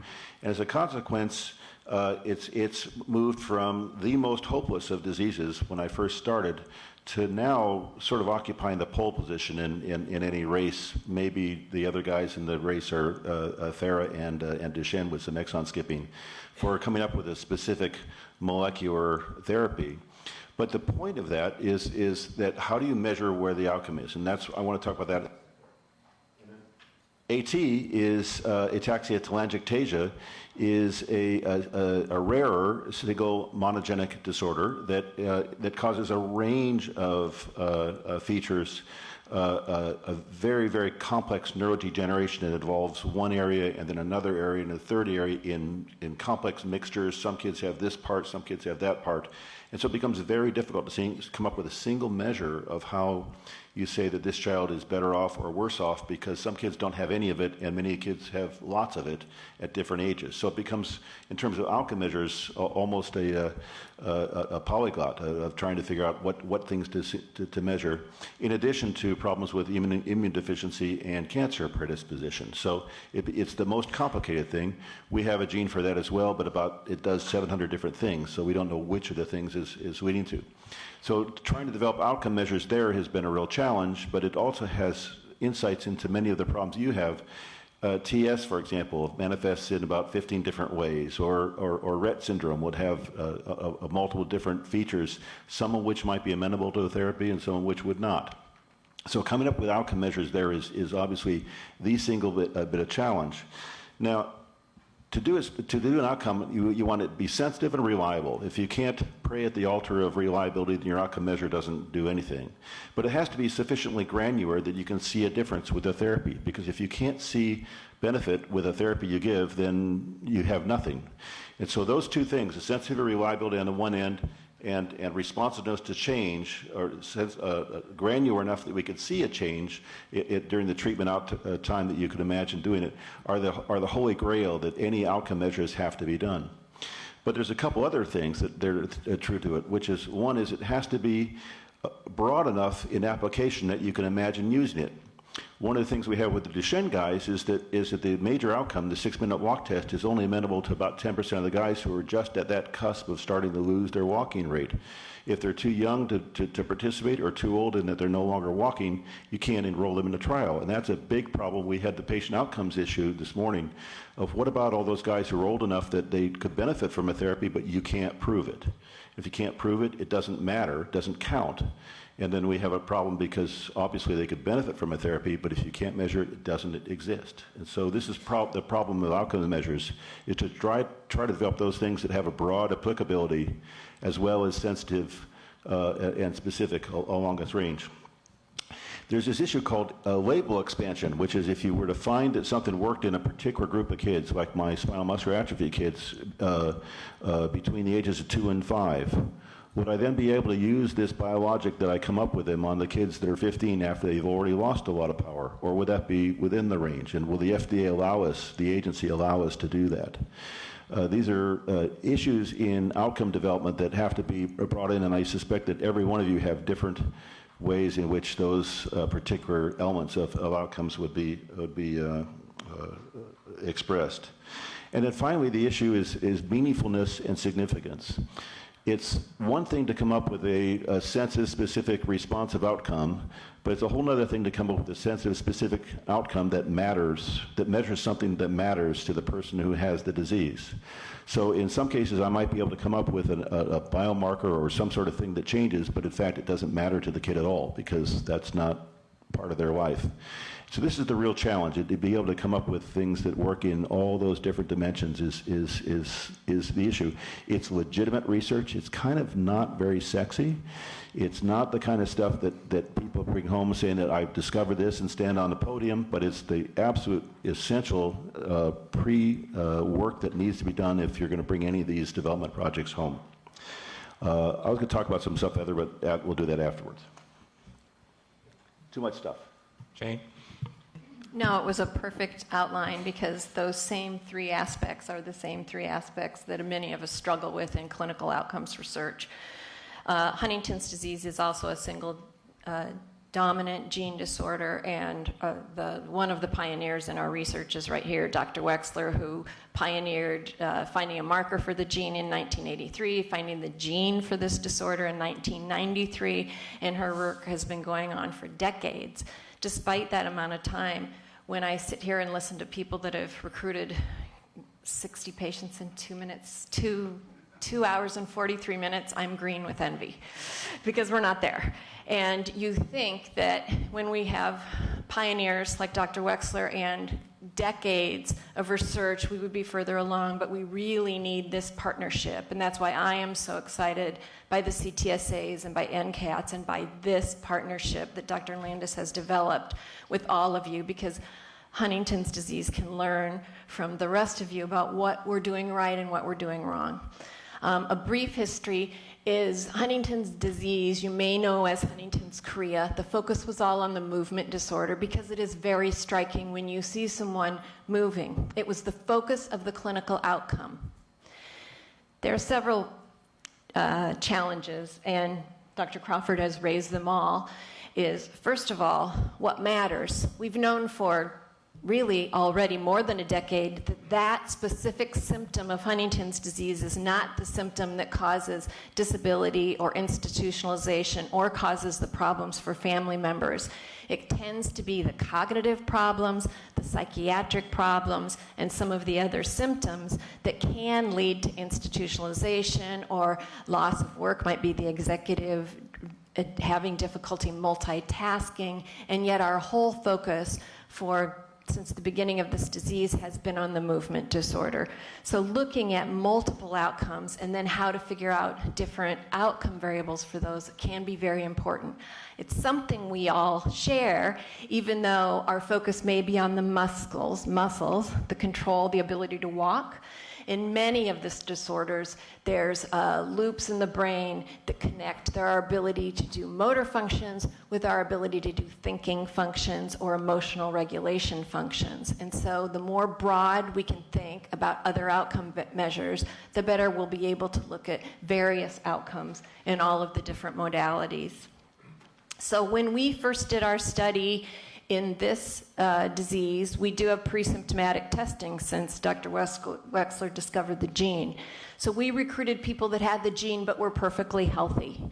So we followed them for 12 years, and out of 1,000 people that we recruited, 200 became sick during that time. Meanwhile, we had scans, bloods, CSF, very fine-tuned psychiatric, cognitive, and motor assessments on these individuals, it opened us up to all new clinical outcome measures. So now we have a broad natural history of this disease, and it gives us many more measures that now we can say, okay, if we want to intervene 15 years before the movement disorder manifests itself, we can now measure that a compound is doing something. This is the importance, as people have said all morning, of the natural history studies and of the registries that you're creating. Just having families come in, going to your CTSAs and saying, are you willing to see our 2 families that are in your geographic region and see them in a standardized instrument? Are you willing to see our, 1 big family of 17 individuals? This could provide a huge service for your disease, just documenting what they can and can't do. The other thing that came out in that look at, when you don't just look at the movement disorder, but you look more broadly and you look early and late, is now we realize this disease that we thought was only 20 years is more likely to be 40 years, and we may be able to intervene before we lose so many neurons, so many circuits, and so much activation in the brain. Again, another topic that Dr. Crawford talked about, the treatments may indeed be different when you intervene 15 years before the motor diagnosis is given. We know that Parkinson's disease, multiple sclerosis, Huntington's disease, and many other diseases have a certain percentage of brain loss that occurs prior to diagnosis. So what that tells us is there might be other windows where we can intervene and maintain higher levels of functioning. The final thing that Dr. Crawford talked about was really what matters. And that's really what it's about. And in this study, we were fortunate to work closely with families up front. In fact, it's them that initiated the study that we ran. Because after Dr. Wexler discovered the gene, all these healthy people came forth and said, look, I would love it if you could save my mom or my aunt. But right now, today, I would like you to start to study me because I'm perfectly healthy. I haven't lost my job. I can still care for my kids. I can still drive my car. And is there anything you can learn from studying a healthy person? So they wanted us to study the whole spectrum. And this is what we find from the families. And some of the outcome measures that we've designed that were brand new, never looked at before, came from the families. Gee, my spouse used to be so totally obsessive and punctual. In fact, we always had to be everywhere early. Turns out the timing circuit in the brain, that circuit that helps us determine how many minutes have passed, the type of person that goes, oh, must be about time to head out the door. The doctor's appointment is in a half hour and it takes me, 20 minutes to get there.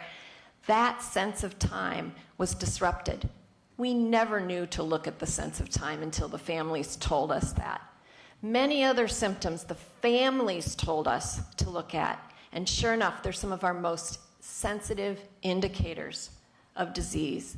In this disease that all we were looking at before was the motor disorder, because that's what everybody sees. That's what everybody on the bus, everybody in the doctor's office, in the waiting room sees.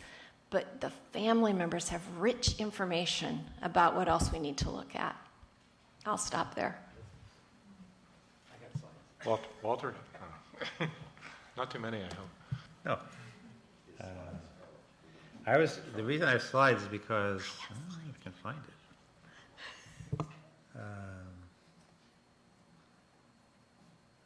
No, I can't find it. Oh, here it is. Yeah. Because I was going to just talk a little bit about taking for what Tom and Jane were talking about is what the FDA looks at. So the FDA is a highly regulated organization, and a lot of it's semantics. So I'm going to try and just kind of simplify the semantics best I can. And I'm going to use the stroke scale as an example of how long it takes and what you can do. So basically, what the FDA is looking for is what's called the clinical outcome assessment. So that's if you think a drug is working, you have to prove it based on some predetermined outcome assessment. That can be a scale. Oftentimes, it can be a performance, it can be an observation, but it's got to be well-defined and reliable assessment. And then this assessment tool is based in a context in which it's seen to be valuable. So, for instance, what was mentioned, the same measure of weakness in an infant may not apply, it's not going to apply to an 18-year-old. So the context of use really is kind of where this instrument is going to be used.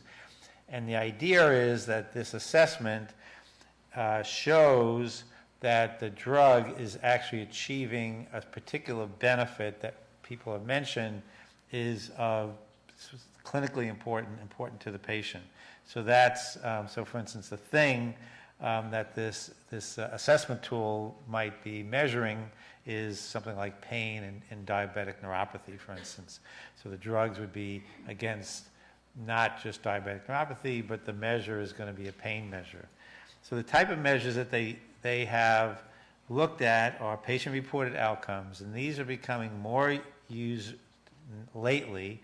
And to know that NIH also invested a large amount of funds in developing what's called the PROMISE system, which is a patient-reported outcome system that's really quite generic and can be used in many different diseases, well validated, and it's something that we're encouraging people to use in their trials. And these are really, again, patient-reported outcomes. So these are the kind of things that if you're doing a natural history study on the internet with your patients, you could use these internet-based tools. The other one is a clinician-reported outcome, so that's the usual thing you think about as a doctor looks at the patient, does an exam, makes an assessment, and fills out a form. That's the clinician's reported outcome. Observer-reported outcome might be, for instance, for a kid or for, I guess, for children primarily, where the child can't report what's going on, so you're really relying on the parent's assessment of the child's behavior. And a performance outcome is really a particular task that someone can do better if they've been treated with a certain drug than they could have done beforehand. These are less used in the kind of things that we've been involved with. So the NIH stroke scale score is an example. So stroke, part of the brain gets damaged, the patient has neurologic deficits immediately, but there really wasn't a good way of testing a drug for its ability to improve a patient's outcome in the acute setting.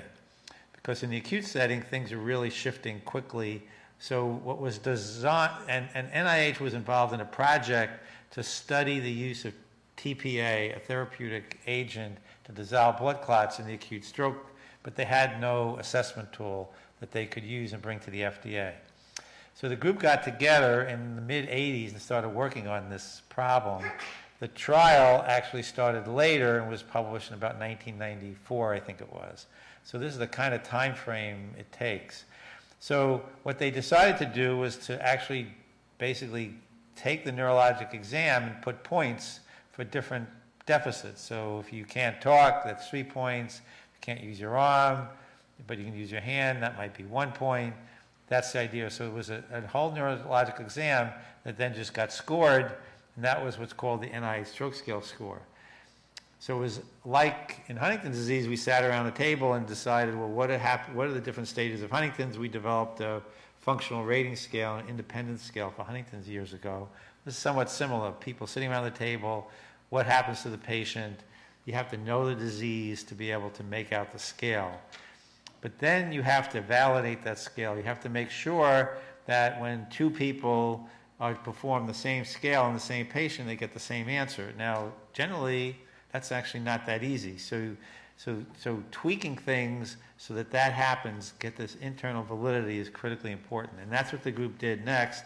So they published the scale in 1989. 1992, it got incorporated into the pilot trial of TPA for stroke. And then it became really important because now the therapy was now out and it's used, but it was only to be used for people with a certain NIH stroke scale score. So really now the whole country needed to be trained on this score. So it went from a research to actually a clinical tool. And that required, and for the research as well, required training. So NIH, with the people who developed the scale, developed a video to actually train people on how to do the scale. So actual stroke patients would be videotaped while someone's examining them, and you could see how the rater did the scale.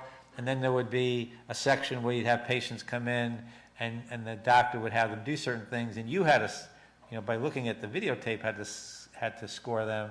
Then you would send your scores in. They would get corrected. If you did very well, then you were certified in the NI stroke scale score. And that's how far this actually went in the long run. So just an example. I would say before switching that the stroke scale was not used in isolation. In all the studies, it was combined with a functional scale, which was called the modified Rankin scale. And I show it here basically to show you just how crude it is. It's basically 0 to 6, with 6 being dead, 5 being wish I was dead, 4 being not quite dead yet. You get the idea. So it was really quite crude. Now, so what you need, so just to kind of go backwards, what the FDA wants is for people to understand the natural history of the disease, to identify what it is you're going after, so the pain, improved deficit, then define the context in which your tool would be used, and then to look around and see, is there one that's already been used that's really going to be acceptable to measure what you want in the context you want. Because the one thing to know about the FDA is they're really interested in using things that have already been validated. They'll get really skittish when you say, well, we want you to use this new assessment tool. And initially you say, well, why would they be so skittish? And the reason is because there's a lot of people there's so much money involved, there's a lot of people out there who would like to game the system. So they like to develop an assessment tool that really kind of, stacks the deck in their favor for getting a drug approved. And so the FDA has to be really careful that doesn't happen, that these tools are really valid instruments that have some uniformity in their use.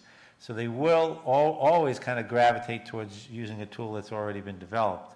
Now, that's a problem because a lot of the tools we use because they're already developed and we all think they stink. But it's hard to develop a new one. But that's some kind of inertia process that we have to get over. So this is the kind of the process that the FDA is asking us to do before we bring to them an outcome tool that will be used to approve a medication. And you can get much more complicated, and they have this guidance up on their website. So they have guidance. So the FDA will put out a guidance to help people try and think this through, and this is where these slides came from. So that's basically what I wanted to say. Thanks.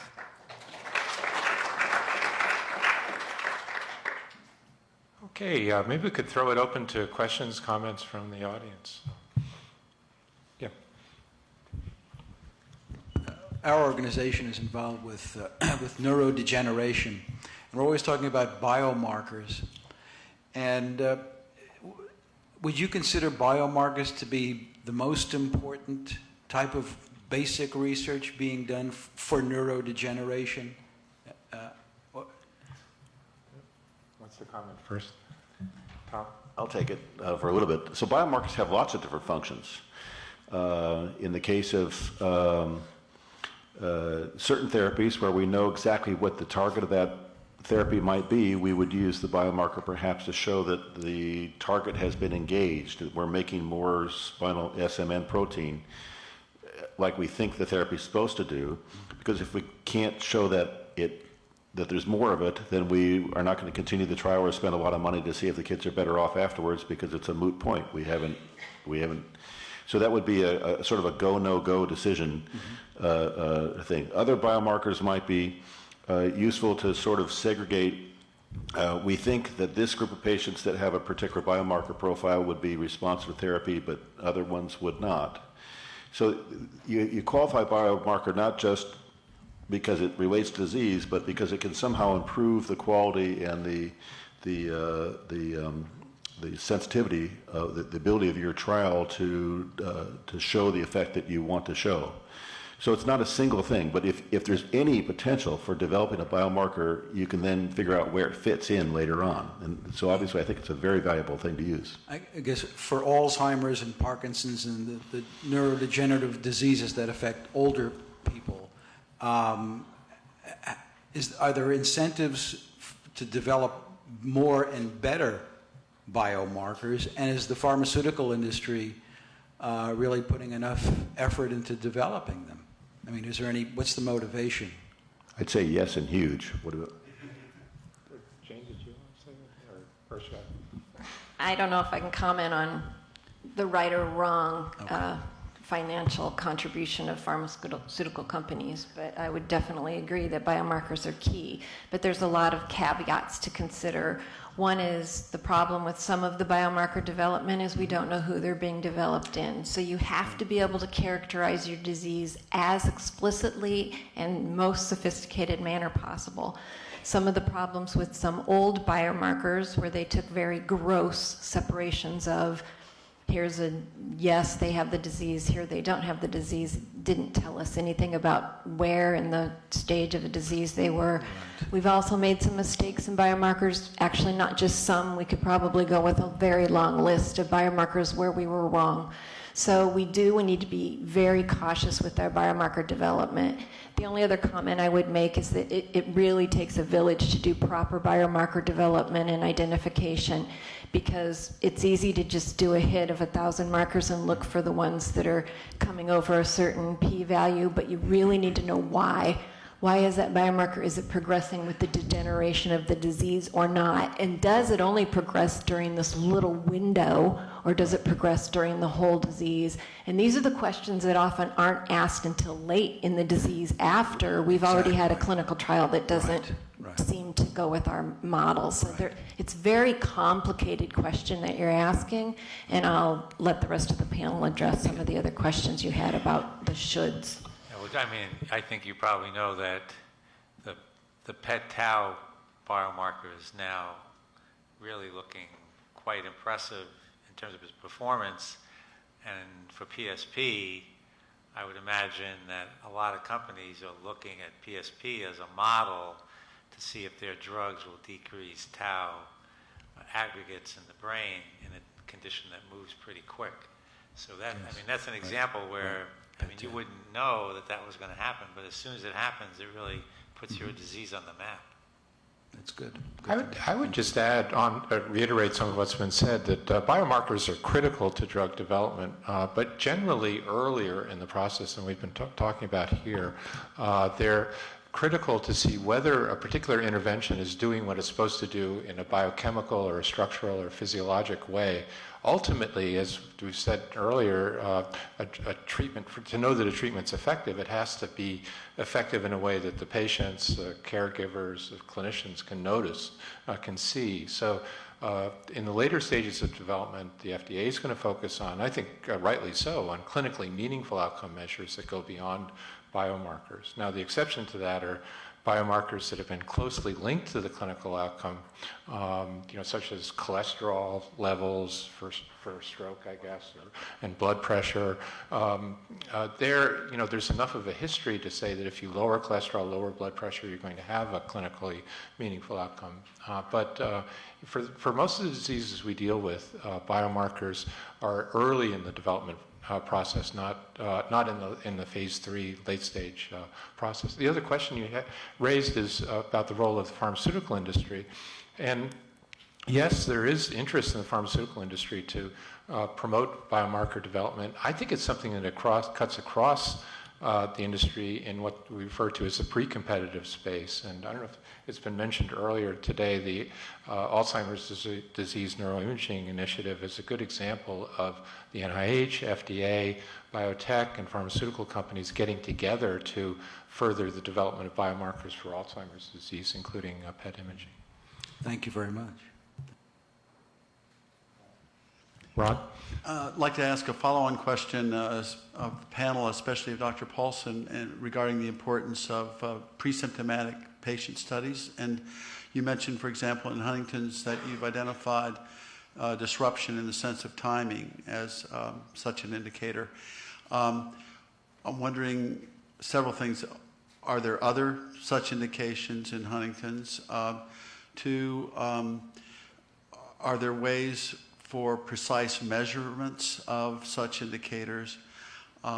Three, are you able to identify what the damage is, where that damage takes place, and when that damage takes place, all with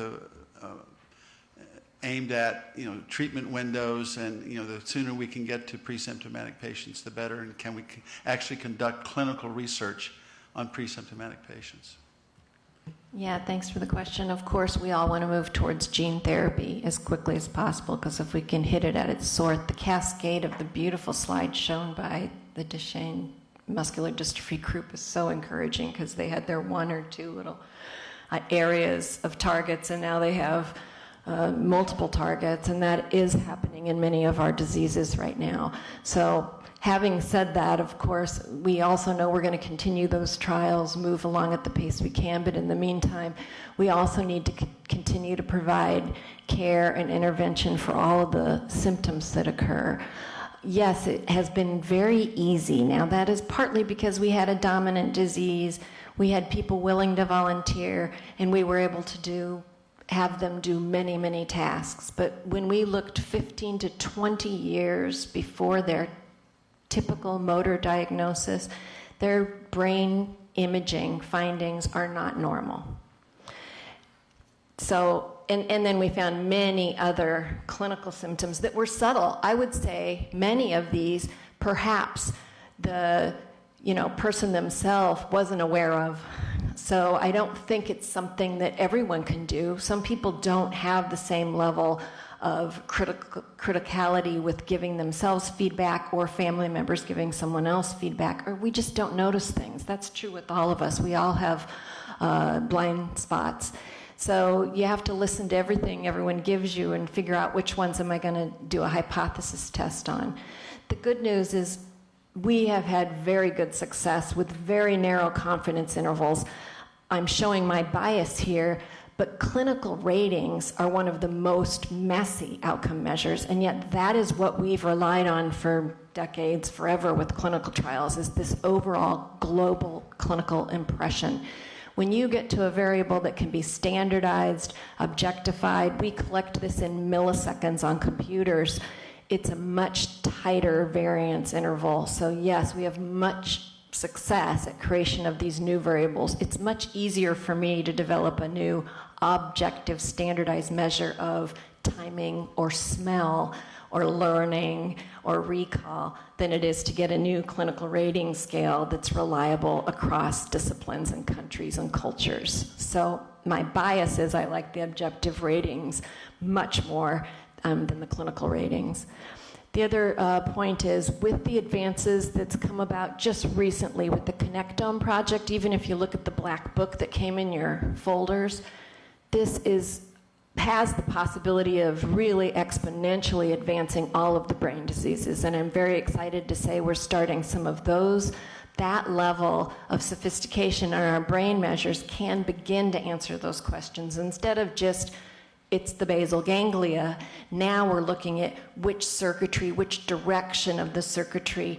There's always been questions about, does it go from cortex to striatum? And diseases are very, very variable in that manner.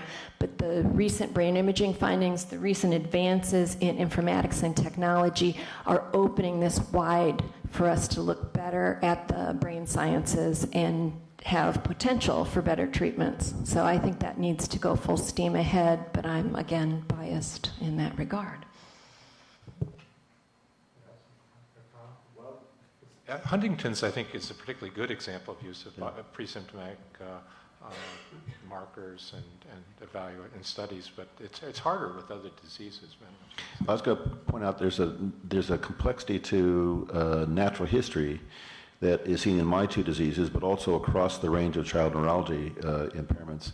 Kids with SMA have the advantage of having a single dimension of impairment, that is to say weakness, and yet their symptoms and their experience is in many different dimensions.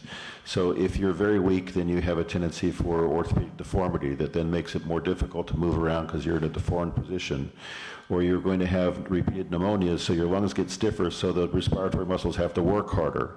Or you have problems with eating that make you too fat or too skinny, and as a consequence you have greater work required and you don't have the muscle power to accomplish that. Or because you're tired or you're frail and you don't want to go out, your parents are terrified about the world and you never develop independence. And so the disease manifests in multiple different complex ways that involved in sitting. And so part of the job, in addition to evaluating, if I could solve the weakness of SMA, in fact, I think most of my kids would deteriorate anyway if the other elements are not well addressed, and even if they are well addressed, we can't handle them all. So part of the natural history is to try to figure out which parts are primary to the neurodegeneration that we can attack with our particular therapy, and which of those things involve standard of care, the improvements, or other dimensions that are really going to degrade the quality of our study unless we really get a good handle on them. If I could just add to that, it just is so critical why all the rare diseases need to work together, not just the rare diseases, but all of the diseases, because we need national, worldwide databases of how much each gender and aged child shows in their distribution of muscle weakness, or in their brain scan, how much myelination is occurring. And we can do that, but only if we work together. It simply cannot be done in the old-fashioned method of ivory towers and single research labs. CTSAs and the mandate to have partnership and collaboration and data sharing and mutual benefit for research advances is the only way we're going to prosper. And we don't have those issues worked out yet. So we really need the input of the stakeholders to say, we really want people to work together. I need to know if my 5-year-old, brain is weaker in the motor strip or in muscle strength than, another 5-year-old brain. And that data is achievable, but only if we partner and all work together on all these developmental disabilities. John? This will go contrary to everything you all know, but here's a thought for you. Take that scale, it was up here, the stroke scale. I'm at 4 and I'm rapidly going to 6. Okay? I don't have 20 years to go between 4 and 6. I'm a finite amount of time. I have something that's genetically identifiable. Why not do a clinical trial where everybody gets the good stuff and report on the outcomes of that instead of comparing placebos? I don't know if people in the back heard the question. Mr. Crowley was raising the question of why include placebos in clinical trials. Is that fair to say? Particularly if you're going from 4 to 6 on the Rankin scale, you don't have the luxury of waiting to see whether a treatment's effective. What's the need and value of, or not of placebo? You chose me. One of the things that I see at this is that there are multiple different stakeholders. Everybody has their own requirements and their own absolutely legitimate needs and desires in this process. If I'm a researcher, I particularly like my idea. I would like to see my idea get through to clinical trials and be successful so that Harrison Ford can present me in a movie at some later time, because I like my idea. And furthermore, I'm going to see it through every problem along the way, and I'm not going to allow any problem to get in the way, even if it actually happens to be a legitimate problem that should scuttle the project, because I like my idea. So I start off with a reliable, honorable idea that could potentially produce a lot of mischief at some later time if it turns out that this thing produces other complications that I want to ignore. If, on the other hand, I'm a pharmaceutical company, I have a requirement to the venture capitalists that have invested me to make money. And so I'm going to either kill a promising project really quickly because I don't see it's causing some problems, or I might try to cheat a little bit on the outcome measures so that I can prove that it works rather than whether or not it works. Because after all, my primary interest is in making money. These are really good people and they do a good job. I'm not vilifying them completely. But their primary outcome may not be the same thing as we want to do that. If I'm a parent of a child with SMA, they're going to tell me, can't you just break into this refrigerator and get that compound? I don't care about safety. I don't care about efficacy. This is the only chance my baby has, and unless you get it from me, my baby's going to die. And can't you just do that for me? And I absolutely agree with them. I can't see why I can't do that. And yet if I'm trying to build a project where I'm doing the greatest good for the greatest people, if I'm looking not just at you or that baby, but at the 1,000 babies afterwards, then we have to balance the interests and the biases of each of the people along the way, because the biases of the pharmaceutical company balances the enthusiasms of the research, balances the enthusiasms of the individual families that are there, and we all come up with something that actually looks like a kind of a completed, successful development project, but everybody's enthusiasms are required, because without those each individual enthusiasms, we'll never move forward. So it's a long way around in saying I would love to do that, and I know there's a lot of work at the FDA to try and figure out ways to bring the trials quicker and faster and decrease the burden on placebo trials, but we're never going to get past it completely. Is that fair? Yeah, I think those are good comments. Do you guys have something to say, or I could comment too? Just pay attention to what happens with Ebola and the drugs coming out there, because if there's any ever pressure to move quickly, it's going to be there. But I think if the idea is that, as Tom was saying, you have to be really careful that you don't say something works based on an observation that really could be due to chance, and that's the statistical game. It's pure and simple, and it turns out it's a lot more complicated. If your effect size is gigantic, so if it's a complete cure, then I agree. You don't need a placebo because you're seeing something that no one's ever seen before. But that's usually not what you get out of the medicine. You see a 10 or 20% difference, and there it's hard to know if it was due to chance or not. And it's really important to know, because if it's true, it's not due to chance, even if it is small, then you can build on that and build a better drug. If it's all due to chance and it gets out there, then people just wasting their money and their time. So it's a very hard thing. It gets really hard, especially with surgical trials, where you have to submit people to procedures to make sure that it's controlled trial. So people wrestle with this, and I think you have to have a really good reason to have a placebo control. But in most instances, you find that you just can't get away without it, unfortunately. I wanted to add two things to that. Who has the absolute interest in getting trials that we prove that something works, that it really works, rather than we prove that we have an outcome variable that matters? In other words, we have a trial that proves whether or not a drug works, rather than prove that a drug achieved an outcome. So I think that really the major effect, the group that has the closest incentives are the Ealing military organizations. I love that word. The charitable organizations that are involved in the management of the diseases there, and that's you guys. You are in the position of basically saying, we care that the outcome measures are well drawn. We care that the outcome measures are appropriately measuring the disease as it's to disease. We care that the trial was done with equipoise. And we want to make sure that all those things are done exactly right. In fact, if you really believe a drug's going to work, you're going to try to kill it everywhere along the way because it will survive. If you try to help it over the line, you end up hurting everybody because you're going to make it worse.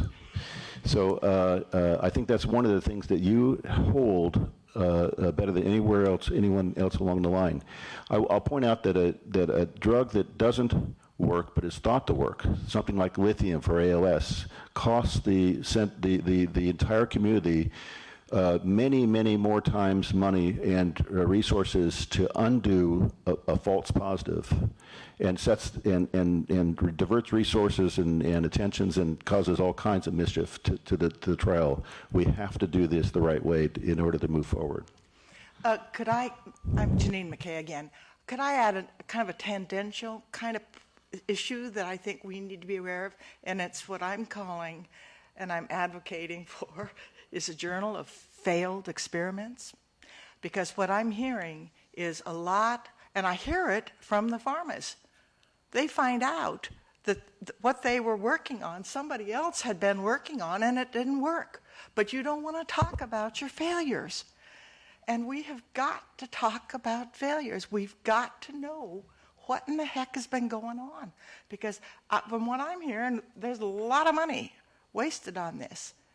And I heard this at Ascent. If any of you had a chance to go to Ascent, do it. It's a group of it's the pharmas, the researchers, FDA, everybody. And it's absolutely fascinating.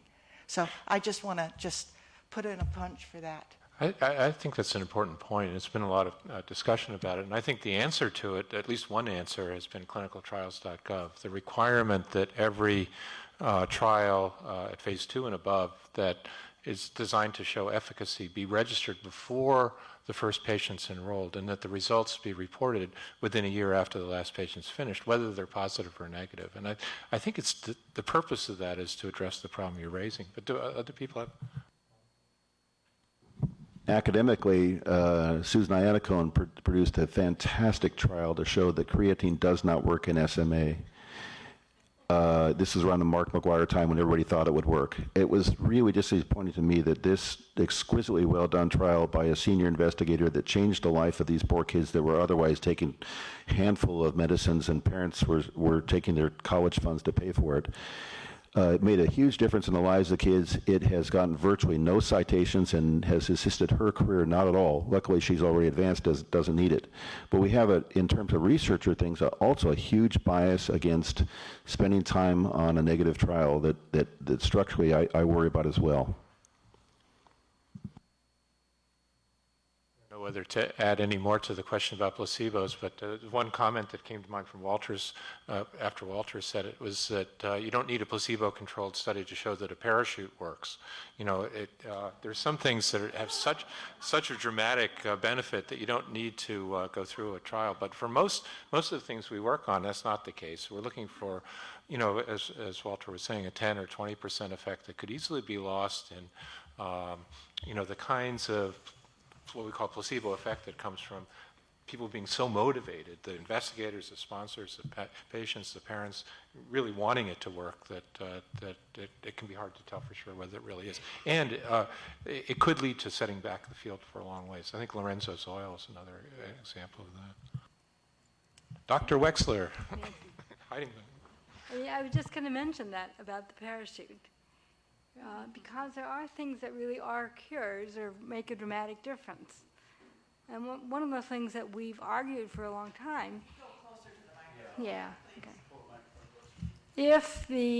If you have evidence that a drug can slow progression, and you know, in people who clearly have the disease, or in Huntington's, or gene positive, or tested for the illness, if you can show that it changes that progression, even with a placebo-controlled trial, we have said it's unethical then to use a placebo-controlled trial furthermore. So if you actually have something that works, then you must give it to people, make it available, and not insist that you do it with a placebo control. Birth control pills. There are lots of things that make a big difference in people's lives. So I think we need to figure out how to be more creative in looking at the data.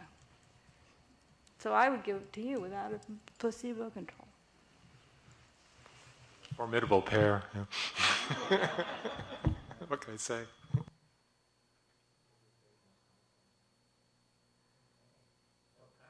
Close the session. Before we do, yeah. I want to call Ron and Cynthia up to the podium for a special announcement. Cynthia.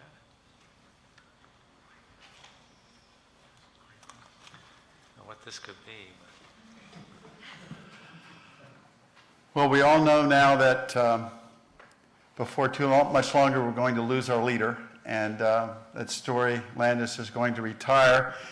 The advocacy members of the planning committee therefore decided that we'd like to take a couple of minutes to recognize Story's tremendous service to all of us. And in doing so, we knew that we couldn't even dare to try to compete with the NIH director, Francis Collins. So we thought that we would begin our comments on Story's fabled career by simply quoting Francis Collins as follows. Although I'm happy for Story and her family, I also recognize that we are losing one of the true giants at the NIH.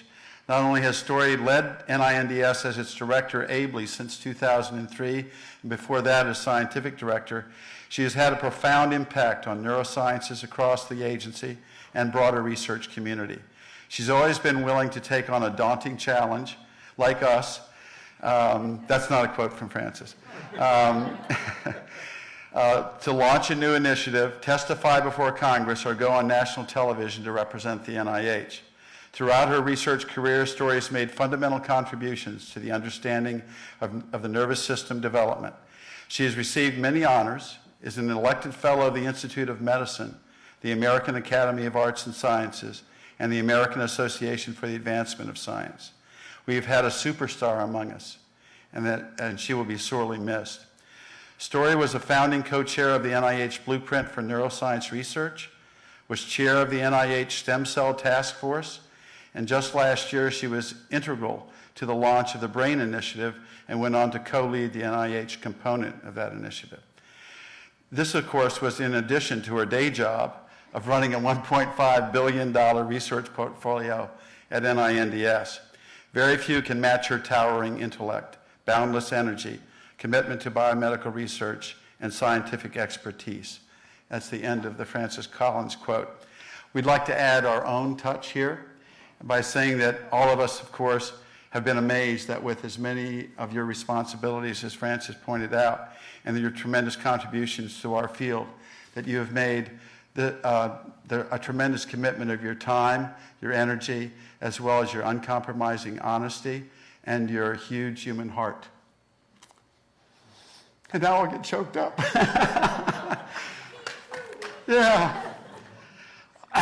You demonstrated all that in taking us all under your wing and personally leading your fine team and communicating so extensively with the nonprofit community and planning and executing these extremely helpful nonprofit fora.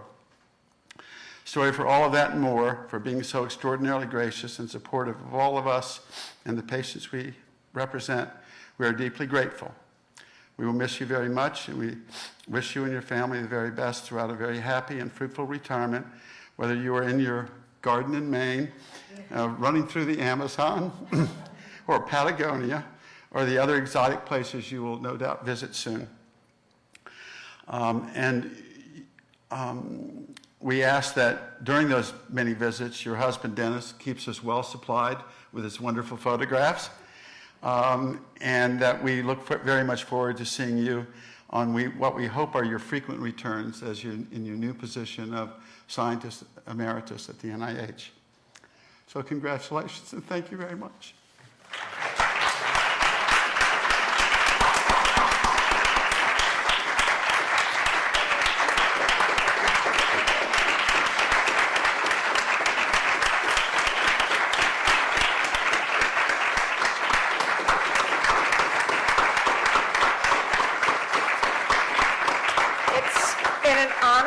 Privilege to work at NIH, and I'm going to miss you all very much, but you'll be in my thoughts wherever I am. Thanks so much.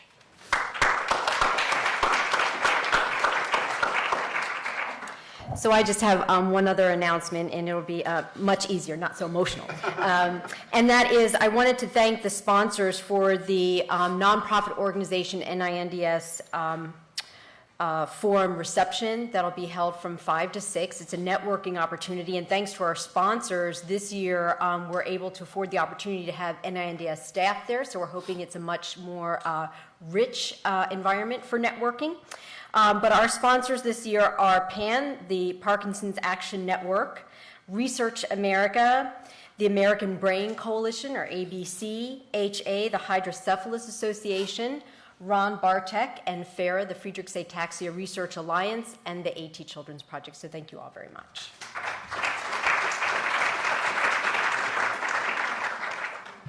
So now a break? 15? 10-minute break. to reconvene if we could. The next panel that we have is going to emphasize kind of the newest funder of biomedical research on the block, PCORI. I know I certainly haven't paid as much attention as I probably should have been to the creation of PCORI, Patient-Centered Outcomes Research Institute. And we thought that you all needed to know about it, and so we have a panel.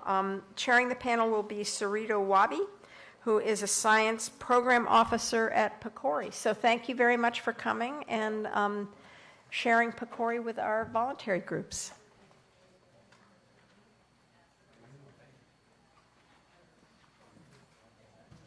Which one works? Hello? Okay, you can hear me. Well, hi everybody. My name is Sarita Waba, and thank you for the warm introduction. I'm a program officer at the Patient-Centered Outcomes Research Institute, and I'm really pleased to be here today with Dr. Jan Bulow and Megan O'Boyle, who we've funded through our PCORNet initiative, which we'll talk more about in just a moment. So PCORI stands for the Patient-Centered Outcomes Research Institute. And, ooh, it just got romantic in here.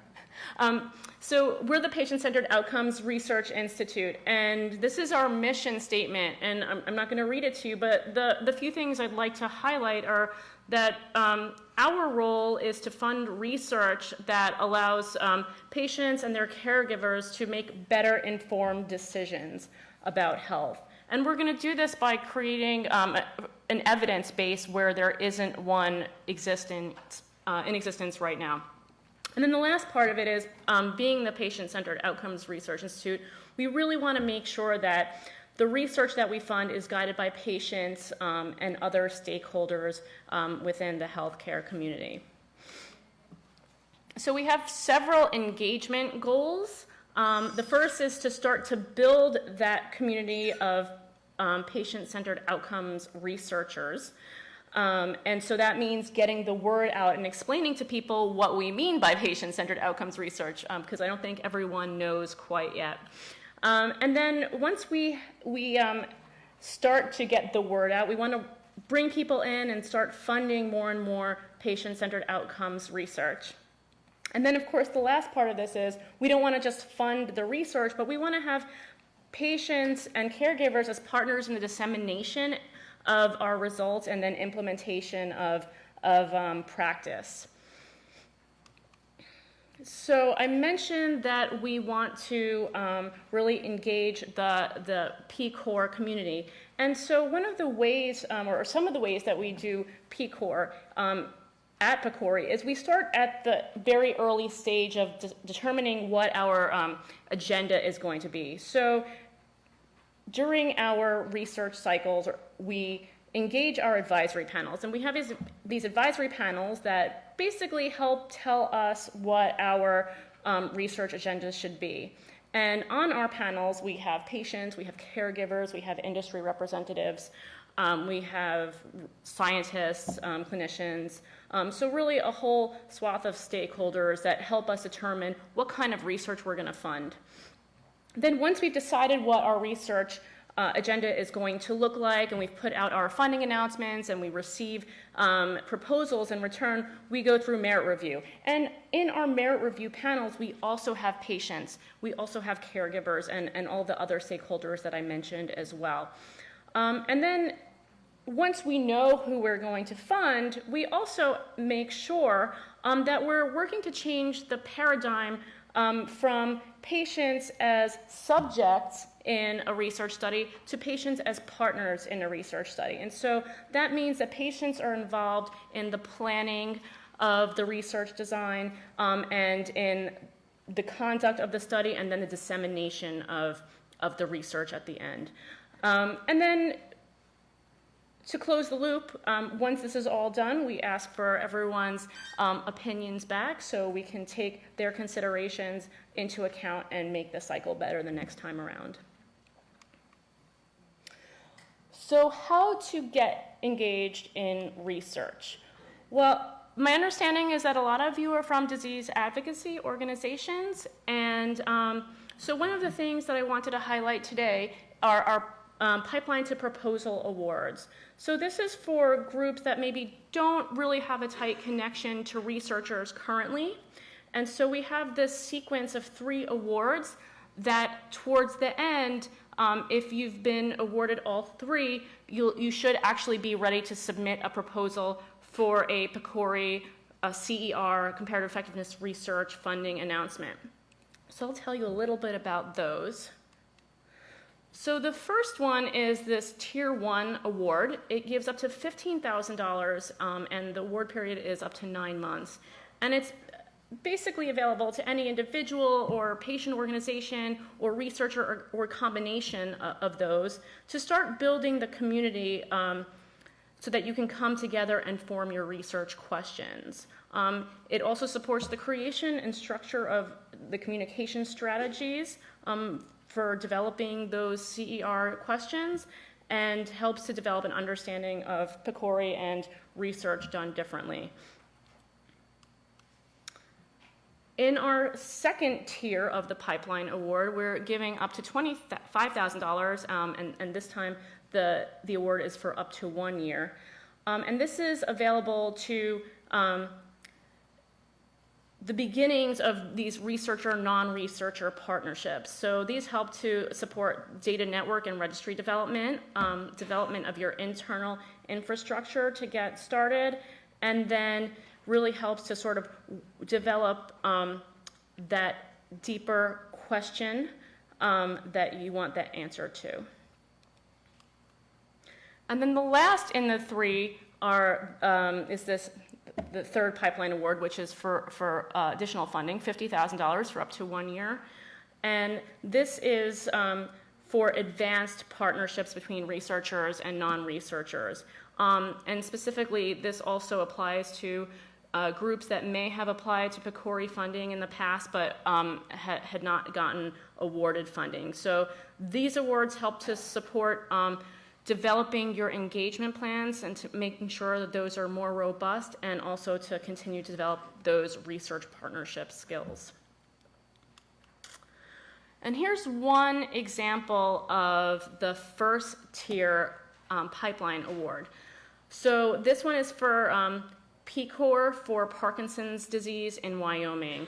And this award was won by a caregiver whose husband has Parkinson's disease, and they were looking at quality of care. So what they went ahead and did was they partnered with the medical providers and with the Parkinson's Association of the Rockies to start to come together and really refine the important CER question that they wanted to bring forth to PCORI. And so again, I think this group just completed their Tier 1, and they're working to get that Tier 2 funding. So that's just one mechanism of funding that we have at PCORI. We have several others, and I'm happy to answer questions a little bit later about them if you have any interest. But you can also find more information at our website, and we actually just redid our website, so it's very navigable right now, and you can check out our funding mechanisms there. So now I'm going to switch gears quickly and discuss PCORNet, the National Patient-Centered Clinical Research Network. This is the initiative that I work on, and it's also the initiative for which Megan and Jen have been funded through PCORI. So I'm just going to provide a high-level overview of what this is. And I'm just going to start by tying it back to PCORI's objectives. So if PCORI's objectives are to provide an evidence base where there isn't one now, PCORNet's goal is to provide that evidence base faster and cheaper. So we're building a network of networks to form the pipeline to be able to do this. We funded 29 networks as part of PCORNet.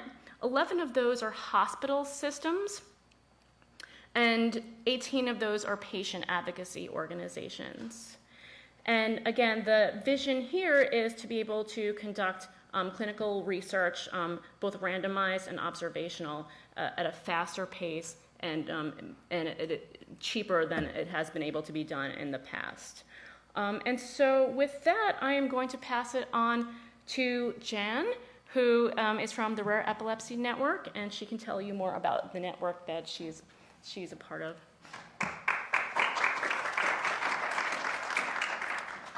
So I'm actually from the Epilepsy Foundation. I'm Vice President of Research and Programs there, and I will tell you that I've only been there a year. And first I want to thank Dr. Landis for all of your work in this area, and it really is a pleasure to be here and be involved with such a great group of people and really prestigious activities, I think. So anyway, I joined the Epilepsy Foundation after being in academia for several years, and in academia I submitted 2 grants a year, and my percentage of funding was about the typical percentage of funding. So when I left academia, I thought I never have to write another grant. That's what I thought.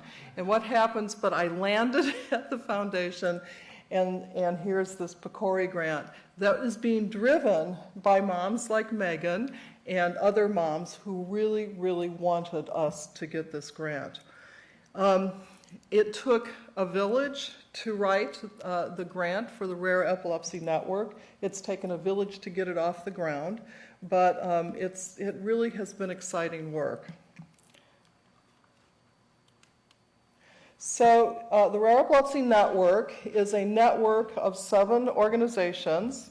It's led by the Epilepsy Foundation, and I oversee the project and am the PI on that project. We have partners. Dale Hesdorfer, who is an epidemiologist at Columbia University, is a co-PI. And Barbara Kroner, who is a senior research epidemiologist at RTI, is also a co-PI. And just for information purposes, Barbara is also the mom of a child with a rare epilepsy. So the Rare Epilepsy Network was really created by and for patients with catastrophic rare epilepsies. And when the call came out, again, there was a lot of chatter through an organization called Vision 2020, which is a consortium of organizations, including the Epilepsy Foundation, that it's a forum for them to get together and communicate and talk about what we need. And it kind of grew out of Vision 2020. So the idea was to build a patient-centered and patient-driven database, as was defined by PCORI. It was designed to provide patients and their families with an opportunity to participate in research on multiple levels. So we are actually collecting meaningful data. We are using some common elements, both from PCORI, and we're using some of the common data elements from NIH. We're using the PROMIS measures. And we are building a database of information that's designed to improve lives and the quality of care for people with rare epilepsies. This is an amazing thing, I have to say, because these rare epilepsies are often ignored by research because it's impossible to find them. They're all over the United States. They are not readily available for clinical trials. It's just hard to get enough people to actually do studies. So we started with 7 rare epilepsy organizations. Again, they were from Vision 2020. They drove the development of the proposal, though Dale and Barbara and I wrote it. The work is patient-driven, and the Epilepsy Foundation, RTI, and Columbia were recruited by this group of parents to work on this. So this is kind of what it looks like if you can see. This is the patient, how this whole project is patient-driven. So the Epilepsy Foundation is taking the lead. We have a Rare Epilepsy Network Governing Board, which is Dale, Barbara, and myself, and Steve Roberts, who is here in the audience. We have working groups that address topics like recruitment and engagement, research topics, privacy and sharing, governance. So, and then these are the original 7 that are going around, the original 7 groups. that were involved in this. So Megan, who has her own grant, is also part of our grant. So that's the Phelan McDermott Foundation. But we also have Duke Q, Acardi, Lennox Gastaut, TS, Phelan McDermott, hypothalamic hamartoma, and Dravet. Since we were funded, we've added 3 more groups. I would love to tell you who they are. It's CDK L5, it's PCDH19, and Odahara. Those are the other 3. Odahara syndrome. So before we wrote the grant, we actually put up a survey on epilepsy.com and then also on all the rare epilepsy organizations to gather information. And we had over 2,000 respondents just in the 2 weeks or 3 weeks that it was up. It was pretty incredible. Now, all of those aren't usable data, but I'm just saying that people really came and filled out the data. So this kind of gives you an idea of how many of each one of these disorders we know of in the United States. Most, but not all, are genetic that we know of. And, but you can just see the small numbers. TS and Lennox Gastaut are the biggest numbers, but the rest really are very small. And it becomes very difficult to do research with them. So it's really important. The project that we're doing right now is critically important because we are collecting data that nobody ever has collected before. And we're collecting a group of patients that nobody has been able to do before. So I have to say that, and I've said this before to the PCORnet people, but I'll say it again, this project is a lot of work, but I think that the people who thought this up were visionary. I think that the work that is being done, because it's not just us, there's multiple other organizations, is critically important.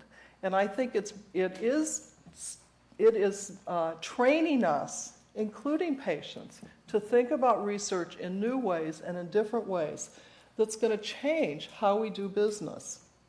And so let me just say, I'm not sure you said all of this about PCORnet, but did you say this? There's 11 clinical data research networks that are very large and encompass large systems, but then there's 18 of these patient-powered research networks that represent typically a disease state, I think. So we're a little different because while we call ourselves rare epilepsies, each one of the rare epilepsies is very individual. So each rare epilepsy doesn't look like the other rare epilepsy. So there are some commonalities across, but not a lot.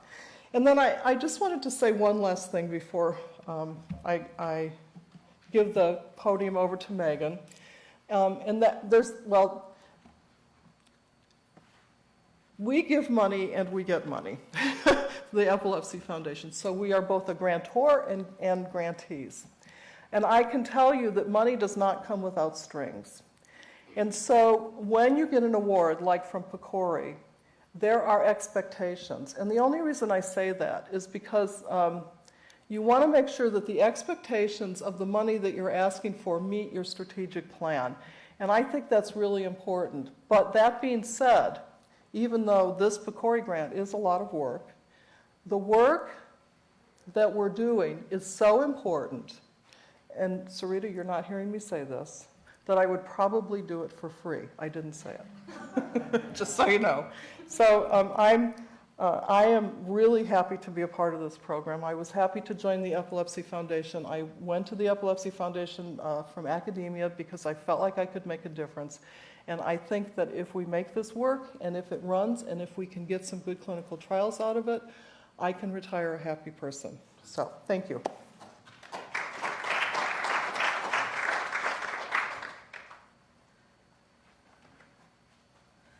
So I'm not standing between you and lunch. I'm standing between you and happy hour. So I'm Megan O'Boyle, and I am one of the parents from the Phelan McDermott Syndrome Foundation. And I will. this is a slide deck that is multi-useful, and probably I'm just going to tell our story and then fly through some of the slides. And then the most important thing is for you all to ask questions. But first, I have a question, and that is, prior to looking at today's agenda, honestly, who in this room had heard of or knew what PCORI was? Well, you were way ahead of me before I heard about this letter of intent. So did you understand it? Do you maybe you understand more now? And for us, PCORI is fairly young, and so it's a work in progress. And the people that have been awarded this contract are learning and shaping what PCORI is and what it will become. And PCORNet specifically is going to be this network. Sarita referred to it as a network of networks, but if you get a visual of the United States and then think of things being connected, and there's lots and lots of data out there, whether you call it healthcare data or big healthcare data, whatever it is, there's a lot of data that has already been paid for and collected in this country. And it's sitting in different places, and nobody's looking at it necessarily.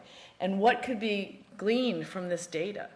There's a lot. And there were, as Jan said, there were visionaries who developed PCORI and PCORNet, who realized that if we could make use of this data, mine it, use it, clinical trials could be done, and all sorts of information could be gleaned without ever having to spend any more money getting a patient into a clinic. And that's not to say we don't want patients in clinics, but I'm just saying there's a lot to be learned from data that already exists and that will continue to be collected. So let me run through the slides, and then the three of us would like to be able to answer your questions. So prior to entering into the PCORNet contract, our foundation, through the incredible forward thinking of a mother in this room, Geraldine Bliss, in 2010 set out to develop a patient registry. And I said, sure, I'll help. You know, how hard can it be? I'll just ask a bunch of rare disease people what you do, and I'll do what they did. Apparently, this was cutting edge thinking that Geraldine had, and so I did what I have come very frequently to do, which was follow what Pat Furlong has done for Duchenne, and in her establishment of Duchenne Connect, which was a registry. So we based our first and current registry. PMS is Phelan-McDermid syndrome, and then international registry. And sorry, I forget that not everybody knows who we are. So Phelan-McDermid syndrome, very briefly, is a genetic disorder that was not easily identifiable 15 or 20 years ago. So most of our patient population is young. It could be considered a genetic cause of autism. The comorbidities are intellectual disability, epilepsy. The phenotype is fairly extensive. And I have a daughter who just turned 14 who has Phelan-McDermid syndrome. And we have maybe 1,100, 1,200 known diagnoses in the world, so that we definitely qualify as rare, because that's under 200,000 in the US. And, but that doesn't mean that's our full population. It goes very undiagnosed, because if somebody diagnoses your child with intellectual disability or autism, you may not feel the need to go out and get a genetic test to see what else might be causing it. So Phelan-McDermid syndrome is the disease group for whom we built the registry. We started out in 2010. We launched in 2011. And the host is Patient Crossroads. We collect information that is seen by the foundation but can be de-identified and used by researchers. We also collect genetic reports that are curated by genetic counselors, and we have clinical, developmental, adult-specific, and researcher-specific questions. If a parent were to log in, they would first see demographic questions, and then approximately 100 clinical questions about various organ groups. And then if they're still in the system, and they can either go out and come back in another day, or they can stay in and answer another 100 questions on development, and so on. And there's huge space in terms of what we can add in the future to specific questions or by other researchers. And then in the end, this aggregated information can be provided directly back to the families immediately after they've responded to the questions. And it can also be de-identified and provided to the research community and hopefully the pharma community. There's our landing site. You can see in the right-hand corner that there is a place for translations. We have come to find out that translations are a very expensive thing to do, and we are looking for funding opportunities. This is a type of example of aggregated data that we could return to a parent or a family member that has just answered the survey. What is the patient's pain tolerance? And you can see here that out of 240 or probably 300 respondents, higher than usual. So what does that mean for my daughter? Well, she's 14, and she doesn't feel pain appropriately, and she's nonverbal. So if she wipes out on the recess yard and nobody sees her, and she breaks a bone, well, how is she going to tell anybody? She doesn't feel the pain appropriately, and she's nonverbal. So having this aggregated data available immediately to families allows families to go to their provider and ask for testing or inform their provider about things. But in the case of this chart, for instance, I could go to the school system and say, you know, I know my daughter can walk and run, but I think she needs a one-to-one. And they'll say, oh, no, she doesn't. We have one teacher to 3 students, it's fine. And I could say, but look, this data says that she doesn't feel pain appropriately, and you know she's nonverbal, so this could be very dangerous. And, you know, I could get this chart without having to wait for somebody to fund a study and for that study to be, you know, worked out over 6 months or 2 years, and then for a publication to peer review it, and then for it to get into PubMed, and then write PubMed a check to read the publication. Instead, I just had to answer the registry, and here's my graph. So what did we do? We are a very small foundation, much like all of you, and underfunded, much like all of us, everybody here. And yet, in 2 years, almost 3 now, we got more than 50% of our population registered. That's worldwide. We translated into 3 diseases, and we have 43 countries registered. So, you know, we rocked it. And I say we because it's the families. They bought into the reason that this wasn't just doing a favor for a researcher or helping a PhD get their dissertation written. They did this because they knew that this was something that they could use to improve their child's quality of life, either in a clinical setting, an educational setting, or in a community setting. Because data is power, and it empowers caregivers and patients to convince other stakeholders of something. So you can see that in blue at the top is the registry.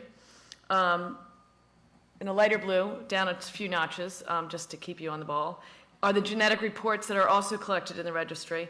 But that orange represents medical records. And again, this forward-thinking, wonderful mom, Geraldine, said, you know, some researchers may not trust parent-reported data, but they would trust medical records. We should collect medical records. And I said what I always said, are you crazy? We can't do that. We're never going to be able to get funding for that. And luckily, Geraldine has never listened to me, and so we set out to apply for a PCORI grant. And as you can see, there's other circles of things, of data and things that would be fantastic to collect on these patients, and some are easier than others. Family stories wouldn't be so hard. Images, you know, I've heard that MRI images are difficult to de-identify, but there's a world of data out there that could be collected, but there's an awful lot of data that's already been collected, and we need to figure out how to get our hands on it and make it all meld together. Geraldine decided that we would find a partner to do this PCORI project, and we looked under every rock and behind every curtain, and we found Dr. Paul Avalock at Harvard, and he knows lots of stuff about data that I can't explain to you, but I will explain to you the vision that is part of our project. So on one side, you have Google Maps. So everybody here with a smartphone gets that when you're standing on a corner where you've never been and you really want a Starbucks, you can find it on Google Maps. It can also tell you, your smartphone can also tell you what the weather's like and where the closest restroom is. And you don't really think too much about how that's all happening. It just works. Well, on the other side of the slide, you can see how informatic data about our medical state could be layered, just like pancakes, just like Google Maps does. And so this is the premise on which we based our project, that we could get layers of information. And in our case, there would be the registry data that our family so generously gave, and there would be the electronic health records that we are going to go get. And there would be the images and the stories and the Fitbit data that we might have our children wear, or seizure tracker that our families are collecting. And all of a sudden, there's this rich, wonderful, robust data. And guess what? Nobody had to fly out to a clinic and be seen every 2 weeks. Now, this is very simple and very easy to explain. Okay, clearly you're not listening, because it's not. So what this is this summarizes what PecorNet agreed to let us do over an 18-month period for almost $1 million. And you'll see that registry that I talked about. That is one blue circular bit of data. But I can just summarize by saying this is getting data from the patients, getting data from clinics, getting data from electronic health records and other sources, making sure that that data moves and is stored in all the right privacy and secure ways, and then putting it in a place that can be mined easily by research community and maybe even by patients someday. And that is where our partners at Harvard and Dr. Avila come in with an open source program called TransSmart. And I can assure you, because IRBs are involved on our end and on Harvard's end and everywhere in between, that this data is secure. But we also have, because we believe in having our patients involved in this, have reconsented them, and they happily reconsented. I think we had 100 people reconsent in our first day of our family conference, out of 600 that had joined the registry. So the families are aware of what we are doing. We are using their registry data to be used in other databases, but we're also going to hopefully get some electronic health records and have this proof of concept, thanks to PCORI's contract. So I am not a grant writer, nor are Geraldine or some of the other people on our team. We did have a parent that had some grant writing experience that kept us going through the nights. And I will say, as Jan pointed out, it's no easy task, but we did it, and we got through the letter of intent, we got through the application period, and I'm thrilled to say that we got the contract.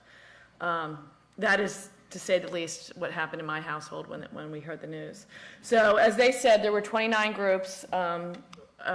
18 of them are patient groups, and 9 of those 18 are rare groups. And that wasn't by design. It was by whose application rose to the top. And I think that says volumes about conditions and foundations that may be small and may not have a lot of resources, but are incredibly passionate and resourceful and leverage what little we have. You know, it's sometimes daunting, but it's amazing to be in this space and have these opportunities and see how fast things are moving. So there's our team. This is just a slide of what we were asking our families to do when we presented this at our family conference. And, you know, this is thank you for your staying awake, and thank you for listening. But this is not an easy topic. I mean, everybody's heard of NIH or CDC or some of the other arms of Health and Human Services, but I think PCORI is kind of a new animal, and PCORNet is a subdivision of PCORI. So we assume that there will be lots of questions. So we'll now open it up to questions.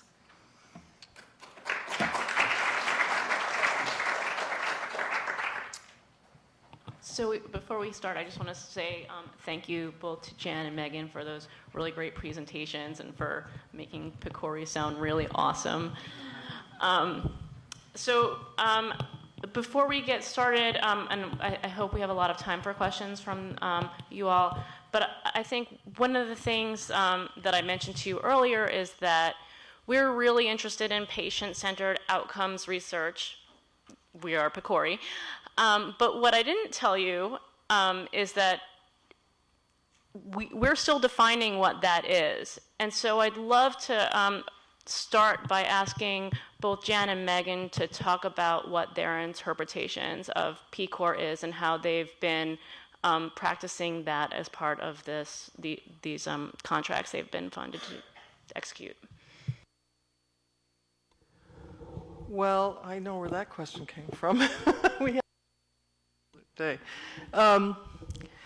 So I think actually patient-centered and patient-driven are the idea is building. So I think we're trying to understand what that means. In my mind, I'll say what PCORI means, but in my mind, the research that has been the most critically important, at least from what I've seen at the Epilepsy Foundation, has been research that's been driven by patients or parents of patients who have disorders that they don't have answers for.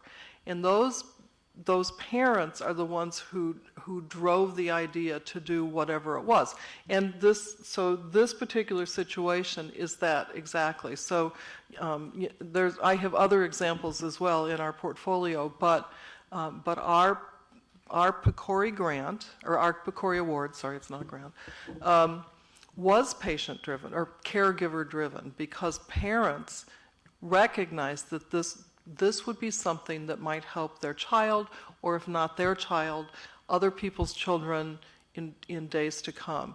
And so that is what patient engagement is. It means the patients are driving the questions, and patients are involved in the process of understanding what we're doing and why we're doing what we're doing. And I think that's what the patient-centeredness is. What we do needs to be about the patients that we're working with. I'm having a real problem with researcher-driven research. If there's researchers in the room, I'm sorry. I am a researcher. I considered myself one when I was in academia. But what I wanted to do didn't always match what the patients needed us to do. And I think that's what it means. We need to have what we're doing be important to patients. So I am not a researcher, and when Geraldine first contacted me, I was like, oh yeah, I don't like research, and I'm not really good at science, so no thank you. And thankfully, again, she doesn't listen to me, and I'm here. So I just assumed that if somebody was developing a drug to treat or cure a syndrome, disease, or condition, that it was about the patient for whom would be taking the drug, right? I mean, it's about the patient. And it's been shocking to find out that this is actually a new concept. It's like people are like, this is so innovative and what a vision, patient-centered research. And I was like, really? Because I just figured it was like that all along.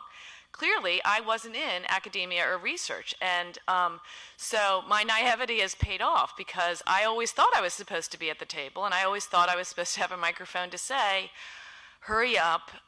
Why are you doing this that way? You should be doing it this way. And the pendulum is swinging clearly in this country, and the culture is shifting, that the patient should be in the room with the FDA, with industry, with the clinicians that are designing the study. And I hear these stories of what was going on 10, 20 generations ago, and I'm like, it's mind-boggling to me that the patient wasn't included until the pill was distributed. So I'm thrilled that it's now working the way I always thought it was supposed to, and I thought it was happening that way. But it's wonderful to be in the room, at the table, as Sharon Terry would say, making the meal that will be served at the table. And I think that it's necessary for everybody in the common disease community, rare disease community, nonprofit foundation to look up and pay attention and see what it is that we need to do. And I don't just mean to to push back, I mean to hold hands and play well together as well. I mean, the FDA is not our adversary, and NIH is not funding us, and the clinicians aren't trying to keep our family members out of trial. These are partners, and I think that we need, in order for the patient engagement to continue to work and thrive and really prove its point, we need to show that patients are collaborators, and that we too can play well with others, and that we can listen. And I think that we have a lot to, as Pat explained earlier and Sharon Hesterly explained earlier, clinical trials designed by clinicians aren't necessarily going to work for the patients and the families. And so that's all been figured out. And, I think a round of applause for the people in Congress and for PCORI for figuring out that this is the direction where it needs to go. And in order for it to be successful and continue to get funded, I think we all need to step up and consider what else is involved in patient-centered research. If somebody says, are you willing to share your medical health data? Well, I'm willing to share mine, and I'm willing to share my daughter's, because our quality of life could improve greatly if I share that data. And I have the right not to share it, but if I don't share that data, I don't think I should be grumbling 10 years from now that there's no treatment. So I think people need to really think about a shift in the culture of data sharing. Does that mean I want everybody who's at Target to have my credit card number? No. I'm talking about controlled, responsible data sharing, and I think that that's a conversation that everybody needs to start having. Thank you very much. Sir, go ahead. For both of you ladies, who are your institutional review boards? Yes, so that's always tricky. Because we're partnering with academia and RTI, that's who we're using, are those two institutions. And RTI is, what Research is it? Triangle Institute. Oh, okay, and that in it's Raleigh. I see, okay. It's a very wealthy foundation. So you hire them you hire them to be the No, because they're our partners. So the Rare Epilepsy Network is a partnership. So we have a researcher from Research Triangle Institute who's also the mom of a child with a rare epilepsy. We have a researcher from Columbia and myself from the Epilepsy Foundation. Okay. And then we also have 10 rare epilepsy organizations represented. So the research work, the IRB at RTI is covering us. Okay. However, were we to go forward and do other research, which I think we're planning on doing, we would use, Western or one of the for-profit IRBs. Okay. So our IRB for the registry was 3 years ago, and currently is Chesapeake IRB out of Maryland. Okay. And they've been great to work with. It's an online process for this type of research. And then the next stage of the project, that fabulous diagram that I very briefly explained, had to go through Harvard IRB, and because some of the people on that technology team are at Boston Children's, it also went to Boston Children's IRB. Mm-hmm. And I have to say that our experience was fairly painless, because we planned and wrote the protocol in such a way that I think they didn't come back to us with a lot of things. So although I could do a whole day's seminar on my feelings on IRBs, this was a good experience. So all patient registries need to have IRBs? Yes, I believe so. The thing is you're not really doing, until you do research, you're not really doing, right, you're just collecting data, but still, yes, it needs IRB. I will tell you, in a building somewhere on this campus 3 years ago, I asked the same question, and somebody from Office of Human Protection was there, and NIH was there, and the answer I got was, no, you don't need an IRB. And so I was a little confused and went up to the woman later and said, what were you saying when you said no? And she said, by law, a registry is not in need of an IRB, but you're not going to be able to get people who use your data are not going to be allowed to publish by their IRB if the data you collected was not. I have had people prove me wrong on that point, But for our foundation made a decision that it was the stamp of good housekeeping. We felt like it was the right thing to do. But you will get different answers to that. And the bottom line is, how much are you collecting, and are you doing research with what you're collecting? So, but let me just say this, and actually I think PCORI is trying to address this as well. It hasn't been an easy process for us. We finally got IRB approval, but I felt like we were asking people to take drugs that weren't safe or something. It was such a rigorous process. That was problematic, and I think it's something that we need to think about as patient advocacy organizations, because while we want just knowing, the ethical history of research, there has to be oversight. We don't want to repeat the mistakes of the past, but we also need to look at what are we doing and why. What is the rigor about? Is the rigor because of IRBs, because we're really worried about patient safety, or is the rigor because we don't want people crossing, my line in the sand? And it's going to be it would be a consortium of patient advocacy groups like this that might bring home the idea that we need to start thinking about IRBs differently. IRBs are scared to death they're going to get shut down. When I wrote my dissertation, I almost had to go back and start all over because my IRB got shut down at the institution I was at.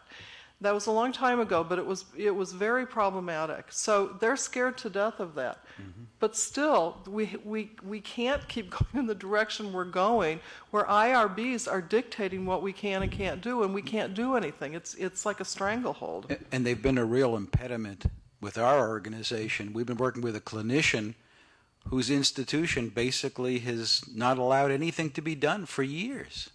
And we have not been able to establish a patient registry.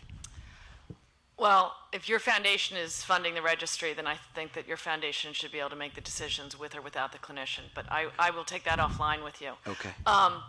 I have spoken very openly about this. There is a culture of fear in terms of IRBs, and as Jan said, IRBs are absolutely necessary, and some atrocities have been committed over our history prior to IRBs. But I do believe now we have some incredible, wonderful, just fantastic investigators that want to improve the life of my child and others with Phelan-McDermid syndrome. But they also don't want to lose their lab or their jobs or their funding, and the IRBs really are a threat to them. And there are IRBs, then chairmen of IRBs, that are looking at OHRP and saying, well, they said X, Y, and Z, and so we need to implement that. Have you noticed I haven't mentioned the patient? We're not in the room. So I implore everybody here, whoever hears about we can't do this because the IRB, or better yet, the IRB won't let us do that. Well, have you asked them? Because you haven't asked them yet, you don't really know. And I believe that if we're going to change the culture of IRBs, it's not going to be researchers jumping up and down. They're going to look like bad people if they push the IRB to lighten up on patients. And it can't be the academic institutions, and it certainly can't be industry. So who does that leave? It leaves the patients. And maybe I'm oversimplifying this, but if the purpose of this IRB is to protect the patient, and I'm the patient, can't I be in the room and say, you know what? I'm good with 1 seat belt, but I don't need 5 seat belts and armor, okay? So I would like this research to go forward, and I think that, what is being recommended is reasonable, and I'm willing to accept that risk. I'm not talking about one-offs, one person going into an IRB. I'm talking about the entire patient community standing up and speaking up and saying, we understand you guys are trying to do the right thing, but you're a barrier to research, and you are costing money, and you are costing time, and that is costing lives. So, again, PCORI has allowed me to be at the table and to be in conversation with academia and researchers and regulators. And I know not everybody in this room has that opportunity, but if you're given that opportunity, I think you need to think about it and speak up, because it really is going to take movement from the patient community to make this change. And I see a nice woman in the back of the room. I'm sorry, could you introduce yourself? Geraldine Bliss, Family McDermott Center Foundation. So we've had lots of conversations about this, but who actually determines what IRB policy should be? It's OHRP. So is there an avenue for us as a community of people who care about this kind of thing to go to them and really influence this? Because we can sit there and complain to researchers and IRBs, they're institutional IRBs, and we're not necessarily going to get them to budge very much. But collectively, if we go to whoever's driving that policy, maybe we can make a difference. Look at medical marijuana. Okay, so nobody wanted to touch medical marijuana until patient advocacy groups started going and advocating for a change in laws, and the laws are changing. Who changes that? Are people, are patients, are people who have a stake in the game, that it's important to them for good reasons, right? So I think you're exactly right. The only people that are going to make a difference, and Megan is right as well, the only people that are going to make a difference is if patient advocacy or patient organizations, patient representative organizations go to the regulatory board and say, the way you're doing this business is wrong. Geraldine, I've asked that question, and I've talked to OHRP, and I've talked to AHRQ, and I've talked to Primer, and everybody's pointing at the other guy. And I'm just a patient, I'm just a mom, and I'm confused.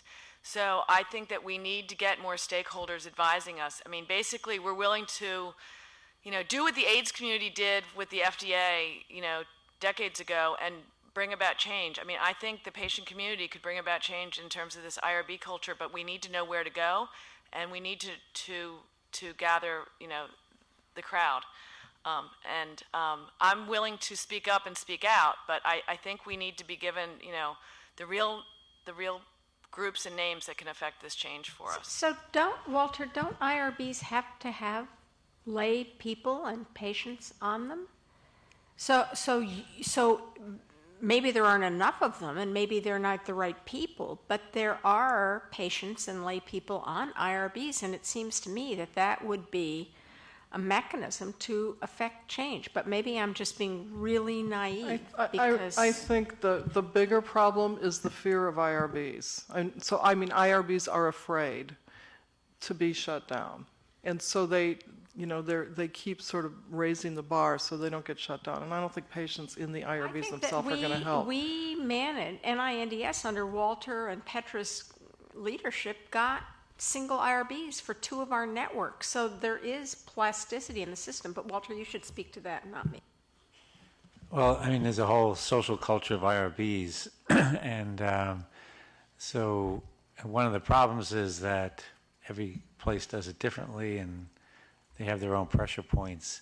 But as Story mentioned, there is a move from multi-center trials to central IRBs.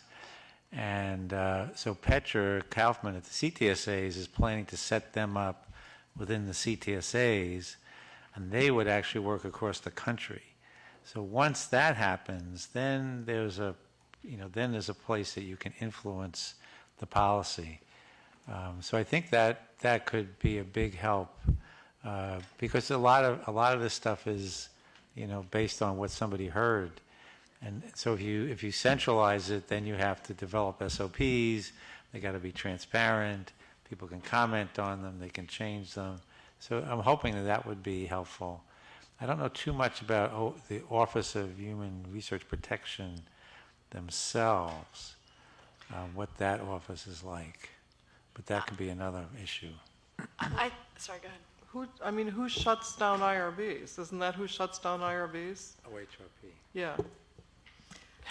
So I think we've derailed a little bit, but it started with, does a registry need an IRB? But I think IRBs have crept into slowing research down for a lot of our groups. And I just am saying, don't take no for an answer. If your investigator says we can't do that, or the IRB said no, try and engage in it. These are human beings that are around a table that are trying to do the right thing, and maybe if they had more information or they knew how the patient community felt, they would go the other way. I've never been on an IRB board. So, I don't mean to villainize a group of people I've never even met with. But I think it's something that we need to be more aware of and have the pendulum swing.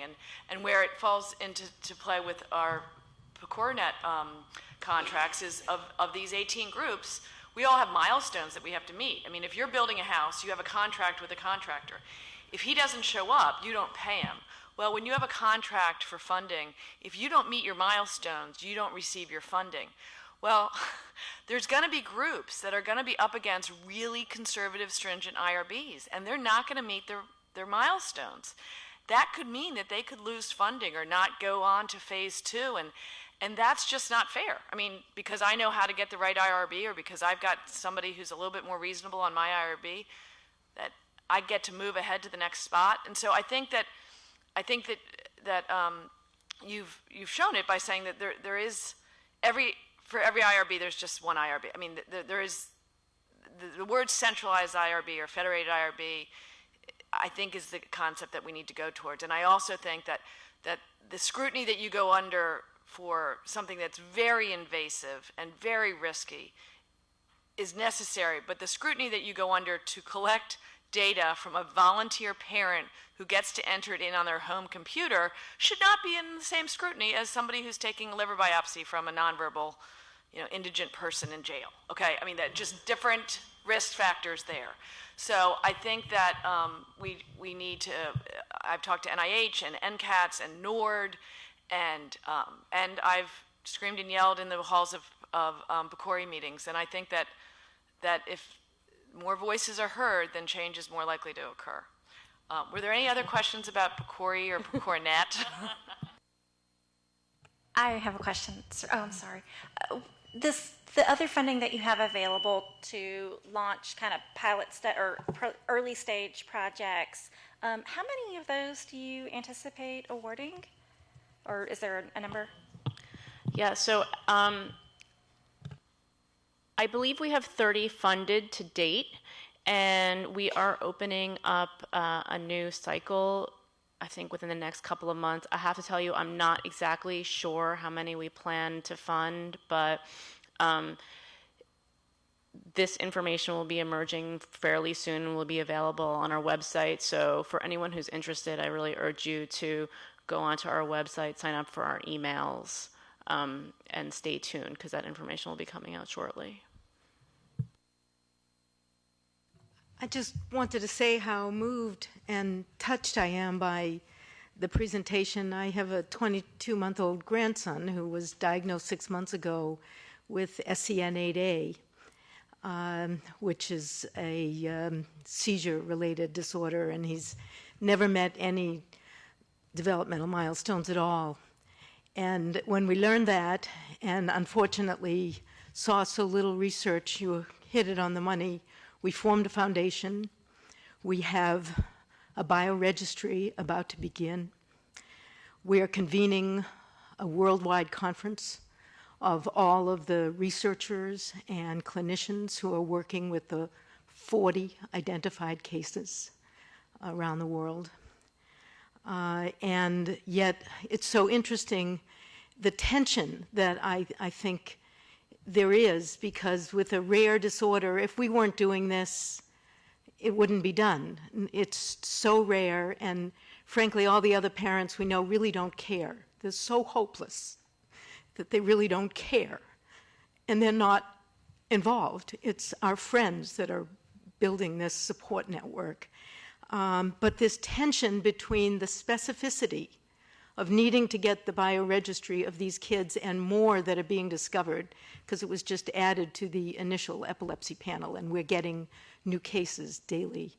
And the need that you pointed out, and I think another speaker did, that you can't stay narrow. It's not just a sodium channel blocker, it's how others work and how it relates to so many other things. So I'm touched by the network of databases and how important that will be for our tiny little world to really start connecting and having the foundation for research. That my grandson doesn't look like the other 40 kids. he's off the charts. The other kids walk. This kid doesn't move.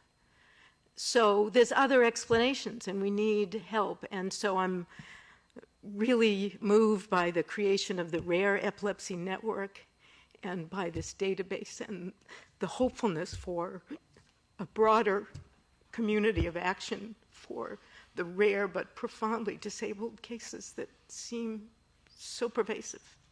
Well, I applaud you for starting, and I implore you to keep reaching out to your community and keep your community close. I will tell you something I never knew until I became very involved in the rare disease community, and that is that there's a lot of division and there's a lot of splintering. And the problem with that is it's hard to move things forward when everybody's moving in separate directions. So, and I understand what you're saying. I wasn't an active parent for the first 10 years of my daughter's diagnosis. People called me and said, will you help? And I said, I don't have time. I have to focus on my child. And so I would also say, understand that people are at acceptance at a different stage, and you should leverage the people that you can who want to be involved, and I think that you will find that you will get momentum and families will start to join you, and the research community will see what you're doing. And if I have no other advice, it's don't reinvent the wheel. Reach out to people in this room and to the Rare Epilepsies Network and to the Epilepsy Foundation and to the genetics world. And this happens to be happening at the right time in science. I mean, we would all be in a very different place a generation ago. And so I think there is hope for all of our disorders, and because there's so much and it's moving quickly. And so I would say just keep asking questions, and you will see momentum, and rely on the people that came before you, because I did.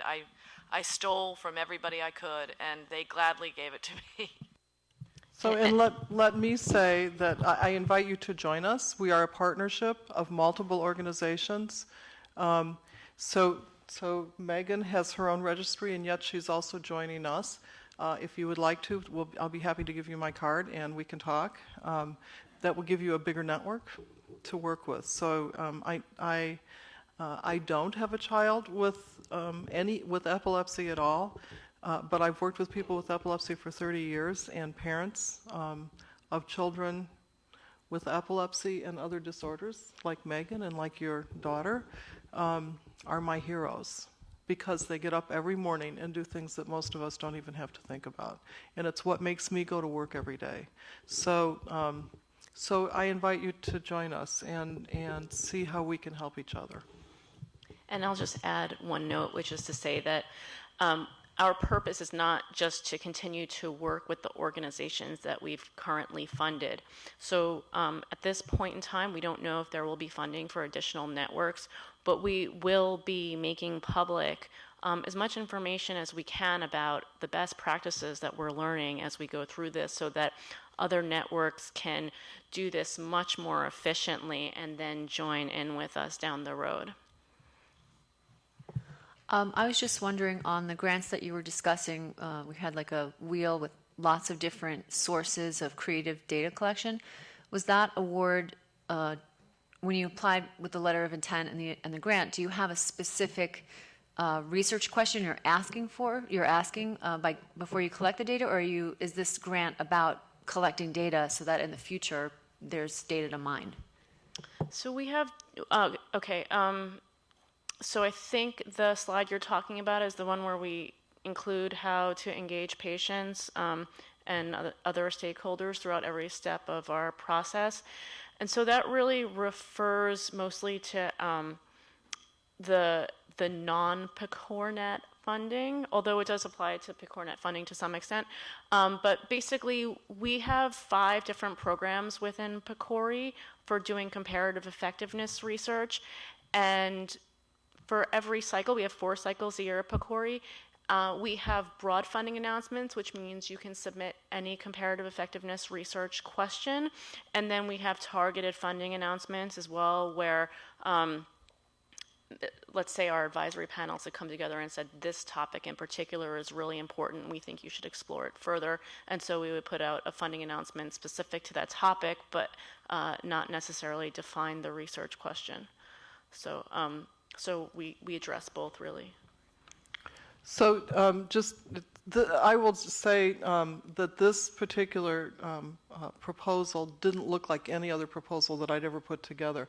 And in fact, it was the third PCORI proposal I'd prepared, and nothing that PCORI does looks like they just don't. They don't look the same because there's a whole section. I mean, where's the specific aims page? You know, it just doesn't look the same. So, but for this particular proposal, there was not really a specific aims page. It was a very different kind of application. But PCORI is very prescriptive in what they want, so you know what you're writing about. It just doesn't look like an NIH grant. I just wanted to respond to the question from the SCN8A advocate and add to what Megan said. You know, I think one of the most important ways you can engage your patient community is by feeding them information about what's happening in research, and by kind of creating informed and educated patient advocates. They want to take more of a role in the research, and they're more willing to write checks. They're more willing to participate in research. So whether it's reporting on what's happening in basic science or new clinical research findings, any of that, it's great to feed that information back. And one thing, Megan, I don't think Megan mentioned this, one of the genius things about our registry is that families can go onto the registry and pull up data summaries so they can see, oh, I'm not the only one whose kid has epilepsy, or I'm not the only one whose kid had early onset of, psychiatric issues. Families can go into the registry and have the ability to pull up data summaries. And by seeing that, they're receiving something from it, and then they tell other parents, and they want to get involved. So kind of using that power of the data that you have and the data available to you to engage your families. Just one last thing. I have a friend whose granddaughter has Down syndrome. When the mother went onto the website and described what had happened, within 2 hours of putting the information on the website, she received the phone call from a woman in the area, and is now fully engaged, So, I mean, that kind of response, I think, is just terribly important, that people hear you and they do something. So I want to be a little bit cognizant of time. It's past 5 now, and I think we're officially holding you from happy hour. So I know Megan will be available to answer questions outside, and I can hang out for a little while if anyone has any questions for me as well. So thank you very much to Megan and Jen, and for all of you for listening.